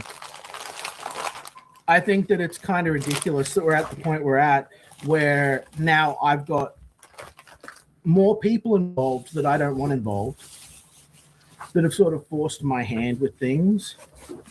It's extra legal work. It's extra expense. But we're already moving house and no one seems to be talking about that. So let's get on with it. Thank you, The Outlaw. funny You're thing, right. I kind of agree with Liam in a sense that he wants people to leave him alone. We Yes. probably should. Yes. You know, Yeah, and, I agree. He should be left alone. Yeah. So, but the problem is he's going to be completely left alone, and that's what he didn't. I don't think he's counting on. I think like Ethan was. No, I wanted to be completely left alone, Dan. When it became blatantly, There's Dan. He keeps trying to downplay that knife threat. People are going to look Gaslighting. the other way, Yeah. and allow people to Oh, do please. evil, terrible things to my wife and child. And it was meant to just Always. This is always this narcissist thing where it's like, you know, it's not that they're threatening and making fun of me. It's not that people are having a laugh at me and my stupidity. It's that they're threatening to do evil stuff to my wife and child. And nobody's doing that. Nobody's threatening to do evil stuff to his wife or child. Somebody finally explained what the Risey thing was. Risey said, kiss your child goodbye because you won't be seeing her again or something like that. Risey said before that, like, you are on a path right now where you're going to go to jail. So, you know, as things go, like what you're doing and what you're up to, you're going to lose your child. You're going to lose access to her by going to jail. So go to bed tonight, kiss her goodbye because, you know, it could be the last time you see her again. And Liam was like, that was a threat. He was threatening me, and he just cut everything out except for that one part, I guess. That's crazy. I wouldn't have expected Liam to deceptively edit commentary, but yeah, Liam's like, this is what people do. It can't just be, you're bothering me. It's that, you know, you're bothering my wife and child. You know, that's silly. I don't think anybody's bothering your wife or child. To the extent that somebody is being disrespectful to your wife, and I did see somebody, they named her Igor. I saw somebody on this, like, it's called the Lee M. Gay channel, and they refer to your wife as Igor. Like, yeah, like, don't be nice to that person. You can say fuck you to that guy, you know, but it's not the end of the world. It's just people reveal who they are. I don't think anybody's threatening your kids or your wife. I think if anything, they're making fun of you. And you shouldn't be putting your kid on channel anyway. be perfectly acceptable. And when I was accused of like pederasty and violence against my wife and my daughter, and when people were putting me into child services and then platforming the people putting me into child services as like a troll, that's when I decided I can't trust any of these people to even be neutral. They have a vested interest in doing harm to me and my family. And you yourself, Dan, came out and said that John De La Rose is right about the things he said about me. And John De La Rose accused me of all of what I just told you and much worse. What did he say? And you said that he was right about everything he'd said about me. Well, I mean, I don't know about everything because I can't take full accountability of what every single thing that John De La Rose said. But mostly what John De La Rose said about you was that you are a tyrant and a monster, an egomaniac who was self-destructive and would be destructive to Comicsgate, the people around you. I think he's right about that. I think it's right because, like, you know, I put you on Comicsgate Kings and you acted like an asshole. And you're doing this now. You're talking about striking channels. So he was right about that. If he made like extracurricular claims about you that were way out of pocket, you know, calling you a murderer or calling you a pederast or whatever it was that you said that he called you, like, I can't, you know, I don't have proof that you're not those things, but I don't think that you are. And I would want to see proof before I agreed with any of that. Like real proof before I agreed that you were any of those things. But I mean, you are like, I will agree that you're a jerk.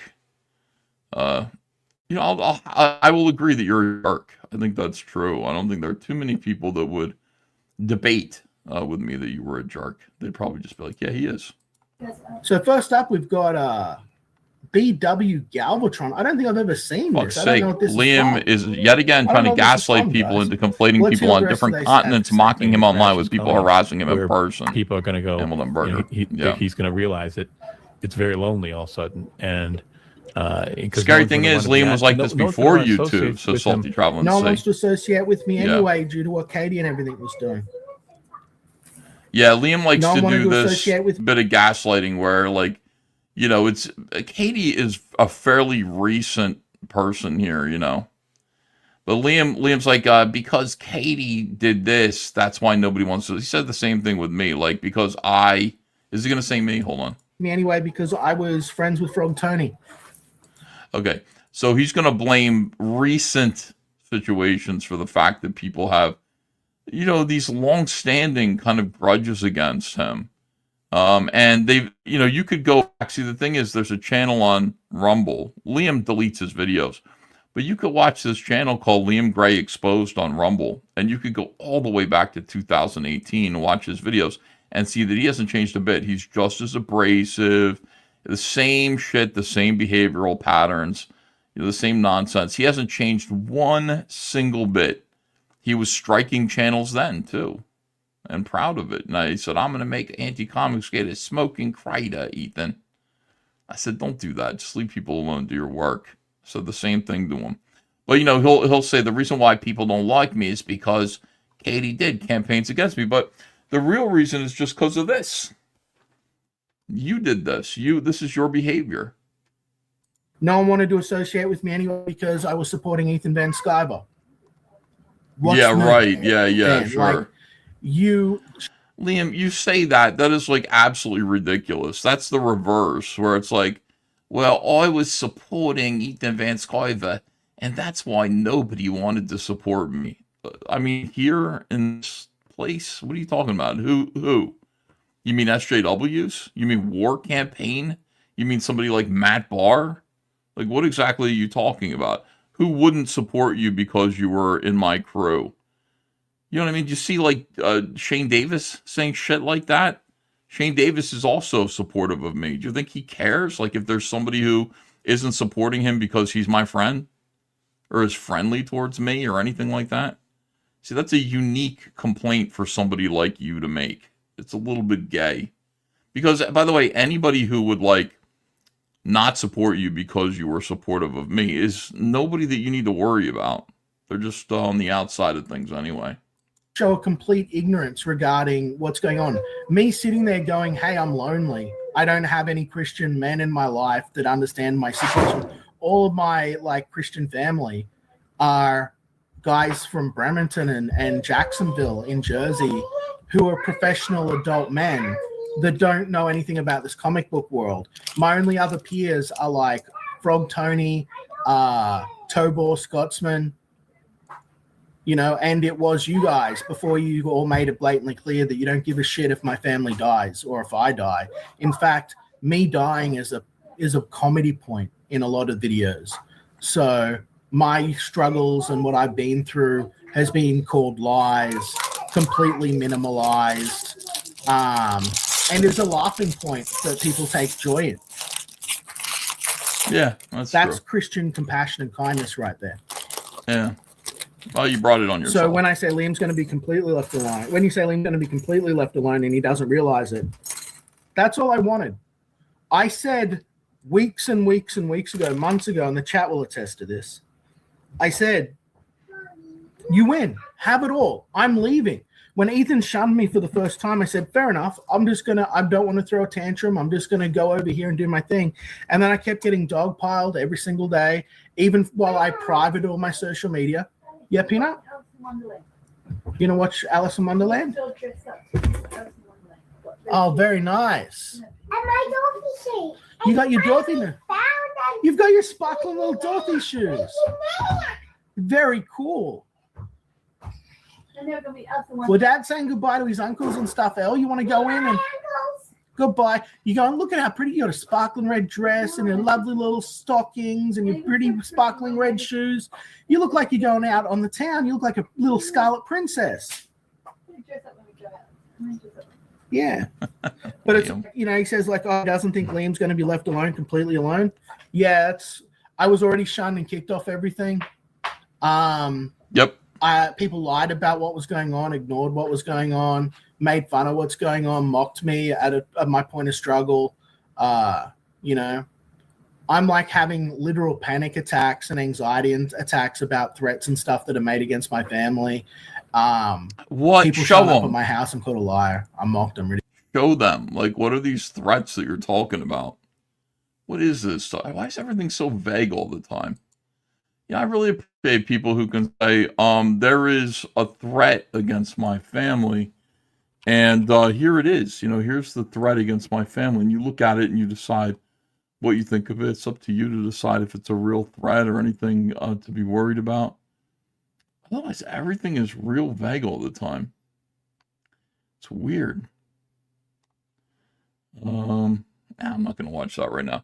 There's a video on Katie Dids called The Tribunal of Liam Gray, where Stray Beans goes over to him regarding the CP Dropbox, the alleged CP Dropbox, and goes, you know, people are asking, like, if you had this Dropbox, like, and you knew names, why not say names? And Liam conveniently has said that, like, he reported the Dropbox. He's responsible for Jimmy Slick getting arrested, Slick Jimmy getting arrested. And then also Vic King was a part of the Dropbox. I don't think so. But it's convenient for Liam to just be like, after there's information like that, to be like, oh yeah.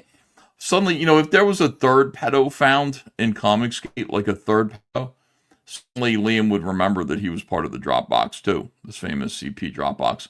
But anyway, they're questioning him. Stray Beans is like, they're saying that we don't have accountability, we don't answer questions.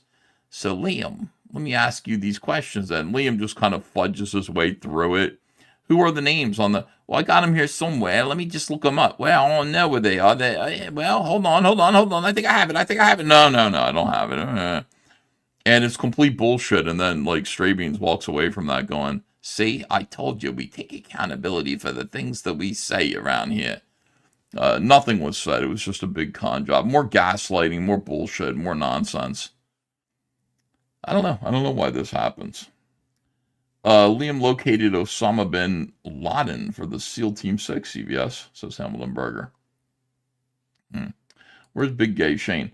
Shane is like, Shane's on his own channel. I just saw that he was live right now, and I feel bad that he's live. Should I quit so that so you guys can go over and hang out with Shane? Because Shane's doing a preview. Hey, maybe you guys don't need to be here because Shane's doing a preview of his new website, and I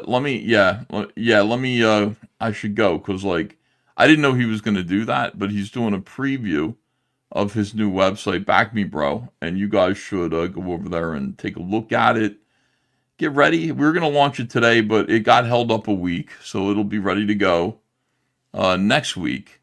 And we don't need to watch Liam. Like, Liam says, leave me alone. I won't be left alone, et cetera, et cetera. We don't need to watch this, do we? Ridiculed. I don't need people that are going to do that when I'm in that situation in my life. No. It's godless. It's loveless. It's evil. It shows a complete ignorance of the situation I find myself in. And I would rather be alone with a handful of people that are going to act like normal human beings than surrounded by a bunch of people that will only be happy if I'm spurging out or dead. And that's what people wanted.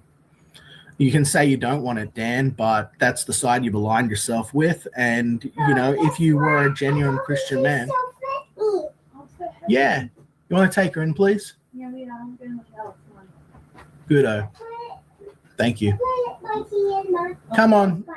I want to finish this. This is meant to be my last show. Love you. In you go. Go watch Alice in Wonderland while I deal with this and build toys. But yeah, so it's like, we cared about you, Liam, all this. No, you didn't. And, as for a lot of the other claims, we'll get to them, I suppose. But it's like, just a bit of honesty. Everyone accuses me of being a liar, but a bit of honesty go a long way. And either Dan doesn't know this, which I don't believe. I believe he does. I wanted to take another look for it, and I found it. Xenotype. More likely he just doesn't care, like the rest of them who say, we don't care. Remember, I shared the police video in the King's Room, and not a single soul clicked, to view it. Yeah, right. They didn't care about police testimony or what's going on. Yeah, it wasn't. So, it was saying, do I come talk to the told me, police? No one cares. Yeah, no one cares, Liam, that you tattle to the police once a week, allegedly. It doesn't mean anything. It isn't proof of anything. You need to have proof of anything, of any of your allegations, that there is actual harassment, anything like that. All you have is proof that weekly you go to the police for some reason. Every week you go. I don't know why. Are you reporting how you're being abused on the internet? I mean, what are you going there for? It could be for anything. You going to the police on a weekly basis? I mean, listen, I'm not saying this is you, but you know who goes to the goes to the police every week to check in? Sex offenders, for example. I'm not saying that's you at all. Not at all. But say, what if you were a sex offender? And so the police would want a weekly check-in to make sure that you were where you said you were supposed to be. Somebody on parole might have to check in with the police. Crazy people would check in on the police every week. Not somebody who's just like, I'm bothered on the internet. I need to check in with the police every week. Like, why? If you check in with the police every week and they've done nothing so far, like, what the hell? Eric Wimberg gifted a membership. Oh, thank you so much for that. Thank you for gifting a membership. I appreciate that. There's been no police reports that I've produced that I know of. That have been produced that I know of, says Dan Lawless. Yeah. Liam, the sex offender, you heard it right here. No. Wrong. No, he's not a sex offender. I'm sure of that. I'm just saying, like, when he's saying that he goes to the police every week and he can prove that, he has produced a video where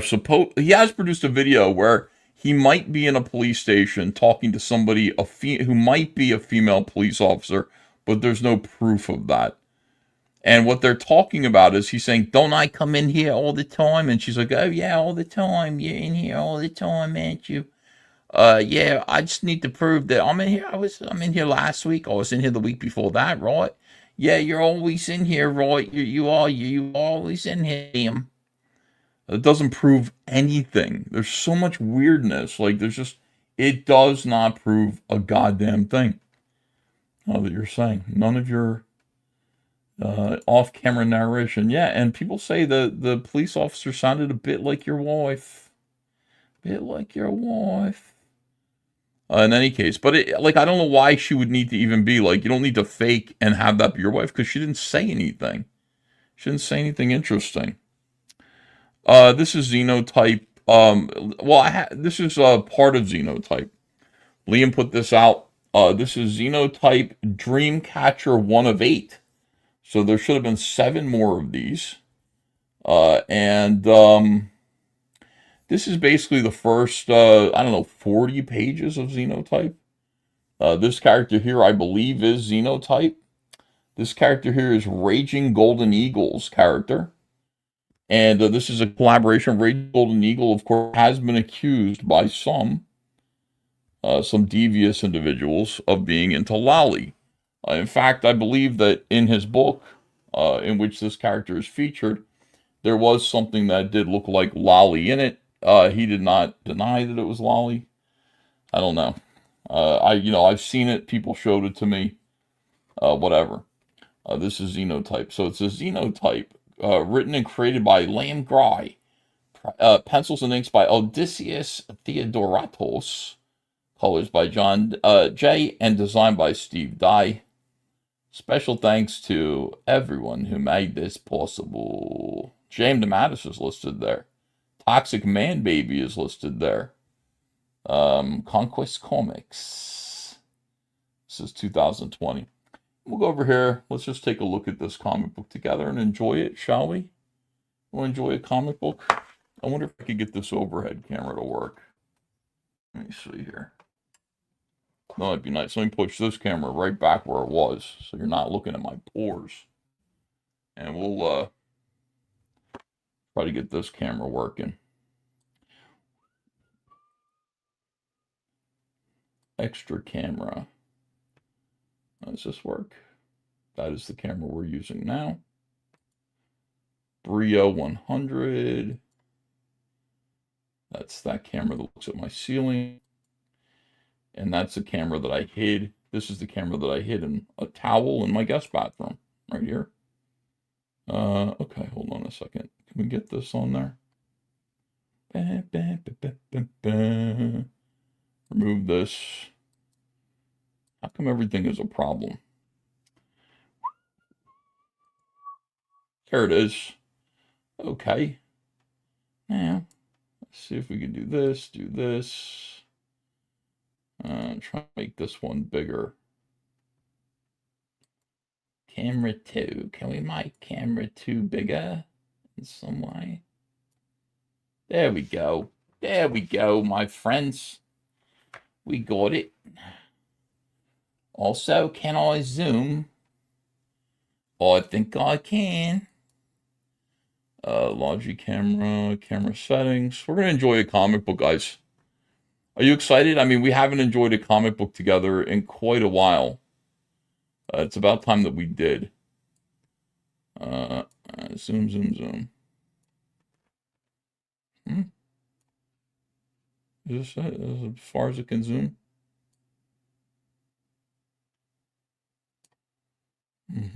Apply. Autofocus off. I don't know. Apply. Okay, let me try again. That didn't zoom very much. I thought it was going to fill the whole screen. It's good radio, but you guys know I'm good for radio. I'll get back to it in 1 second. Okay, that's as far out as it can go. That's it. All right, well, what I'm going to do then is I'm just going to lower the whole fucking camera. I'll lower the arm. And we're just going to do that together, guys. Don't worry, the Holy Spirit will be with us in just a minute. I'll turn, wait a second here, I'll turn my camera off so you don't have to see that. And then,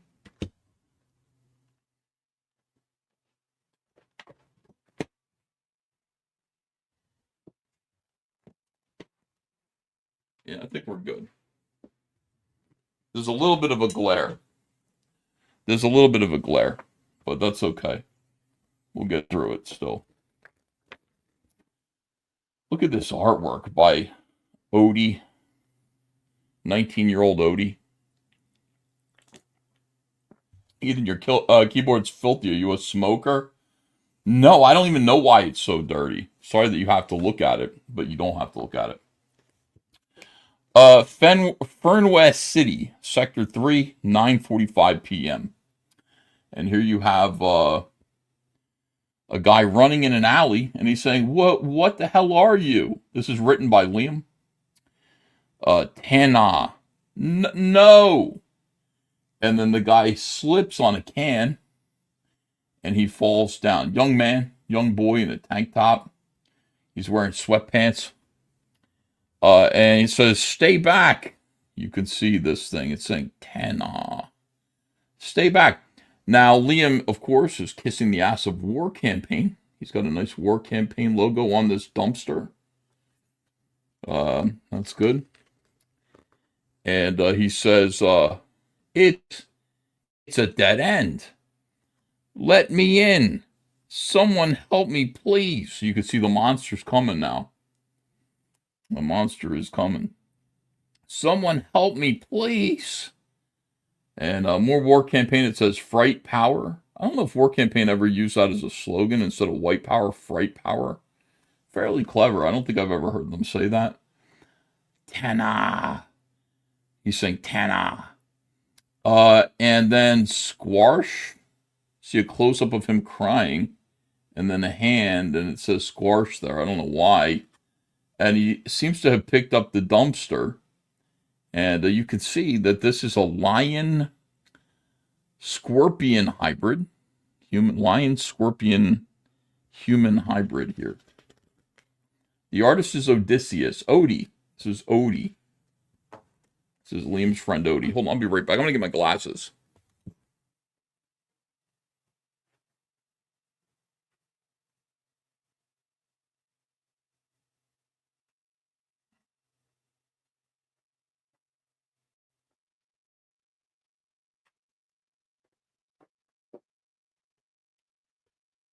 Now, I do want to point out that this book here is just like a fraction of the entire book, Xenotype. Just a piece of it. I did have the actual entire Xenotype book, but I think I set fire to it. I had a crate of them. I think I set fire to the whole crate. Just found this. This isn't the whole book. This is like the first, again, 20, 40 pages. The book itself is like 600 to 900 pages long. I mean, it really is crazy. You saw me, Tana, he says. I didn't. I swear, I didn't see anything. This nice close-up of a monster's face. And then you got screaming coming from the alley. Someone saying the letter A many times. And then this happens.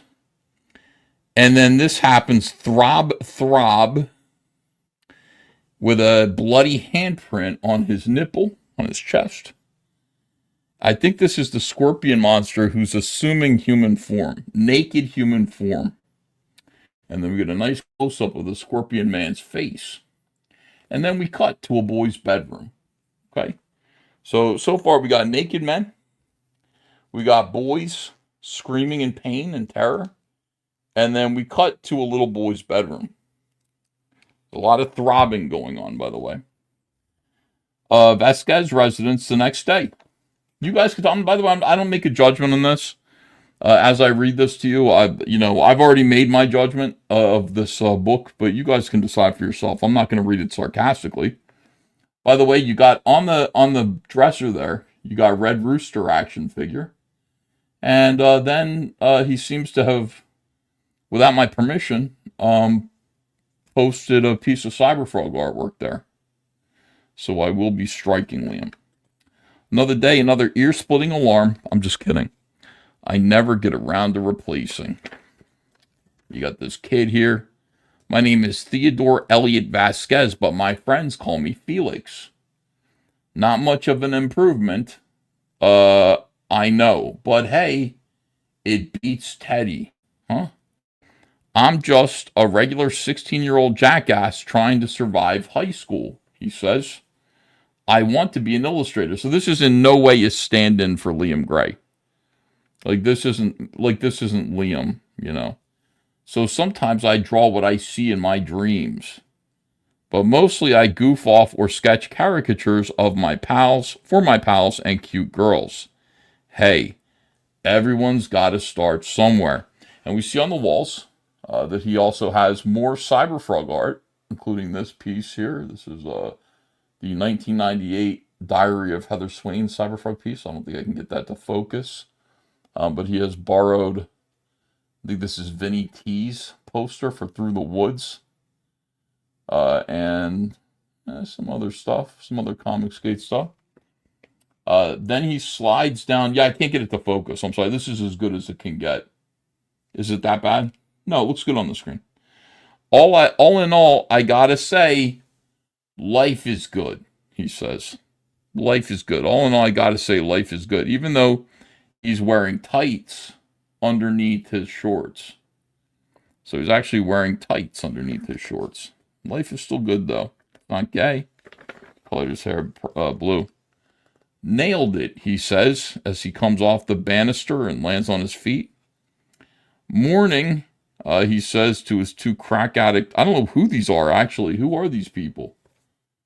Felix is here, something says. Children.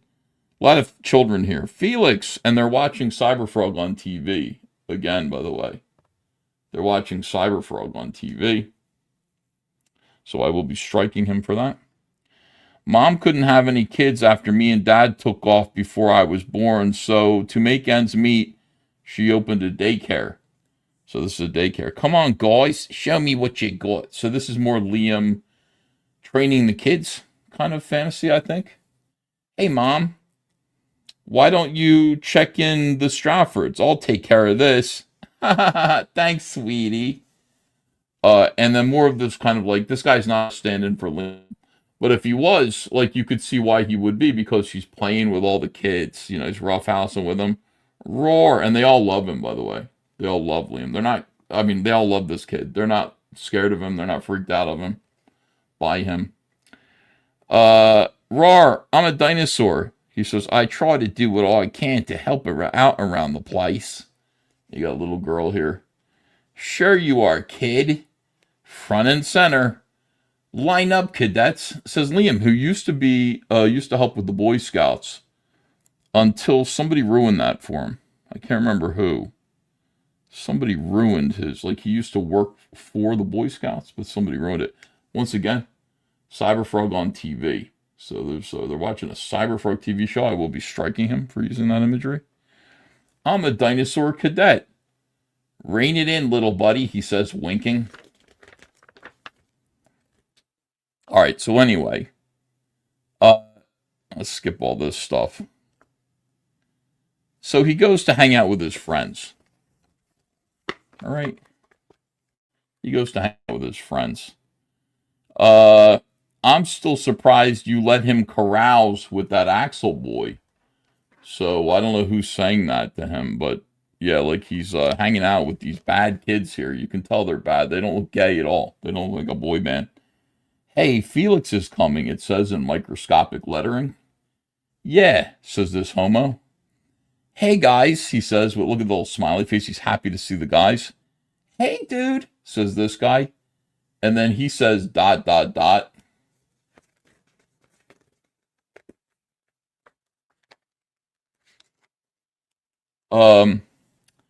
About time, Vasquez, says this guy. What's up, Felix? You're late, Vasquez. That's Axel. He's a talented athlete with a promising future in blood sports.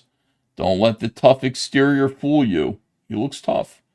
He's a bigger softy than I am. So if you're looking at him and you're going, damn, that guy looks tough. No, he's a pussy. That's Cliff, gamer extraordinaire. So he's a gamer. That's why he's got hair like that. He's been having a hard time adjusting to high school, so he spends most of his time hiding in games and books. That's weird because he's hanging out with his friends here. Heh. And of course, where would we be without Shogi? Hey, genius, says Shogi. Look at your notepad. Sure, he's a jerk, but he's our jerk. And we have a full panel to say, eh? And we look down, and he smeared his drawing. Oh, no. Give me that. And they look at it. What is this, anyway? It's nothing, really. They're doing pretty good. These are like good friends. These are great friends. They're having a nice time before they go to school. Just a silly superhero I keep seeing in my dreams. That's weird, but okay. We're cool. We're friends. Looks cool, dude. It's not that good and it's ruined now anyway. No, dude, really. You've totally got a future here. And then this kid says, unlike Tanner. What do you mean? Tanner's not a good artist? What do you mean Tanner doesn't have a future? Yeah, they say, what do you mean? He's dead. Tanner's dead. What? Tanner is dead? You'd think that he would have brought that up. Oh, God! This ruined his whole day. Things were going good until he found out Tanner was dead. Now, Tanner, of course, is the kid from the beginning of the book. No way! And then we find out the killer dismembered him and strung his entrails around like it was Christmas. Apparently, they had to call in the CDC and the fire department to clean up the mess. So, yeah, this is just, hey, guys. Did you hear that Tanner's dead? And the killer dismembered him and strung around his entrails like it was Christmas. Okay. Never a dull moment, right? Oh, yeah. Hanging out with you guys is crazy. Never a dull moment. You know, one of us is always getting dismembered. It's fucking, just when you think things are going to be kind of boring that day. Nope, because one of us is murdered, dismembered, and the CDC has to call in the fire department to hose down the street from your friend's blood. It's crazy. But that's the way it goes. That's insane. What kind of lunatic would do something like that? What is wrong with people? And he's sympathetically, he's got some dots there to show sympathy. And there's a sweat, bead of sweat. It's a pity we don't have a real life superhero like that guy from your drawings. Right, Felix? What? Just, yeah, he says. Maybe now's not the time to laugh because our friend, I don't know if you just heard, but like four panels ago, it was revealed that our friend Tanner, he was murdered last night, and he was dismembered, and his entrails were strewn across the. So maybe, like, I don't know. We can laugh later, I guess, but it feels disrespectful to Tanner.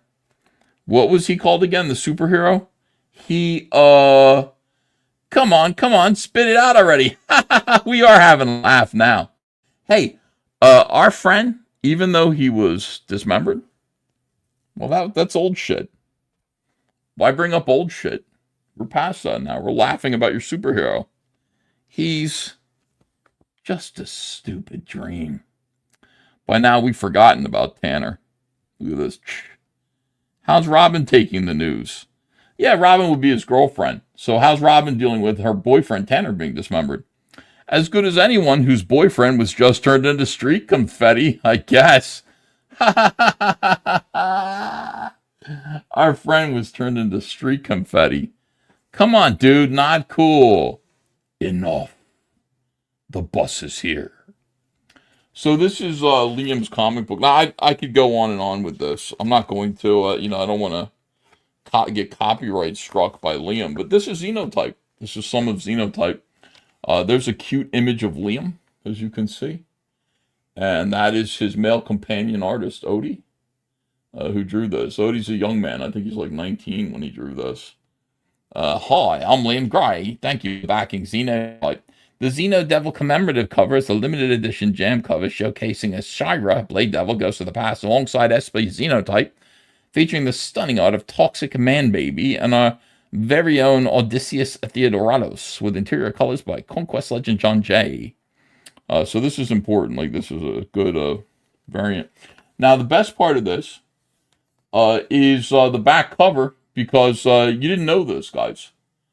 But Australia's #1 manga is now a video game. And here it is. From Conquest Comics and Planet Tobor comes a new chapter in the action-packed sci-fi superhero series Xenotype, the video game. Coming soon to Windows PC. Forged on the Savage engine. Evolve or die. And so 2020, I mean, this, like, honestly, the graphics could be better, but let's not forget that this video game came out in 2020. So here we have Xenotype whipping some people here. Xenotype. We got, this is a final boss that Xenotype has to fight. There we go. So Xenotype video game. So that is some of Xenotype. Now, like I said, this is just a piece of the book. This is very rare, by the way. It's hard to find. That's why I was being so respectful to it. Hard to find this comic book. But yeah, I like it. I mean, I will say I have some complaints about it. There's some things that I don't like. Like, I don't like the way, I mean, I don't like the way, like, the friend gets slaughtered and everybody's cool with it and they laugh. Like, that's weird. Like, I would think that if it turns out that even a close acquaintance, or even, like, not even a close acquaintance, but just somebody I know, was dismembered by some kind of killer, and their entrails were strewn about an alley, I'd be, like, pissed for, like, at least a day. You know what I mean? Like, I would be like, what? What are you laughing for, you fucking idiot? But yeah, they're just kids trying to have fun, says Josh Matar. Let's not forget, don't let something like that. By the way, and that's good advice for Liam. I would say, like, take your own advice and don't let things like that, which might seem like hardships, get in the way of your having a good time. Because that is what they will do. All right, hold on a second here. Can I get rid of this? Get rid of the secondary camera. Stop camera. Good. Let me see how you guys are doing. You don't understand greatness, cracker, says JD Kirby. No, I don't. I understand that that's pretty great. Do you want the comic book? Should I put the comic up on you? By the way, Dino King #1, co-signed by me and Liam Gray, sold for $250. $250 dues on eBay. I put it up there for 99 cents. Liam should know that his book is now officially selling for $250 on eBay. See, I'm going to see if I can prove that somehow. Yeah, I can prove it. I think that's important for him to know because he brags about it selling for $500, not $500. It has not sold for $500, but it did sell. I think maybe even for more than that. I don't even remember what it sold for. Let me see here. But I was like, damn, was everybody nuts? Dino King. No, I'm wrong. It sold for more. Now, Liam, you should know this if you're watching. Congratulations. $285. $285 for Dino King. Signed by me and Liam Gray. It has to be co-signed, by the way. I just proved it. This is sold yesterday for $285. FLAW89 says, I'd never sell my Dino King. I'm just saying that's what it's worth. Okay? That is what it's worth. So Ethan's signature have the value? That could be true. Yeah, maybe because I signed it.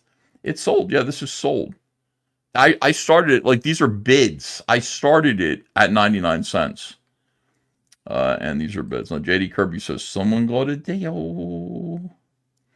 Let me see. I'm back from watching Shane and Yancey showing up Back Me Bro BMB and explaining and answering questions about it. That is good. We're going to be launching Back Me Bro next week.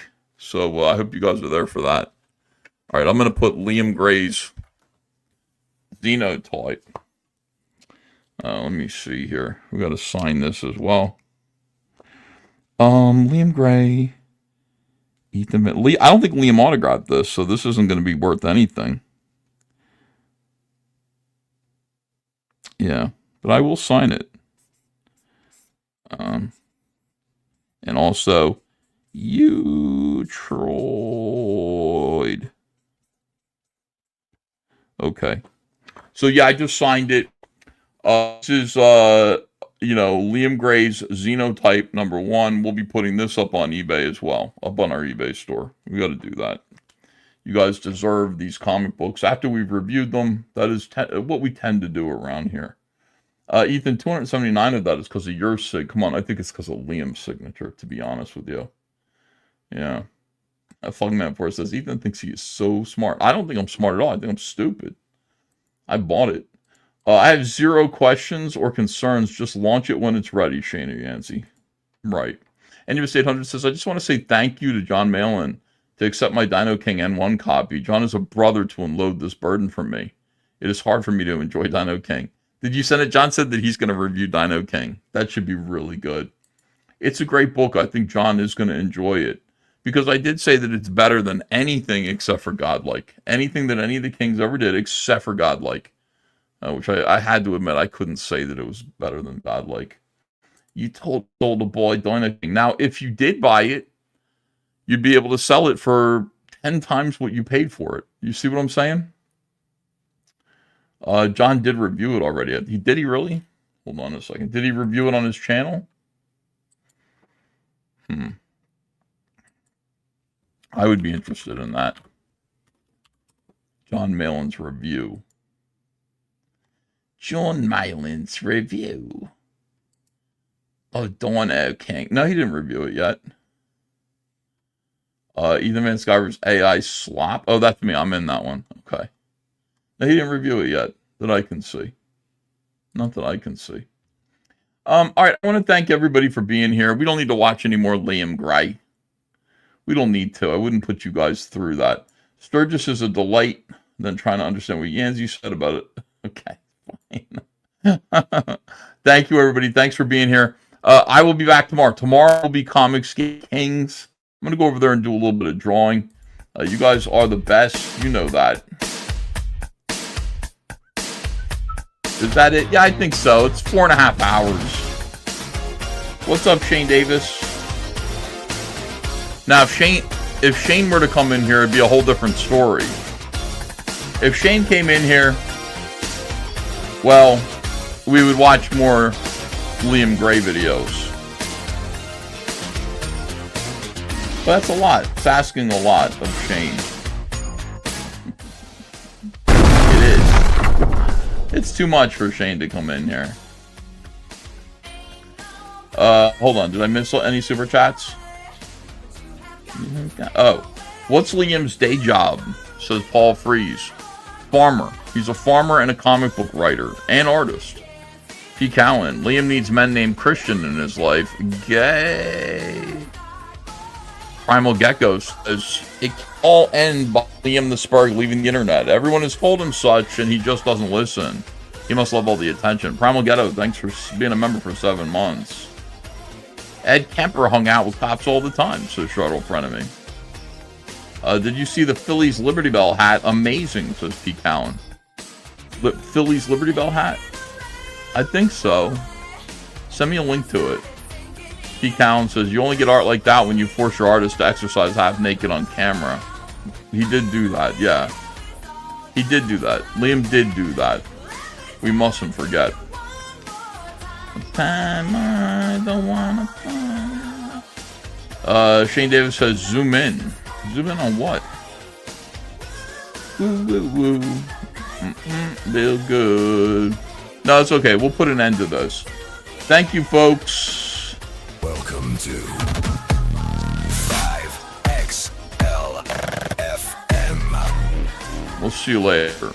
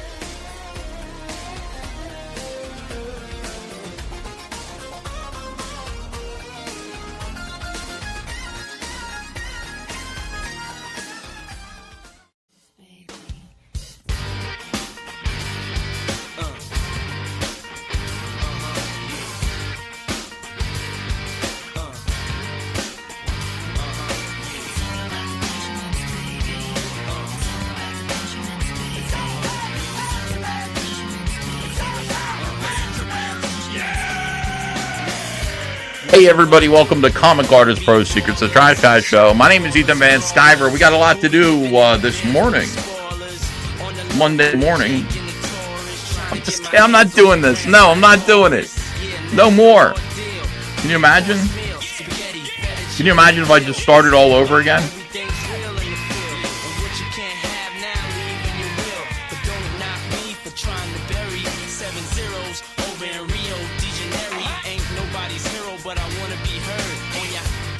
And every day, that's my word. Swimming in women with their own condominiums, 5+5s, who drive millenniums. It's all about the Benjamins.